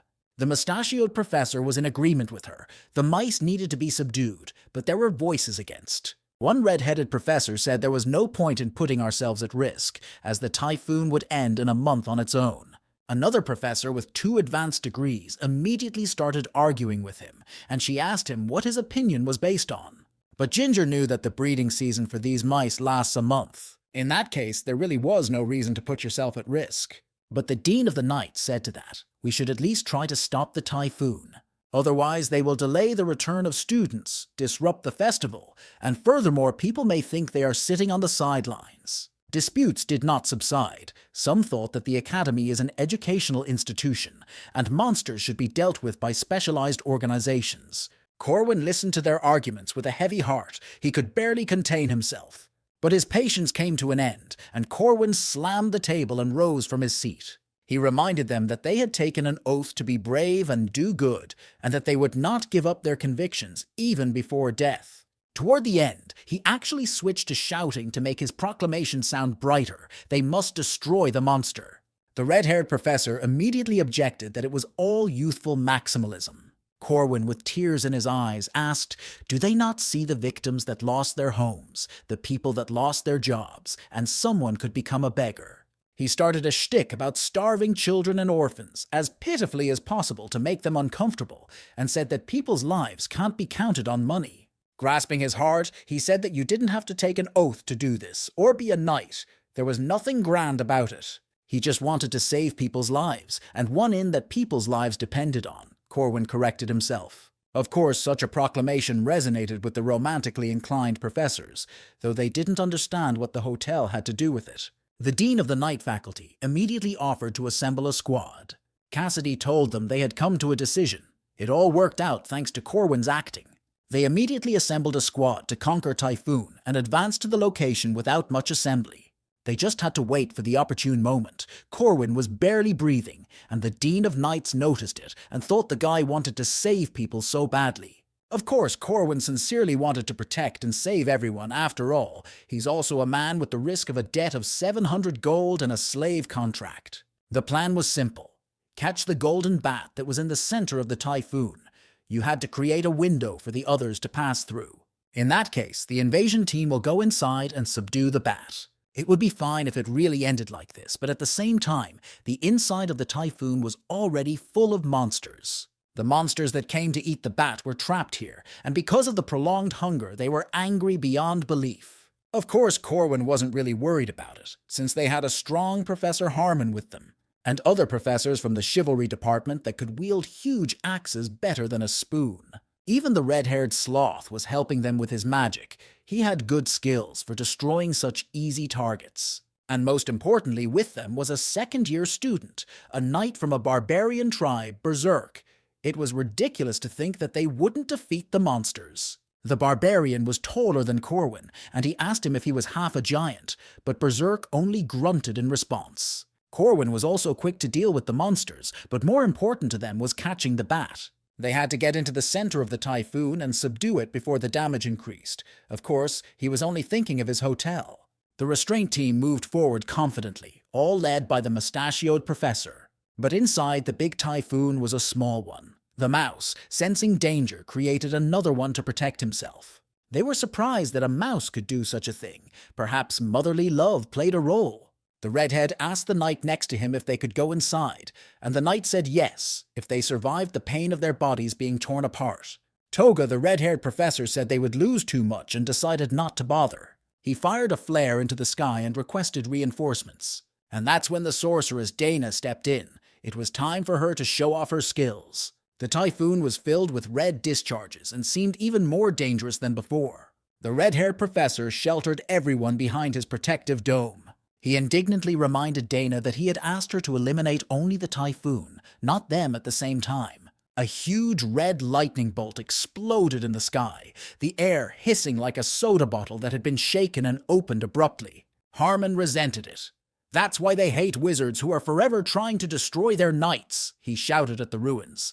But to their horror, they saw that the typhoon was unaffected, and that seemed strange. To their surprise, the mouse only got bigger, and the professors didn't know how it happened. It was then that Corwin realized that the mouse had evolved, right before their eyes. The growth of demonic beings is a unique phenomenon that arises through the process of living and accumulating experience. The mouse absorbed most of Dana's attack, and they could no longer treat it as a normal monster. Now the bat has become the queen of the thunderstorm. Typhoon became stronger all at once and picked up all the people like splinters inside her. Worse, any attacks could make her stronger. The professors were flying around in confusion, not knowing what to do, and Corwin said it was his time to act. And it made him realize again that his martial arts didn't work without a fulcrum. There was definitely nothing they could do. The mouse didn't give a chance to do anything. As long as they floated in the air, even a 2-meter-tall giant berserk was useless. But Corwin could not accept defeat so easily, for duty hung over him like a sword of Damocles. Berserk shouted at Corwin from what was making him talk so much. Corwin borrowed the giant's head. Even though he couldn't keep his footing on the ground, he still found a foothold. Now he was jumping in the typhoon using the knights' bodies as a fulcrum. And like a jetpack approaching the monster, its eyes were filled with vengeance. The monster, on the other hand, wanted to protect his unborn children. The outcome of this battle depended on this throw. The desperate battle had begun. But Corwin's last point of support was the jelly, which could not withstand the push. Then he began to apply the technique as best he could, right inside the slug. And he threw his spear with all his might straight at the bat, for he was within throwing distance. Once again, he realized that all martial arts only work on the ground. Air, they are useless. Corwin realized he had reached his limit and was only thinking about debt. And so he realized that risky investments with long leverage, the worst investment, and he'd better eat goodies with that money. He thought of his world shattered and everything gone. When he saw someone attacking a bat, they were loud sounds that could be heard even in the middle of a typhoon.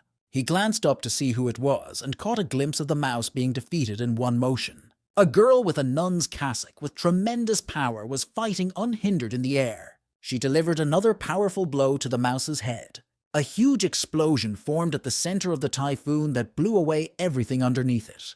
The slimed Corwin was in vaporized, and he covered his face from the bright flash. And when the typhoon was over, the knights flopped to the ground like frogs. They looked in the thick dust at the one who had come and finished it all. Corwin whispered the words of a prayer. A god did exist after all. As Helen and Josephine moved closer to Corwin, he prayed frantically. The turmoil with the typhoon hit the outskirts of the city, so it quickly subsided. The city was not affected in any way. The academy existed on citizens' taxes, so it was important for the guards and its students to maintain the image of heroes and defenders. And volunteer work was part of that image, Marie handing out her favorite potatoes. Helen, on the other hand, was not so friendly, and when asked to give more, replied, "Eat as much as you are given." Corwin noted that she had a lot of humanity, and asked if she knew how civilization began, but she dismissed it. Corwin explained that he himself had learned about it from someone. The beginning of civilization could be considered the appearance of bones with signs of healing after a fracture. Normally, such a fracture would end in death in the wild, but a healed injury indicates that fellow animals cared for the injured person and shared food. If someone is in trouble, they need to be helped, and that's the basis of civilization, Corwin said. But for Helen, the answer was the same, all because of the weakness of humans. It didn't matter to her because she didn't have someone to come and help her in her time of need. Corwin was adamant that he would help her, because that was what mattered. Helen sighed and told him not to say such things so easily, being a weakling. She's a living monster created through the use of living humans. Corwin didn't know her essence, didn't know who she was, then he would have thought differently. Had he known that, would he have been able to show his back in front of her so easily? The fool, thought Helen, looking furtively at the boy. The ghost of that body still haunted her, demanding to have it back. Helen knew full well that this body didn't belong to her, but there was no way she would give it up, nor was it true that Corwin could help her.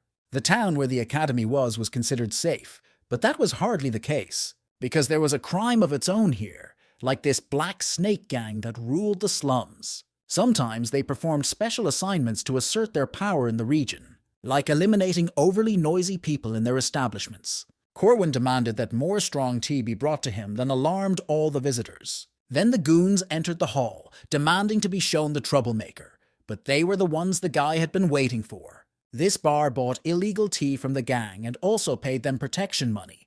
There was no better place to catch the bandits. The insolent goons realized he was an academy student and told him that since he was a minor, he couldn't be here. The bandits were about ready to let him go if he left at once, but Corwin poured tea over the dummy's head. The rest of the gang trotted toward them, but the ringleader stopped them. There were many guards like Corwin's, all of them coming here, throwing themselves into the battle, relying on their pride. It wasn't until after the pathos speech that the ringleader told his dogs to teach Corwin a lesson. He was sure that these formidable Lutius bandits would definitely punish the overconfident student. But naturally, the outcome was predictable. They all lay down on the floor to lie down. Corwin was done with the dummies in no time and put them to bed. He introduced himself as the one who catches rabid dogs and grinned. That day, the whole gang ceased to exist. Corwin eliminated them because they were in the slave trade. In this world, demonic people were an object of rejection. Of course, they weren't ordinary. So the Society of Men rejected them, succumbing to repulsive xenophobia. Corwin informed the captives, after releasing them from their cages, that a carriage sent by Marie's family was waiting for them outside. Thanks to the fact that he had freed them, the demon people trusted him more. And then he got down to the real purpose of this visit. He asked if Rini and Ron, brother and sister, were here.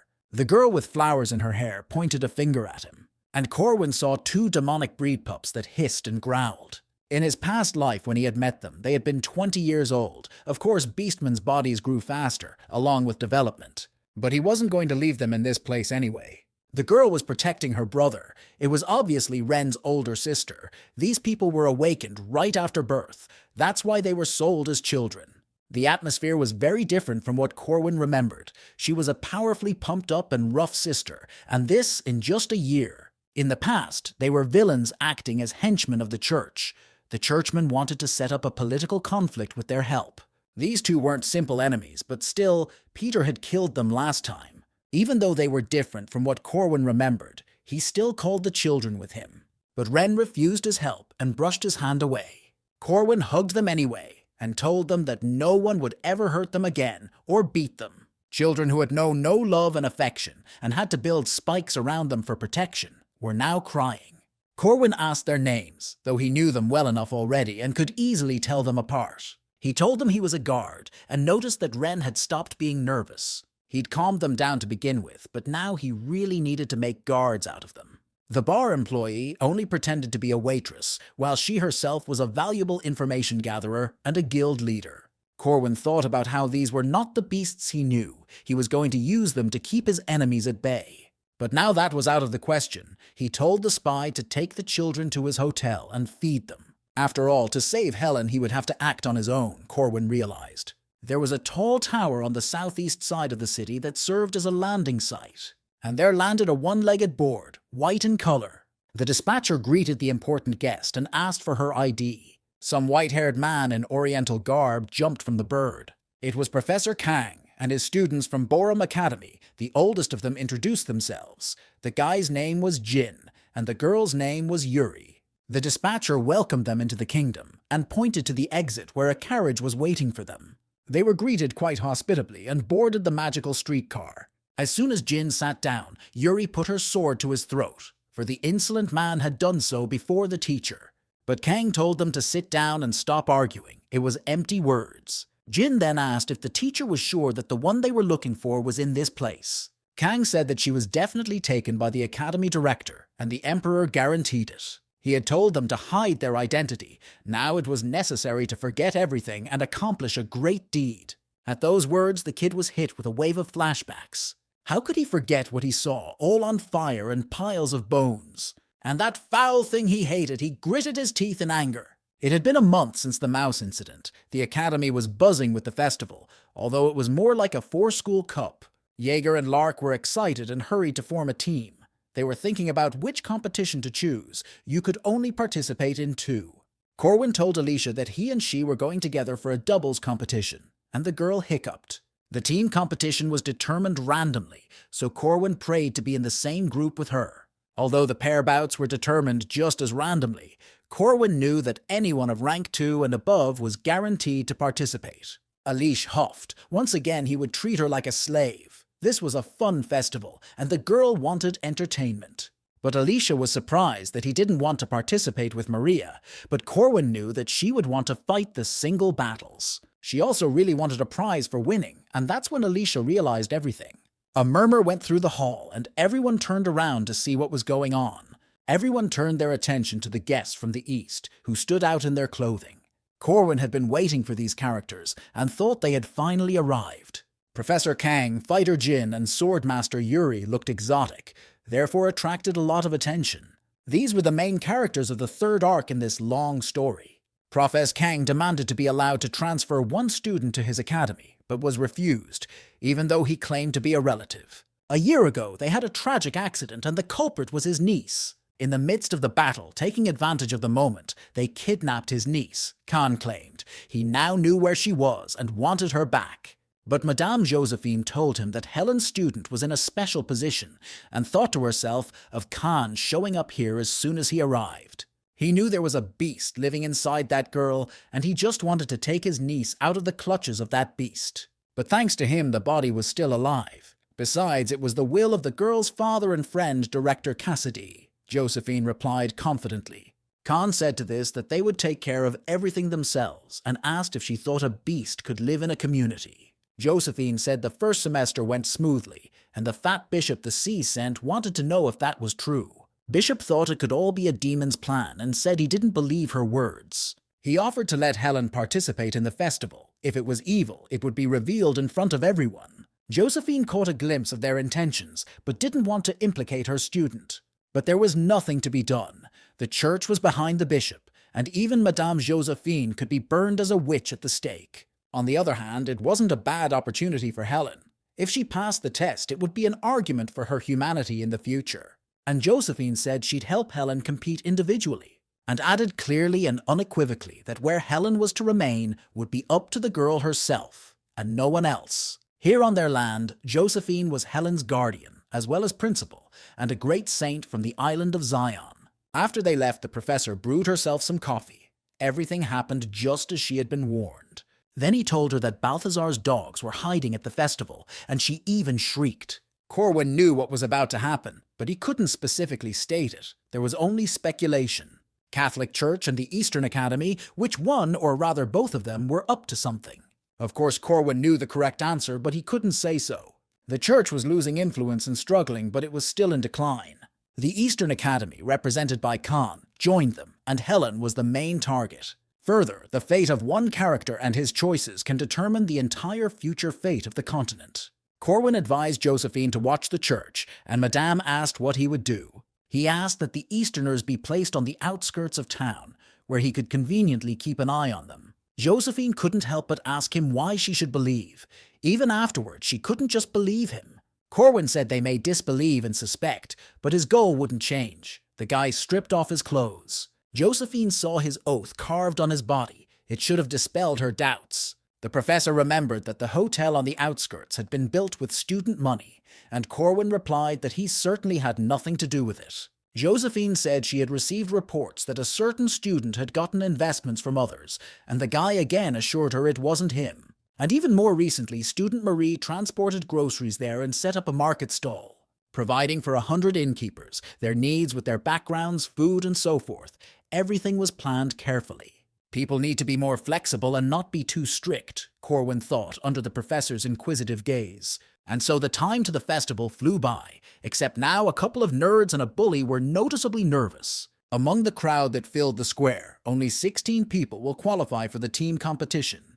There were so many people here, even upperclassmen. No wonder the guys were so downcast. But Helen's name wasn't here, Corwin recognized. He also couldn't find Alicia anywhere, who had been swept away by the current of students. Professor Kang came to the podium and said he would be in charge of judging this competition. He gave them the conditions of victory and warned them not to lose their armbands. The essence of the test was the most important duty of the Guardian. "And that's saving the citizens," Khan said, and stomped his foot, causing the ground to shake. He applied the technique, and in an instant, the disciples found themselves separated in a huge maze. Yeager didn't believe it was possible, but Lark knew that Khan was the best wizard in the East. But it was all too sweeping, Yeager objected, and asked what about saving the citizens. Citizens were part of the test. If saved, it gave points. If lost, it lost twice as much. If you found stone golems in the maze and touched them, they could move. Corwin grinned, looking at the excitement of his friends. They were so young. The first monster they came across in the maze was a hellhound. But Alicia handled it with a flawless cut. It was the easiest thing for her to do. It immediately gathered a standing ovation from her comrades that were around, the kind of quest she liked best. Demonstrating guardian skills, one had to lead the citizens and collect as many stone dolls as possible.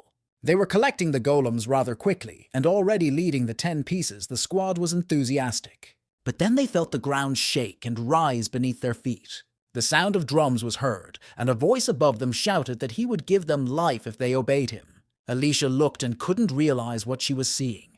Rows of stone golems tied with rope. Yeager played the balalaika and encouraged everyone to fall on their knees before their mandrake clan. And when Alicia looked up, she recognized the main instigator of this anomaly. Thousands of students are engaged in what they are trying to save. A limited number of citizens, all to no avail, shouted the leader. He told her to call him the Almighty Corwin. It was far more beneficial to eliminate all commands, he thought. It started with 3 people. He would join students from other teams. The pretext was to combine and pass the qualifying stage. Since only 16 contestants would pass, they just needed to eliminate everyone else. Because of that, they didn't think of a safe zone. They just gathered the golems and combined them into a shield. Many wanted to destroy the citizens with magic, but this was not to be done. No one could attack the king that rested on the backs of his subjects. Stone citizens were an excellent shield and a means of transportation. Get a citizen to a safe zone got a point, but destroy it, and you don't get 2. A lot of teams were crushed by this move and couldn't do anything about it. Since they couldn't use magic, they went hand to hand. Then Lark came in. He'd been holding back, and now he could go all out. Those sitting on the pyramid of golems had no restrictions on the use of magic, and Lark charged at them with a fireball. After all, even if citizens of other teams got hit, Corwin could pick them up after the fight and make up the points. This is the main difference between his plan and his rival's plan. They got a large number of citizens very quickly. The others were in no hurry to unite and searched for a safe zone every time they found citizens. It wasn't even that their strategy was a win-win. It was a lot of fun, and Corwin was having a lot of fun. And when they had already eliminated 30 people, Corwin met Alicia and invited her to join. To do so, she needed to bring the bandages of her comrades, and he promised her a place as his deputy. Corwin told her he needed her, and they were actively increasing their numbers. While she pondered his offer, he shouted to the others that he'd take anyone who brought her armband on the team, and the guys couldn't resist. She was betrayed faster than she realized it, but wimps were understandable. They felt that fighting against the first rank would be difficult, and therefore easier to defeat her, causing the girl to cry. Corwin smirked at the cruelty of society, showing itself in war as well as in competition. Once you feel vulnerable, you're like rats in a cage, devouring each other without hesitation. Alicia pushed aside her hesitation. Since they were doing this, she didn't want to hold back either. The other members belatedly gathered their teams as well. Marie had a lot of influence and charisma to do so. Her squad was a model of friendship and love, so working harmoniously, they succeeded in saving the stone citizens. Marie was sure they would overcome anything. That was how it was before they met the Almighty. Isabella quickly reassured her friend. Though they were few in number, their average rank as upperclassmen was higher. But Corwin made a cute face, and the girl was immediately knocked out. Isabel noticed her strange hesitation and didn't understand what was going on, since they had been friends for over 2 years. But all that was nothing before the power of falling in love, so Marie immediately switched and attacked her own former comrades and friends. Isabella looked in despair at the demons dancing with joy. The girl put the whole team down for Corwin Almighty. He towered over everyone and his team shouted his name. Auto-hunting was an awesome feeling. A madman's smile blossomed on Corwin's face. His pranks were watched anxiously by Professor Khan and Madame Josephine. Khan wanted to know who the almighty Corwin was. He was both obnoxious and a brilliant strategist. Josephine evasively replied that she didn't think there was such a student at their academy. That's how his team got the disgusting fame, but passed the test with an incredible result. At this time, the twins were competing in the qualifying event in doubles battles. They attacked Corwin with magic seals and he easily dodged. He pointed his finger at Alicia and told her to make a body jerk, but the girl didn't understand what he wanted her to do. But then she realized why he'd brought her here, to exploit her as usual. In one fell swoop, the girl defeated the two twins from the east single-handedly. Corwin was pleased that they easily won the doubles competition, even though Alicia was the only one to win. The couple, Jin and Yuri, on the other hand, were not impressed with Alicia's skills, although they had heard of her. It was as if she lacked the basics, Yuri said. But she was more concerned about the strange copter next to Alicia, who never joined the fight. They sensed something about him after all. He was a rank 5 knight recently. Before that there were only 2 opponents worth thinking about. A giant berserker and a vampire Mari with a huge mana reserve. But Corwin, with his Spider-Man reaction, aroused suspicion. The twins weren't that weak. In their homeland, they were the strongest. Because Jim could feel the power of this copjack in his breathing, looks, and experience. This was the strongest freshman of the first rank. Jim said it would be a nuisance to meet him in a group contest, for in such bouts, smart guys show themselves best. Jim really hoped Corwin wouldn't get in the way of their build. Helen walked alone through the deserted streets, because now all people's attention was on the festival. It reminded her of the day she became a goddess, filled with the smell of burning. A voice inside kept telling her to kill everyone she saw, and everything around her was engulfed in flames. Helen sensed the attack and realized she was ambushed when she saw the blow flying at her.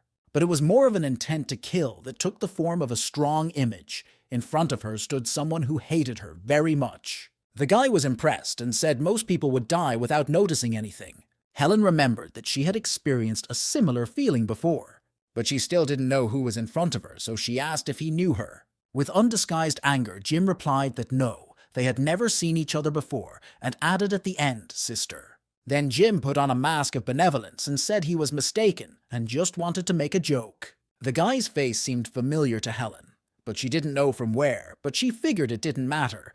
Turning away, she told him to be careful, and he promised to attack only after getting a good look at his opponent. Yuri, coming up to him, told him that he shouldn't have been so reckless in giving himself away. But Jim was sure that this was his way of confirming the effectiveness of his technique. The Steel Monster is a masterpiece of spirit mages. To seal this monster and save Ran, one must use the techniques of the 8 gates. Yuri reminded her that to provoke Helen, you have to wait for the right moment. Yuri felt that it was necessary to get Ran out of the monster first. Jim realized after that Yuri still wanted to use the monster, but he just wanted to kill it. Corwin sat in the restaurant and contemplated his plans. It was unexpected to be so far away from school. Professor Khan has changed the location of the team competition, Josephine informed him, and dumbfounded him. All because the supplies brought from the east had been stolen by bandits, and Josephine wondered if it was his doing.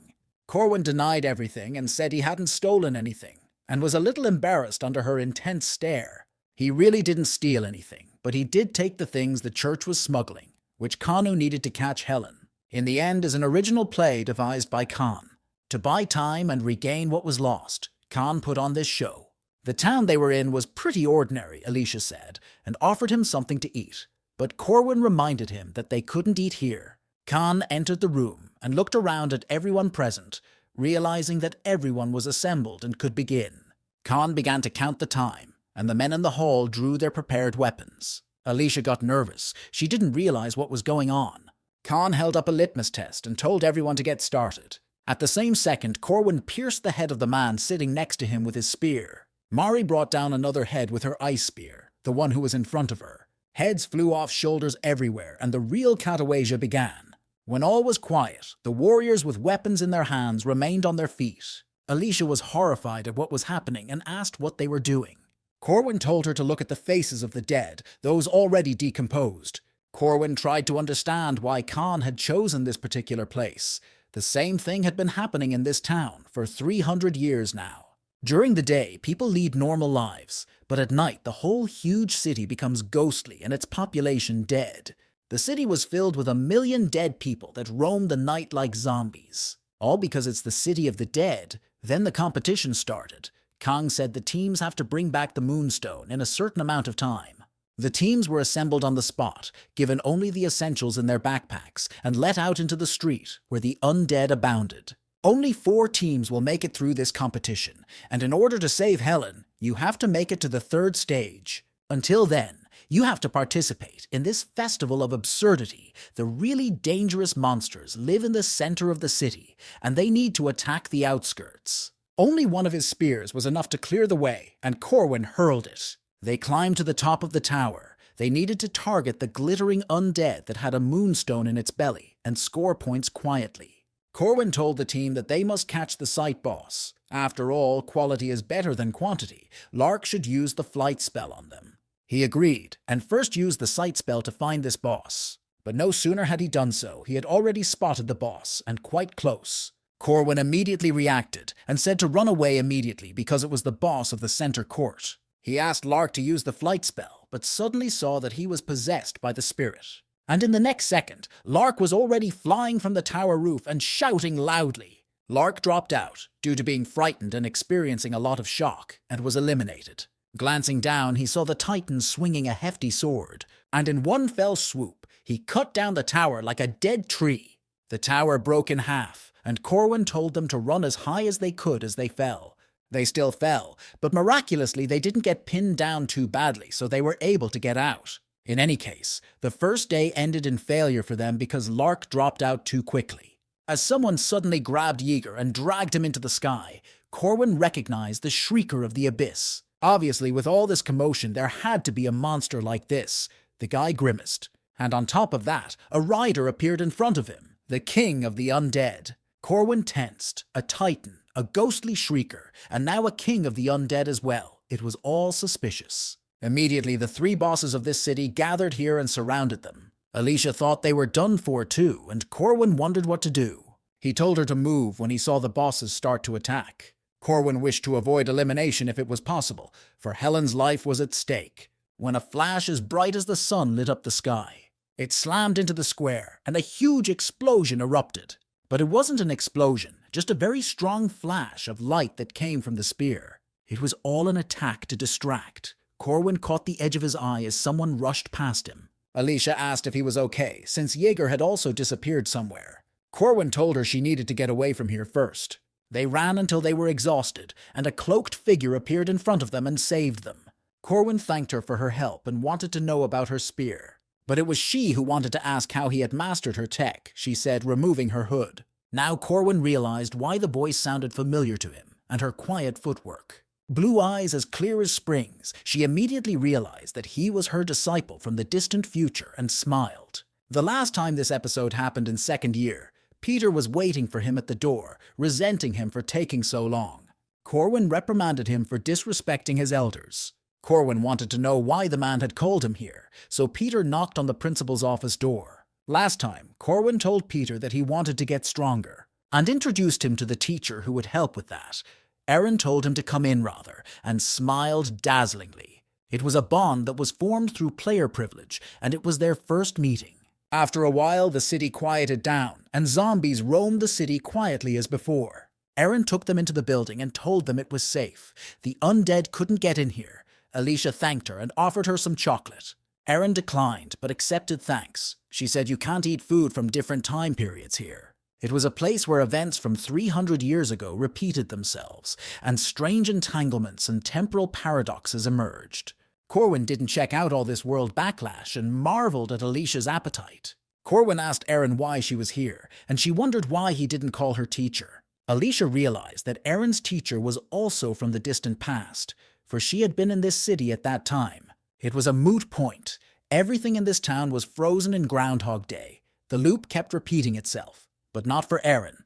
Corwin was surprised that it was the woman who kept her sanity. Aaron got up from her seat and said that she had befriended the Reaper. This city was a lonely place that spawned the undead, and it prevented the birth of an immortal king. He was going to show up downtown soon. She dumbfounded them. Upon hearing this, Corwin offered to go there immediately, but Erin said it was her assignment. Corwin then replied that she would definitely need helpers, and Erin wondered. His reaction amused her. The guy could be called bright.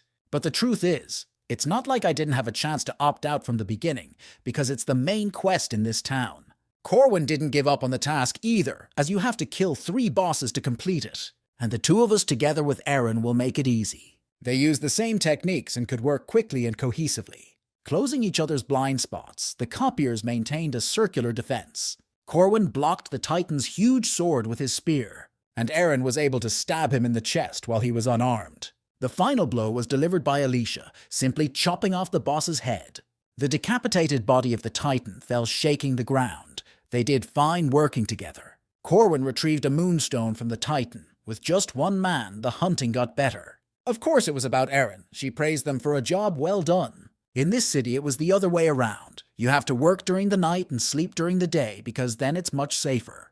Alicia instantly drifted off to sleep. After all the experiences, the sensitive girl was exhausted. Erin told him he could go to bed too. As children are supposed to do, she saw him as a child. Erin noted that she has taught him everything for the future. The art of the spear, battle runes, fist fighting, all of it she taught him. Erin was surprised that she had chosen someone as her successor, also a child like him. Of course, the first was Balthazar, but she regretted it later. Corwin was silent on the matter. There was no point in adding hardship to someone whose life was already lost to time. Erin touched his cheek and asked him what he was concerned about, and told him that she was truly blessed to receive so much love from a student. She realized from the look on his face that her future wasn't so bright. He knew who she was, Erin asked. Of course Corwin knew she was an adult who stood up to evil. Then she told him to leave and promised to buy time. As an adult, she had to protect him. She was his mentor, the person who taught him everything and changed him. She gave her life for him like a real mother. Had he learned of Peter's essence earlier, he might have been able to save her. Even knowing the future, Corwin had failed hundreds of times. He saw the damage that could result from one random change. He took part in the festival but somehow ended up here, and met his teacher that lived here 300 years ago. This was not at all in his plans. Any variable could plunge everything into chaos. Corwin couldn't sleep while he was thinking about it, so Erin decided to play a joke on him and told him he was going to fail. She told him that those who dwell on other people's failures are foolish, but wise is he who thinks of his own failures, and he was of the latter. Corwin asked her if she could say the same thing if she failed. Erin hugged him and said that she was a loser who had experienced many failures, and they would be waiting for her in the future too. Her choice, however, of him as her successor was not unfortunate, and as Queen of Heaven she was happy to bless his path, and now he must rest. Corwin was still hesitant, thinking about it, and feeling the warmth of his mentor. But his main purpose now was to save Helen from harm. Meanwhile, individual bouts were taking place in the arena. Many students were desperately trying to move Helen, who stood like a stone sculpture under their blows. They were driven to madness by the realization of their own helplessness. Josephine told her not to take the duels seriously, so that no one would get hurt, because there are many who are not happy with her existence. After futile efforts, the students conceded defeat, and Helen was frankly bored. She remembered her martial arts classes with Corwin. They were more fun. Then she asked Josephine how much weaker her opponents would be than Corwin, and Madame replied that there were simply no students to compare with him.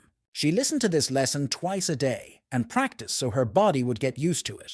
Helen applied an omnidirectional dragon strike. It passed by her opponent and exploded in the sky. The girl herself was impressed by the power she had unleashed. The student in front of her fell to his knees in horror and shame at her tarnished reputation, and called her a monster. She'd heard this sort of thing so often that it didn't even make her angry. It was just odd that the area in her chest itched more than usual. So quickly time flew by until the finals. Her next opponent was from the East, but she still didn't expect anything from him.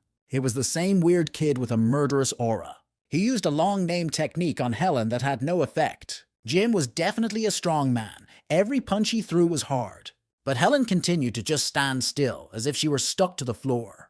But of course Jim was an ordinary man, and he was humiliated like the rest of them. Helen's absolute defenses were impossible to penetrate. She told him to turn it in since his punches couldn't hurt her, and Jim called her a goddamn monster. He told her it was too late to show mercy and tolerance. It was all a sham. Such mercy she should have shown then when she killed his family, Jim told her. He slipped back into severe flashbacks brought on by PTSD. His entire mind was filled with the severe trauma and pain of losing his relatives. It seemed vaguely familiar to Helen, but she didn't understand what it was about. In the workshop of the ghost town, one necromancer was resentful. His plans had been disrupted. The herald felt uneasy. He did not know if the rite had succeeded, if it would succeed. He didn't know if he had activated the magic circle, or if he had done it yesterday. But either way, the city was surprisingly quiet. He thought long and hard about who had intervened and what had happened. And when he realized, he shouted one word loudly, "Witch!" Cursed copature, silver hair, blue eyes, rune mage, he shouted. He didn't understand how 3 days could repeat for 300 years, and when he looked up into the sky, there was a huge magic circle hanging there. It was a circle that was drawn with the power of the moon runes, stronger than anything in the world, so it was not difficult to detect the foreign pattern. A special sign that began to be forgotten 300 years ago, the language of the beginning, the original rune. Someone said hello to him and he was taken aback when he heard his name. Seeing the cloaked figure, the mage shouted witch. He knew her secret. It was her repeating time, he said with a maddening smile. The grim face of the cloaked figure, she only uttered his name, Immortal King Harold. He must stay true to his role, she said, and there was a terrible change with the mage. At night they went hunting again, and took out the second boss. As usual, Alicia landed the killing blow, and then beat the king of the undead to death. It wasn't hard. They were fighting at far from the first rank level, but their opponent was also a supreme undead. And the reason it was so easy for them was Erin. She told them that only the immortal king was left. She had hunted here thousands of times. The leadership was skillful and the operations flawless, Corwin thought. And so the night of the third day came. So they appeared before Harold. It was necessary to prevent the birth of an immortal, Erin said. 300 years ago, he was the dark mage that created all the cheese in the city and became the monster king of the undead. Alicia asked doubtfully if it was definitely the immortal king. It looked unkempt, covered in mutation, and barely moved. Corwin suggested that he hadn't fully transformed into a lich yet, and Erin said the wizard's wisdom was still with him. Corwin told them to stand aside because he wanted to handle everything himself. Lich was an undead king born of great consciousness, and just as Alicia had said, he was Mari's equal in strength. As Corwin approached the mage, he threw him back with a purple flash of power. There was a huge explosion of magic, and Corwin was nearly hit. He grinned, doing a somersault in the air. His opponent wasn't kidding. The Lich threw a magical charge at him again, which exploded like a cannon shot. It was so absurd that he could use such strong magic in succession. While Alicia was worrying about Corwin, he had already landed many blows on the mage. Corwin's whirlwind attack completed the rout, despite the mage's full power. But the main vulnerability of powerful mana attacks is that they hit at a radius and blocked the view.